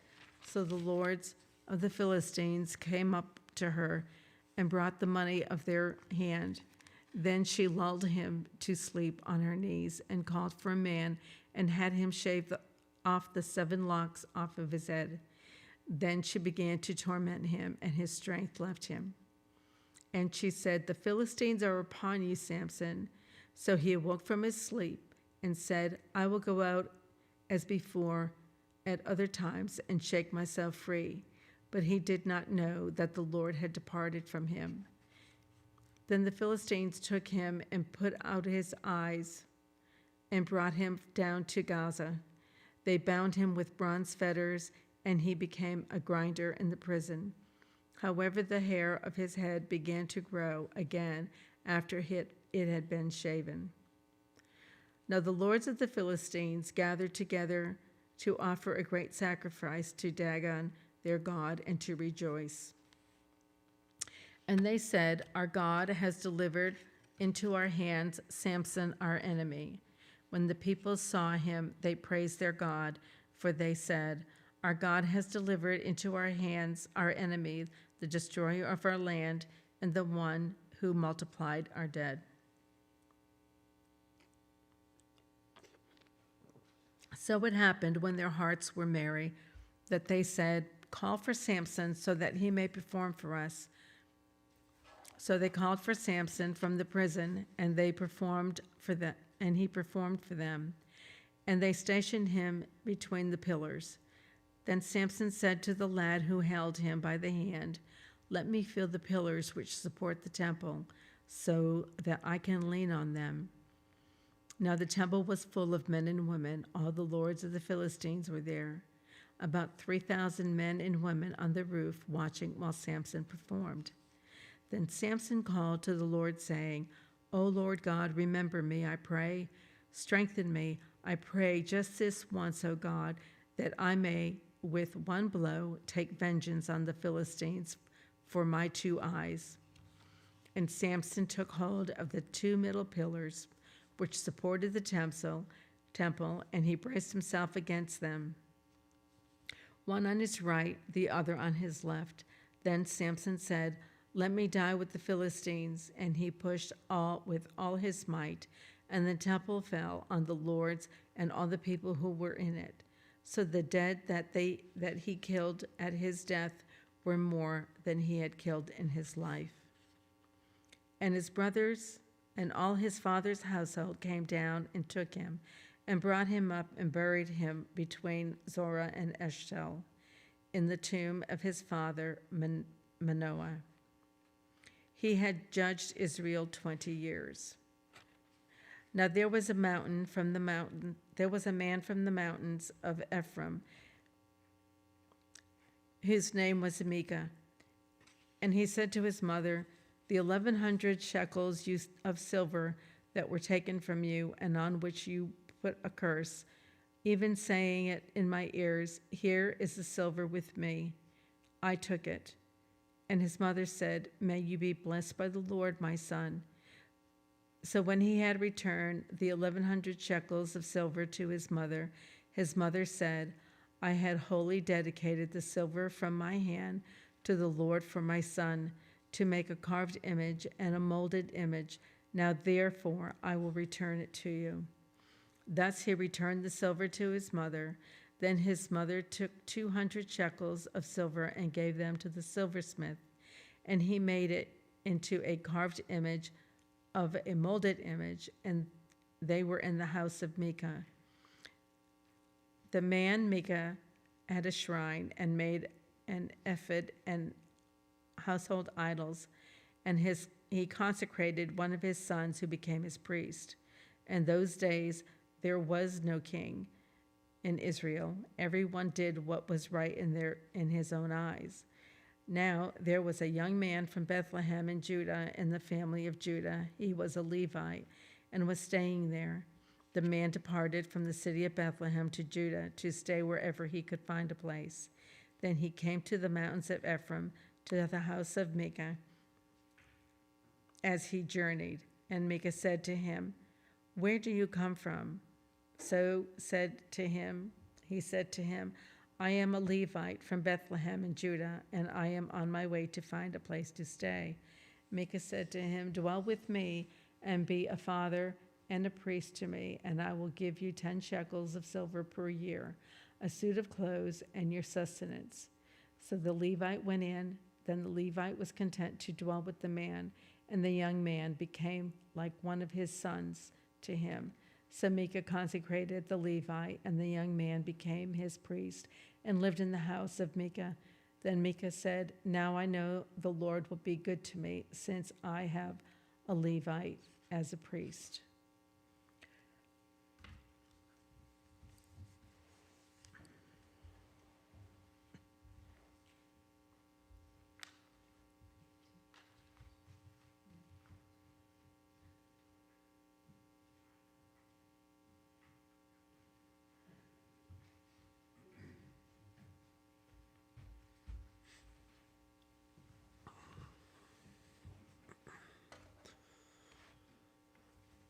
Judges 18.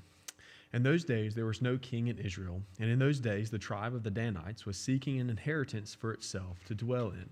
For until that day their inheritance among the tribes of Israel had not fallen to them. So the children of Dan sent 5 men of their family from their territory, men of valor from Zorah and Eshtaol, to spy out the land and to search it. They said to them, "Go search the land." So they went to the mountains of Ephraim and to the house of Micah and lodged there. And while they were at the house of Micah, they recognized the voice of the young Levite. They turned aside and said to him, "Who brought you here? What are you doing in this place? What do you have here?" He said to them, Thus and so Micah did for me.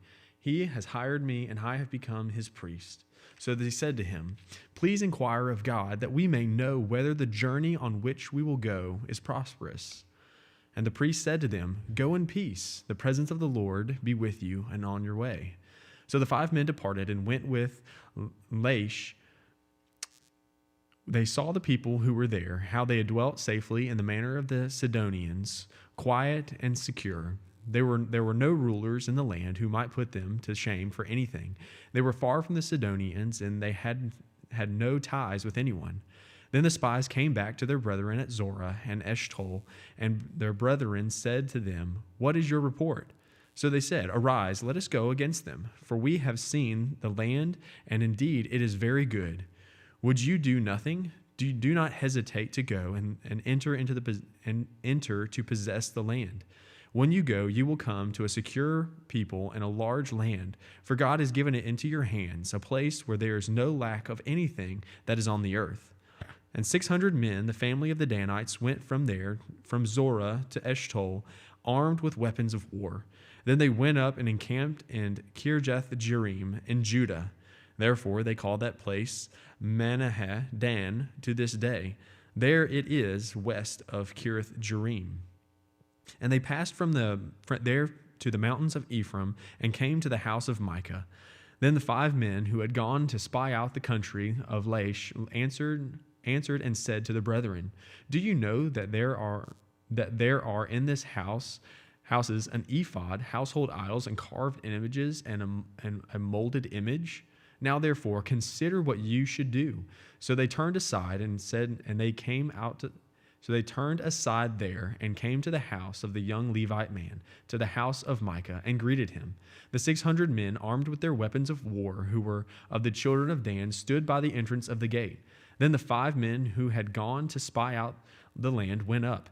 Entering there, they took the carved image, the ephod, the household idols, and the molded image. The priest stood at the entrance of the gate with the 600 men who were armed with weapons of war.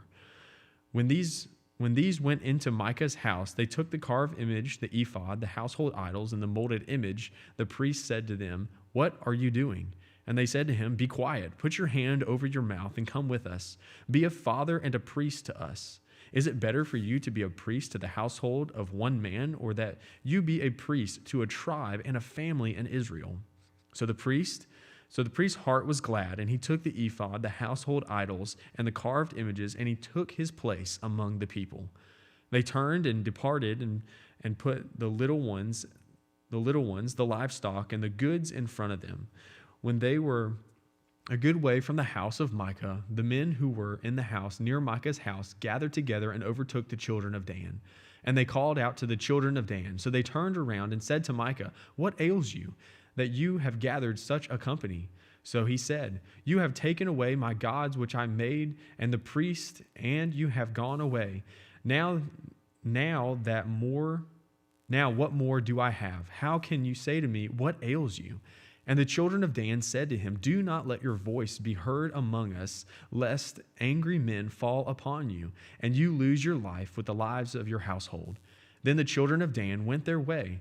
And when Micah saw that they were too strong for him, they turned and went back to his house. So they took the things Micah had made and the priest who had belonged to him, and went to Laish, to a people quiet and secure, and they struck them with the edge of the sword and burned the city with fire. There was no deliverer, because it was far from Sidon, and they had no ties with anyone. It was in the valley that belongs to Beth Rehob. So they rebuilt the city and dwelt there, and they called the name of the city Dan, after the name of Dan their father, who was born to Israel. However, the name of the city formerly was Laish. Then the children of Dan set up for themselves the carved image, and Jonathan, the son of Gershom, the son of Manasseh, and his sons were priests to the tribe of Dan until the day of the captivity of the land. So they set up for themselves Micah's carved image, with which he made all the time the house of God was in Shiloh. Judges 19. And it came to pass in those days, when there was no king in Israel, that there was a certain Levite staying in the remote mountains of Ephraim. He took for himself a concubine from Bethlehem in Judah, but his concubine played the harlot against him, and when he went away from him to her father's house at Bethlehem in Judah, and was there for 4 whole months. Then her husband arose and went after her to speak kindly to her and bring her back, having his servant and a couple of donkeys with him. So he brought him into her father's house, and when the father and the young woman saw him, he was glad to meet him. Now his father-in-law, the young woman's father, detained him and stayed with him 3 days. So they ate and drank and lodged there. Then it came to pass on the 4th day that they arose early in the morning, and that he stood to depart. But the young woman's father said to his son-in-law, "Refresh your heart with a morsel of bread, and afterward go your way." So they sat down and they drank, and the 2 of them ate and drank together. Then the young woman's father said to the man, "Please be content to stay all night, and let your heart be merry." And when the man stood to depart, his father-in-law urged him, so he lodged there again. Then he arose early in the morning on the 5th day to depart. But the young woman's father said, "Please refresh your heart." So they delayed until afternoon, and both of them ate. And when the man stood to depart, he and his concubine and his servants, his father-in-law, the young woman's father, said to him, "Look, the day is drawing toward evening. Please spend the night. See, the day is coming to an end. Lodge here, that your heart may be merry. Tomorrow go your way early so that you may get home." However, the man was not willing to spend that night, so he arose and departed and came opposite Jebus, that is, Jerusalem. With him were the 2 saddled donkeys. His concubine was also with him. They were near Jebus, and the day was far spent, and the servant said to his master, "Come, please, and let us turn aside into the city of the Jebusites and lodge in it." But his master said to him, "We will not turn aside into the city of foreigners who are not of the children of Israel. We will go to Gibeah." So he said to his servant, "Come, let us draw near to one of those places and spend the night in Gibeah or in Ramah." And they passed by, and they went their way, and the sun went down on them near Gibeah, which belongs to Benjamin. They turned aside there to go into the lodge of Gibeah. And when he went in, he sat down in the open square of the city, for no one would take them into his house to spend the night. Just then an old man came in from his work in the field at evening, who was from the mountains of Ephraim. He was staying in Gibeah, whereas the men of the place were Benjamites. And when he raised his eyes, he saw the travelers in the open square of the city, and the old man said, "Where are you going, and where do you come from?" So he said to him, "We are passing from Bethlehem into Judah toward the remote mountains of Ephraim. I am from there. I went to Bethlehem in Judah. Now I am going to the house of the Lord. But there is no one who will take me into his house. Although we have both straw and fodder for our donkeys, and bread and wine for myself, for my female servant, and for the young man who is with your servant, there is no lack of anything."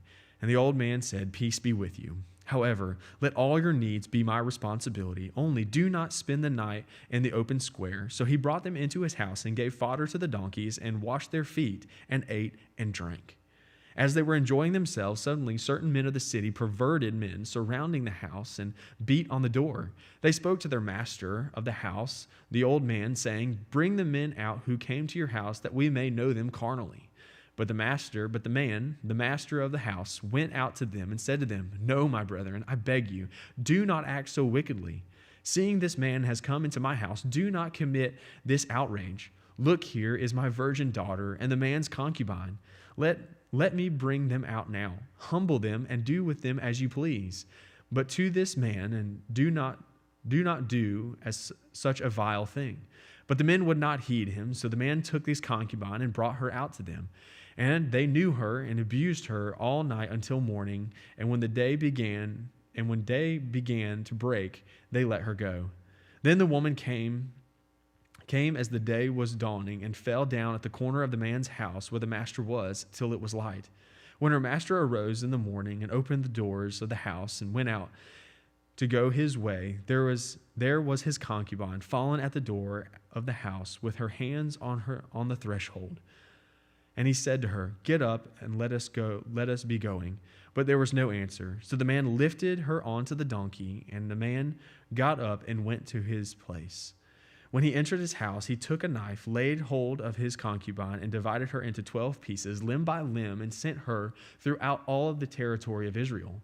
And so it was that all who saw it said, "No such deed has been done or seen from the day of children of Israel. From that day, the children of Israel came up from the land of Egypt until this day. Consider it, confer, and speak up." Judges chapter 20. So all the children of Israel came out from Dan to Beersheba, as well as from the land of Gilead. And the congregation gathered together as one man before the Lord at Mizpah. And there the leaders of all the people and all the tribes of Israel presented themselves in the assembly of the people of God, 400,000 foot soldiers who drew the sword. Now children of Benjamin heard that the children of Israel had gone to Mizpah.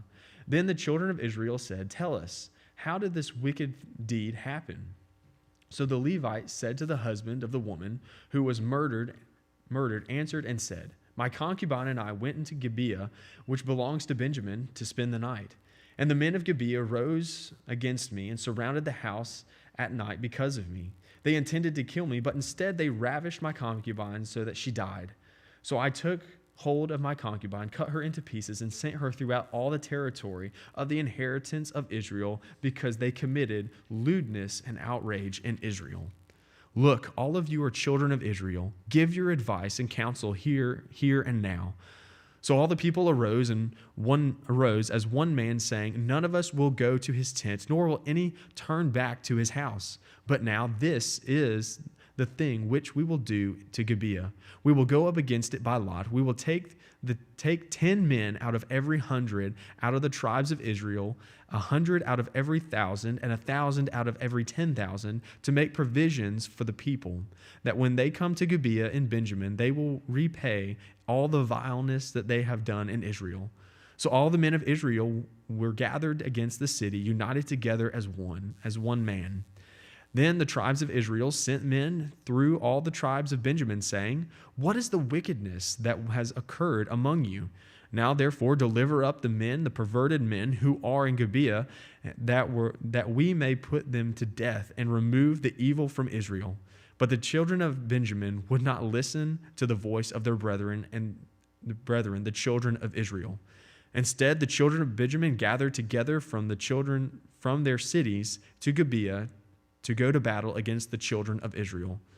And from their cities, and at that time, the children of Benjamin numbered 26,000 men who drew the sword, besides the inhabitants of Gibeah, who numbered 700 select men. Above all this, people were 700 select men who were left-handed. Everyone could sling a stone at a hair's breadth and not miss. Now, besides Benjamin, the men of Israel numbered 400,000 men who drew the sword. All of those were men of war.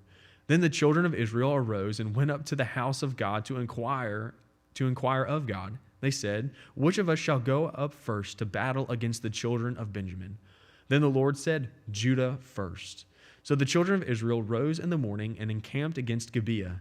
And the men of Israel went out to battle against Benjamin, and the men of Israel put themselves in battle array to fight against them at Gibeah.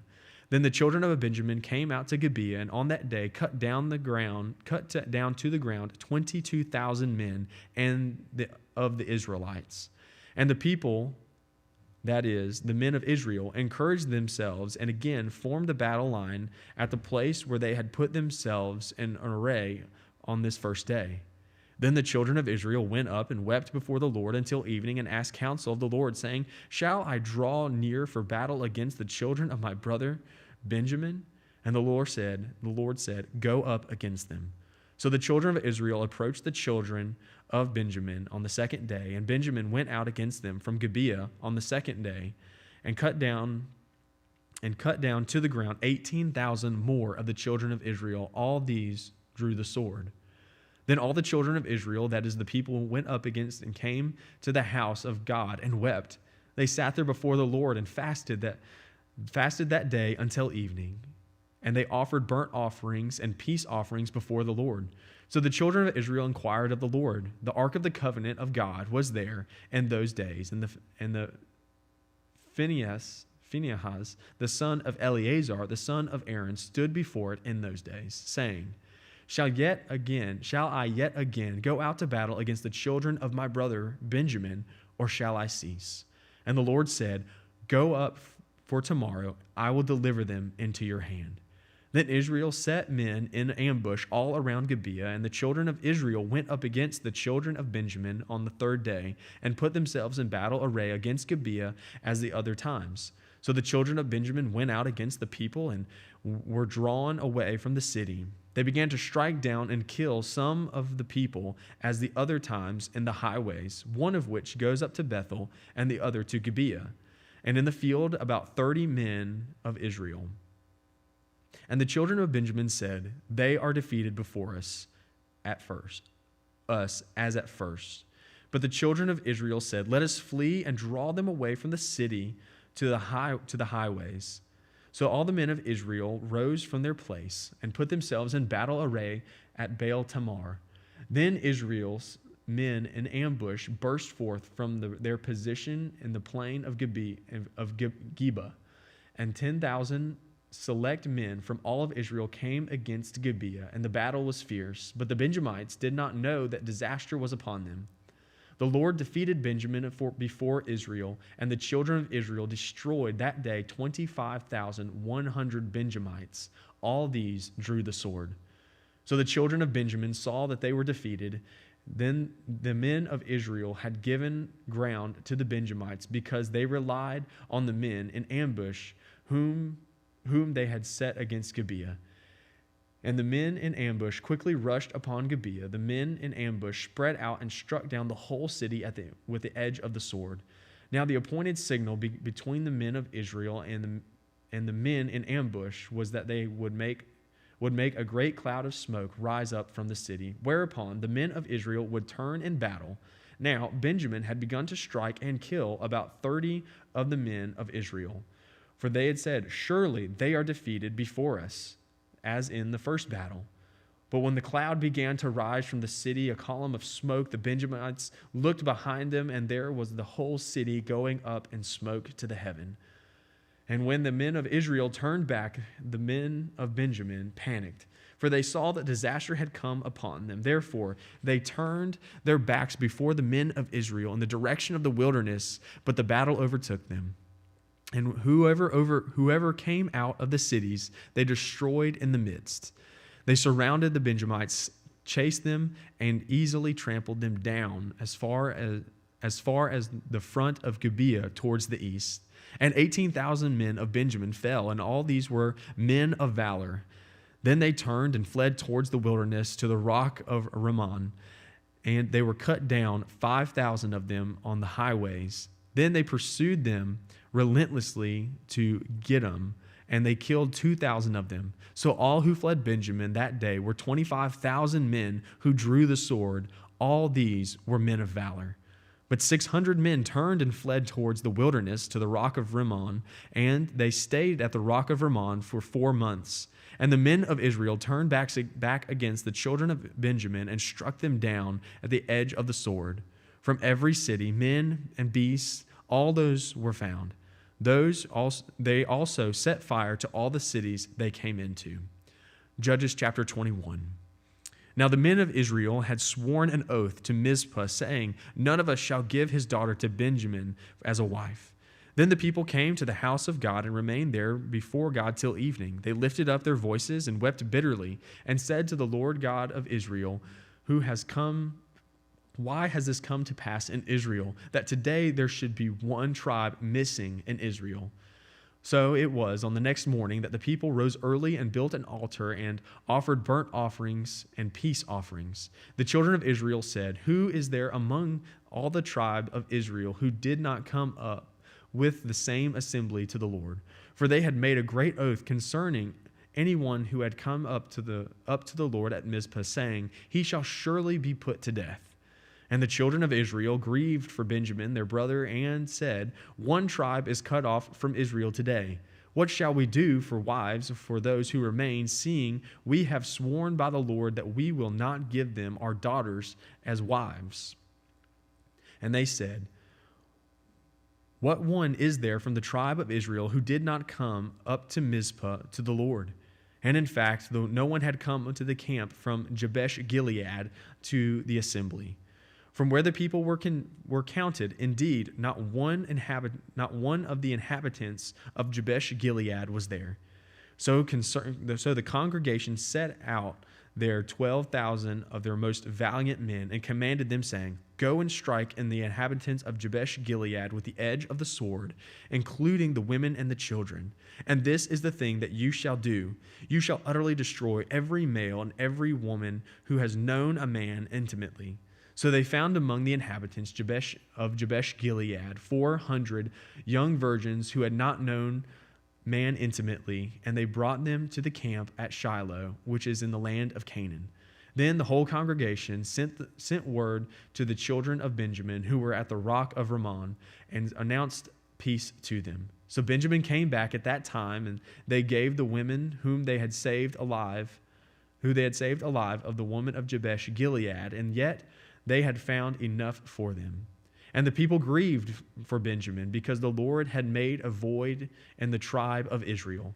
Then the elders of the congregation said, "What shall we do for the wives for those who remain, since the women of Benjamin have been destroyed?" And they said, "There must be an inheritance for the survivors of Benjamin, that a tribe may not be destroyed from Israel. However, we cannot give them wives from our daughters for the children of Israel, having sworn an oath, saying, 'Cursed be the one who gives a wife to Benjamin.'" Then they said, "In fact, there is a yearly feast of the Lord in Shiloh, which is north of Bethel on the east side of the highway that goes up from Bethel to Shechem and south of Lebanah." Therefore, they instructed the children of Benjamin, saying, "Go, lie in wait in the vineyards, and watch. And just when the daughters of Shiloh come out to perform their dances, then come out from the vineyards, and every man catch a wife for himself from the daughters of Shiloh. Then go to the land of Benjamin. Then it shall be, when their fathers or their neighbors come to us to complain, that we will say to them, 'Be kind to them for our sakes, because we did not take a wife for any of them in the war.' For it is not as though you have been given a woman to them at this time, making yourselves guilty of your oath."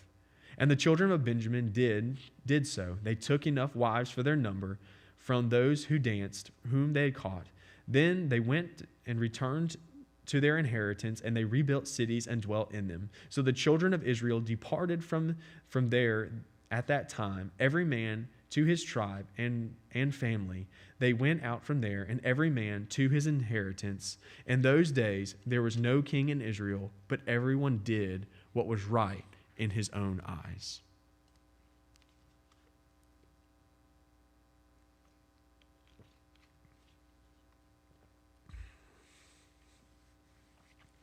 Ruth, chapter 1.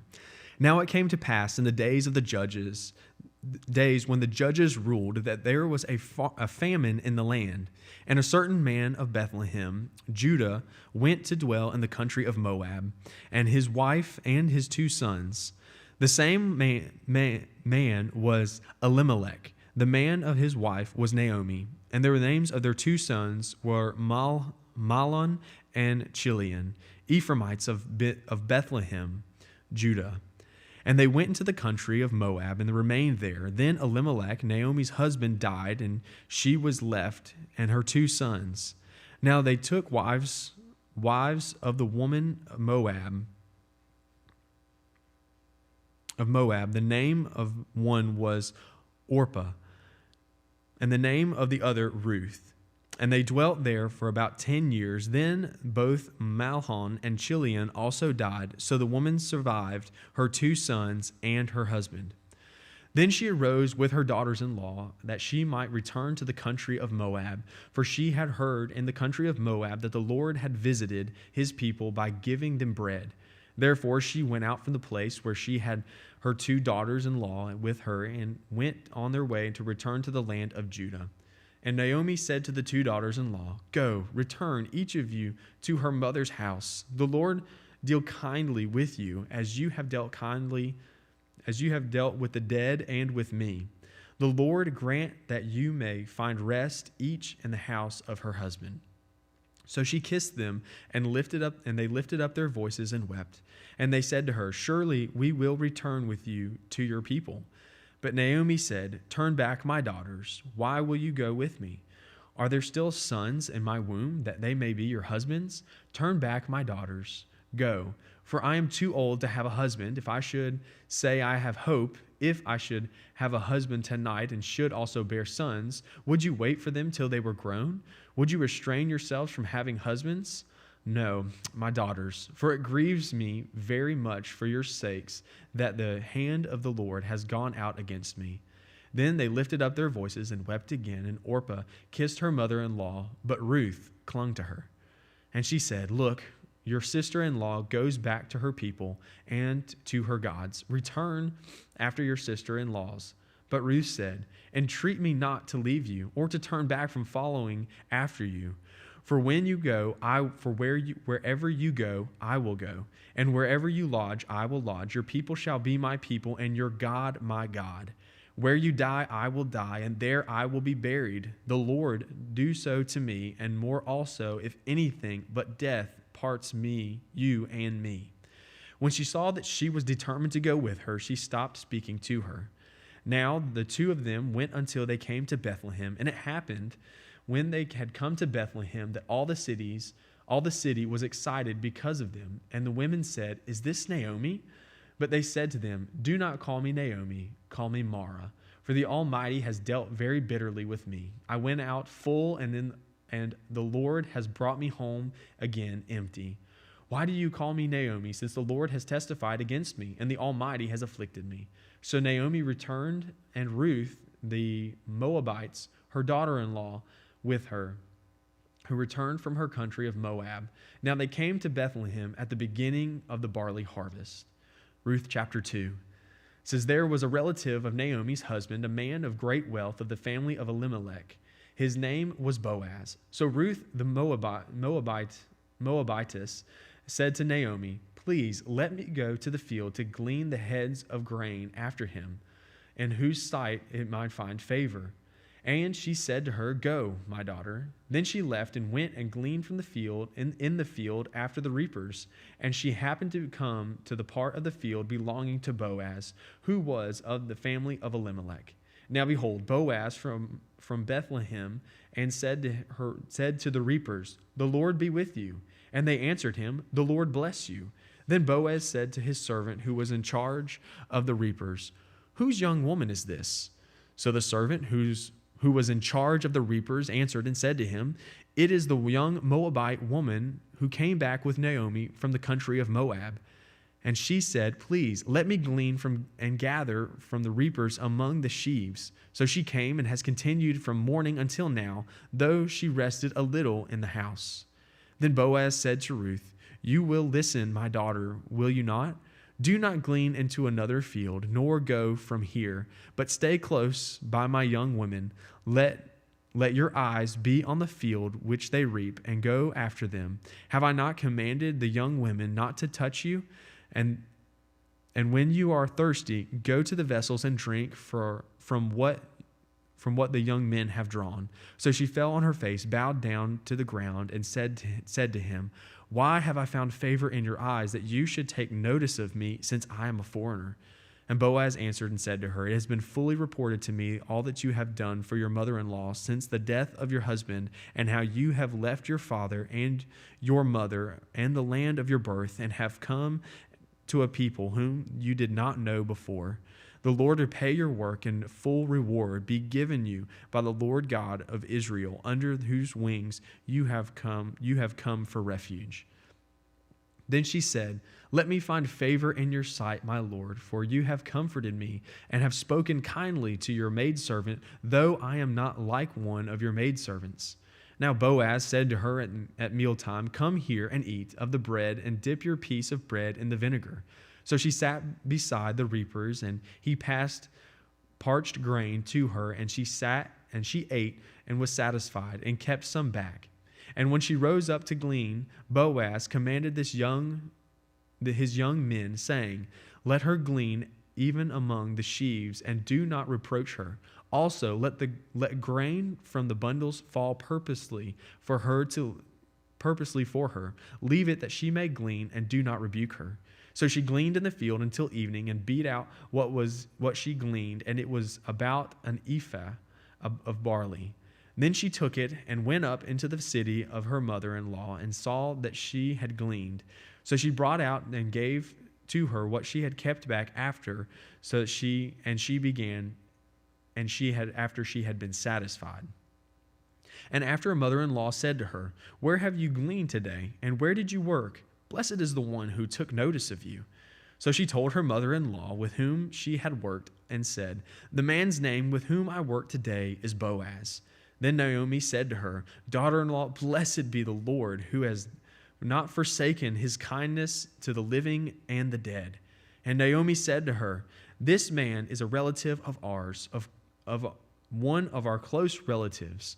Ruth the Moabitess said, 'He also said to me, you shall stay close by my young men until they have finished all the harvest.' And Naomi said to Ruth, her daughter-in-law, 'It is good, my daughter, that you go out with his young women, and that people do not meet you in any other field.' So she stayed close with the young women of Boaz, and to glean until the end of barley harvest and wheat harvest, and she dwelt with her mother-in-law. Ruth chapter 3. Then Naomi, her mother-in-law, said to her, "My daughter, shall I not seek security for you, that it may be well with you? Now Boaz, whose young woman you were with, is he not our relative? In fact, he is winnowing barley tonight at the threshing floor. Therefore, wash yourself and anoint yourself. Put on your best garment and go down to the threshing floor. But do not make yourself known to the man until he has finished eating and drinking. Then it shall be, when he lies down, that you shall notice the place where he lies, and you shall go and uncover his feet and lie down, and he will tell you what you should do." And she said to her, "All that you say to me I will do." So she went into the threshing floor and did according to all that her mother-in-law instructed her. And after Boaz had eaten and drunk, and his heart was cheerful, he went and lay down at the end of a heap of grain. And she came softly, uncovered his feet, and lay down. Now it happened at midnight that the man was startled and turned himself, and there a woman was lying at his feet. And he said, "Who are you?" So she answered, "I am Ruth, your maidservant. Take your maidservant under your wing, for you are a close relative."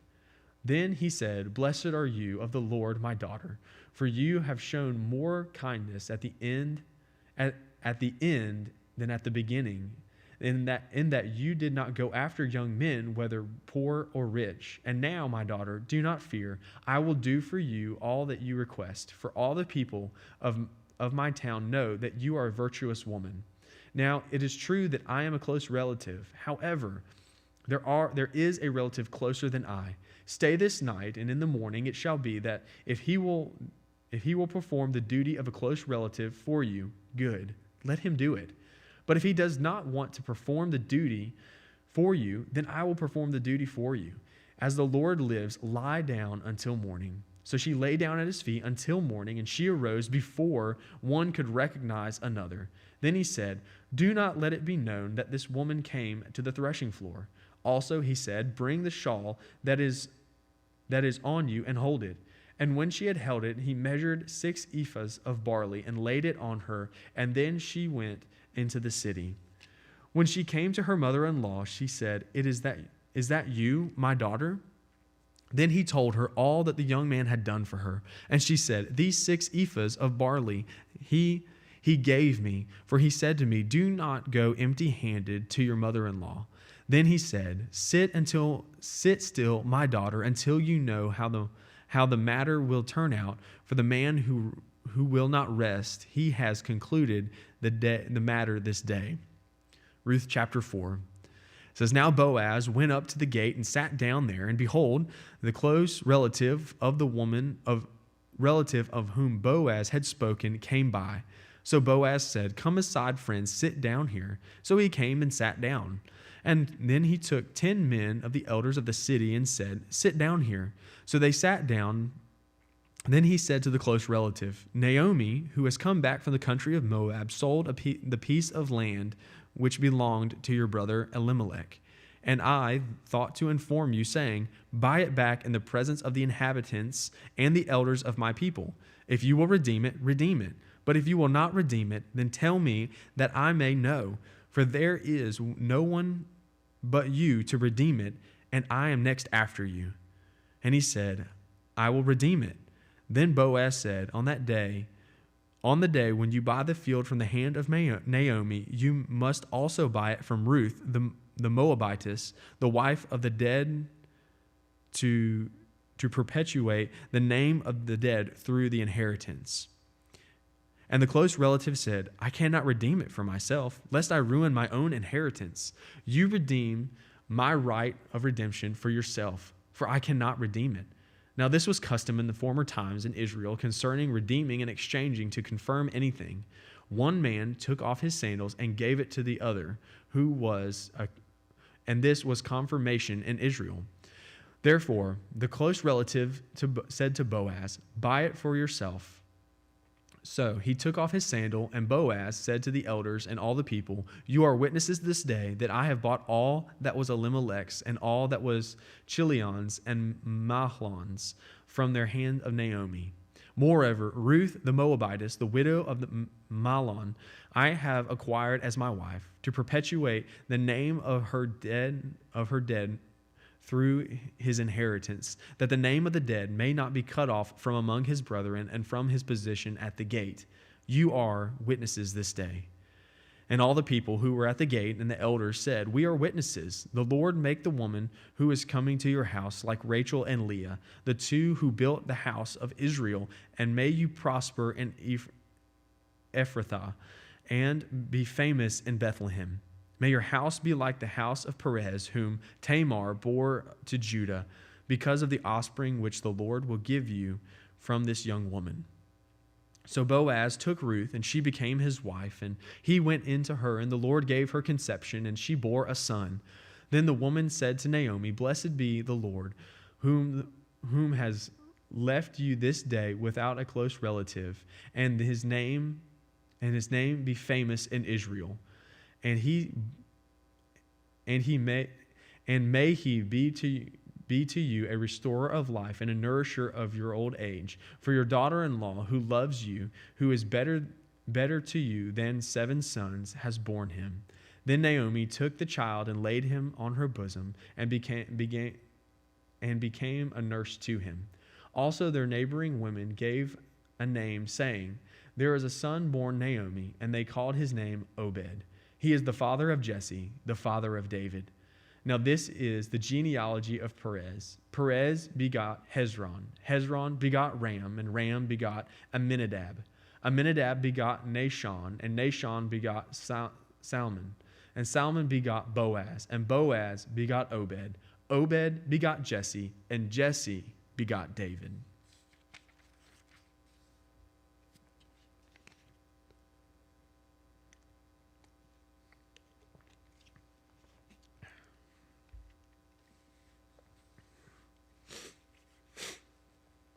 First Samuel chapter 1.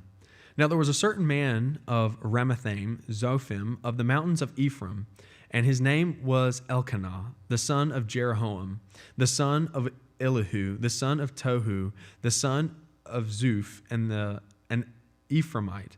And he had 2 wives, the name whom was Hannah, and the name of the other Peninnah. And Peninnah had children, but Hannah had no children. This man went up from his city yearly to worship and sacrifice to the Lord of hosts in Shiloh.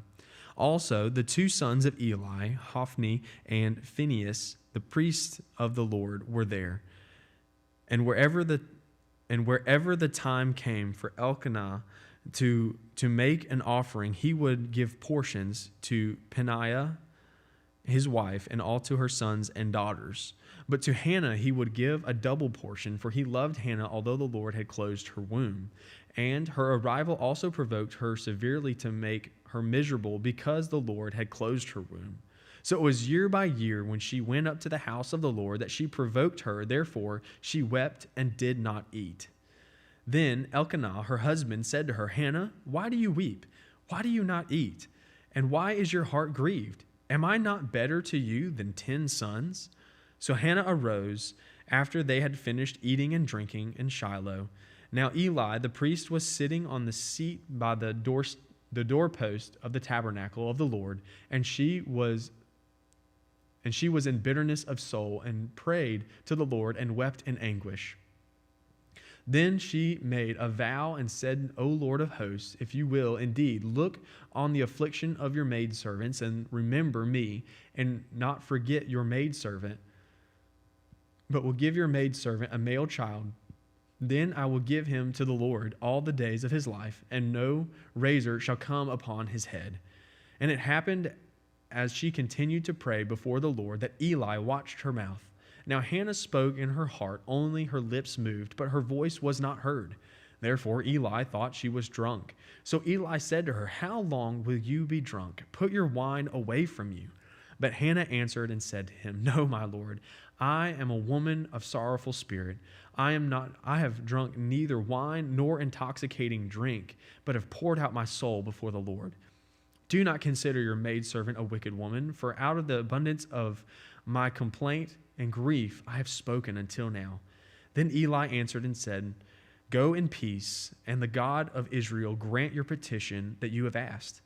And she said, "Let your maidservant find favor in your sight." So the woman went her way and ate, and her face was no longer sad. Then they rose early in the morning and worshipped before the Lord, and he returned and came to their house at Ramah. And Elkanah, who knew Hannah, his wife, and the Lord remembered her. So it came to pass in the process of this time that Hannah conceived and bore a son and called his name Samuel, saying, "Because I have asked for him from the Lord." Now the man of Elkanah and all his house went up to offer to the Lord a yearly sacrifice and his vow. But Hannah did not go up, for she said to her husband, "Not until the child is weaned. Then I will take him, that he may appear before the Lord and remain there forever." So Elkanah, her husband, said to her, "Do what seems best to you. Wait until you have weaned him. Only let the Lord establish his word." Then the woman stayed and nursed her son until she had weaned him. Now when she had weaned him, she took him up with her with 3 bulls, 1 ephah of flour, and a skin of wine, and brought him to the house of the Lord at Shiloh. And the Lord saw the house of the Lord in Shiloh, and the child was young. Then they slaughtered a bull and brought the child to Eli. And she said, "O my Lord, as your soul lives, my Lord, I am the woman who stood by you here, praying to the Lord. For this child I prayed, and the Lord granted me my petition, which I asked of him. Therefore I also have lent him to the Lord. As long as he lives, he shall be lent to the Lord." So they worshiped the Lord there. 1 Samuel chapter 2. And Hannah prayed and said, "My heart rejoices in the Lord. My horn is exalted in the Lord. I smile at my enemies because I rejoice in your salvation. No one is holy like the Lord, for there is no one beside you, nor is there any rock like our God. Talk no more very proudly. Let no arrogance come from your mouth, for the Lord is the God of knowledge, and by him actions are weighed. The bows of the mighty men are broken, and those stumbled and girded with strength. Those who were full have hired themselves out of bread, and the hungry have ceased to hunger. Even the barren has borne 7, and she who has many children has become feeble. The Lord kills and makes alive. He brings down to the grave and brings up. The Lord makes poor and makes rich. He brings low and lifts up. He raises the poor from the dust, and he lifts the beggar from the ash heap, to set them among princes and to make them inherit the throne of glory. From the pillars of the earth are the Lord's, and he has set the world upon them. He will guard the feet of his saints, but the wicked shall be silent in darkness. For by strength no man shall prevail. The adversaries of the Lord shall be broken in pieces. From heaven he will thunder against them. The Lord will judge the ends of the earth. He will give strength to his king and exalt the horn of his anointed. Then Elkanah went to his house at Ramah, but the child ministered to the Lord before Eli the priest. Now the sons of Eli were corrupt, and they did not know the Lord. And the priest's custom with the people was that when any man offered a sacrifice, the priest's servants would come with a three-pronged flesh hook in his hand while the meat was boiling. Then he would thrust it in the pan or the kettle or a cauldron or pot, and the priest would take for himself all the flesh hook brought up. So they did in Shiloh to all the Israelites, those who came there. Also, before they burned the fat, and the priest's servant would come and say to the man who sacrificed, "Give me meat for roasting to the priest, and will not take to the priest, for he will not take boiled meat from you, but raw." And if the man said to him, "They should really burn the fat first, then you may take as much as your heart desires," he who would answer him He would then answer him, "No, but you must give it now, and if not, I will take it by force." Therefore, the sin of the young men was very great before the Lord, for men abhorred the offering of the Lord. But Samuel ministered before the Lord, even as a child, wearing a linen ephod. Moreover, his mother used to make him a little robe and bring it to him year by year when she came up with her husband to offer the yearly sacrifice. And Eli would bless Elkanah and his wife and say, "The Lord give you the descendants from this woman for the loan of what has been given to the Lord." Then they would gather to go to their own home. And the Lord visited Hannah so that she conceived and bore 3 sons and 2 daughters. Meanwhile, the child Samuel grew before the Lord. Now Eli was very old, and he had heard everything his sons did to all Israel, and how they lay with the woman who assembled at the door of the tabernacle of meeting. So he said to them, "Why do you do such things? For I hear of your evil dealings from all the people. No, my sons, for it is not good report that I hear. You make the Lord's people transgress. If one man sins against another, God will judge him. But if a man sins against the Lord, who will intercede for him?" Nevertheless, they did not heed the voice of their father, because the Lord desired to kill them. And the child Samuel grew in stature and in favor both with the Lord and men. Then a man of God came to Eli and said to him, "Thus says the Lord, did I not clearly reveal myself to the house of your father when they were in Egypt and Pharaoh's house? Did I not choose him out of all the tribes of Israel to be my priest, to offer upon my altar, to burn incense, and to wear an ephod before me? And did I not give to the house of your father all the offerings of the children of Israel made by fire? Why do you kick at my sacrifice and my offering, which I have commanded in my dwelling place, and honored your son more than me, to make yourselves fat with the best of all the offerings of Israel, my people? Therefore, the Lord God of Israel says, I said, indeed, that your house and the house of your father would walk before me forever. But now the Lord says, be it from me. For those who honor me, I will honor, and to those who despise me, be lightly esteemed. Behold, the days are coming that I will cut off your arm and the arm of your father's house, so that there will not be an old man in your house, and you will see an enemy in my dwelling place, despite all the good which God does for Israel. And there shall not be an old man in your house forever, but any of your men whom I do not cut off from my altar shall consume your eyes and grieve your heart. And all the descendants of your house shall die in the flower of their age. Now, this shall be a sign to you that will come upon the 2 sons on Hophni, upon Hophni and Phinehas. In one day they shall die, both of them. Then I will raise up for myself faithful priests who shall do according to what is in my heart and in my mind. I will build him a sure house, and he shall walk before my anointed forever. And it shall come to pass that everyone who is left in your house will come and bow down to him for a piece of silver and a morsel of bread, and say, please put me in one of the priestly positions, that I may eat a piece of bread.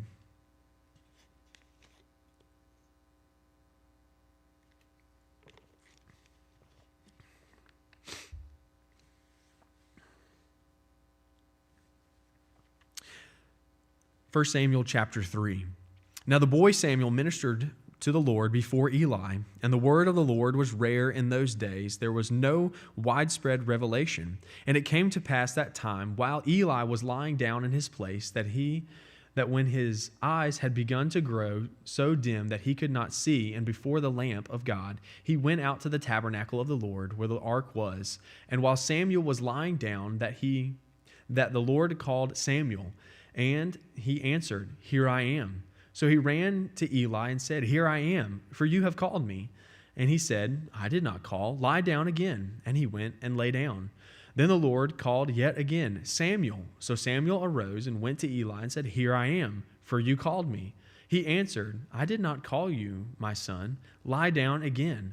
Now Samuel did not yet know that the Lord, Now Samuel did not yet know the Lord, nor was the word of the Lord yet revealed to him. And the Lord called Samuel again a third time. So he arose and went to Eli and said, Here I am, for you did call me. Then Eli perceived that the Lord had called the boy. Therefore Eli said to Samuel, Go, lie down, and it shall be, if he calls you, that you must say, Speak, Lord, for your servant hears. So Samuel went and lay down in his place. Now the Lord came and stood and called at the other times, Samuel, Samuel. And Samuel answered, Speak, for your servant hears. Then the Lord said to Samuel, Behold, I will do something in Israel at which both ears of everyone who hears it will tingle. In that day I will perform against Eli all that I have spoken concerning his house from beginning to end. For I have told him that I will judge his house forever for the iniquity which he knows, because his sons made themselves vile, and they did not restrain them. And therefore I have sworn to the house of Eli that the iniquity of Eli's house shall not be atoned for by sacrifice or offering forever. So Samuel lay down until morning and opened the doors of the house of the Lord, and Samuel was afraid to tell Eli the vision. Then Eli called Samuel and said, Samuel, my son. He answered, Here I am. And he said to him, What is this word that the Lord has spoken to you? Please do not hide it from me. God do so to you, and more also if you hide anything from me of all the things that he said to you. Then Samuel told him everything, and he hid nothing from him. And he said, It is the Lord. Let him do what seems good to him. So Samuel grew, and the Lord was with him, and let none of his words fall into the ground. And all Israel, from Dan to Beersheba, knew that Samuel had been established as the prophet of the Lord. Then the Lord appeared again in Shiloh, for the Lord revealed himself to Samuel in Shiloh by the word of the Lord.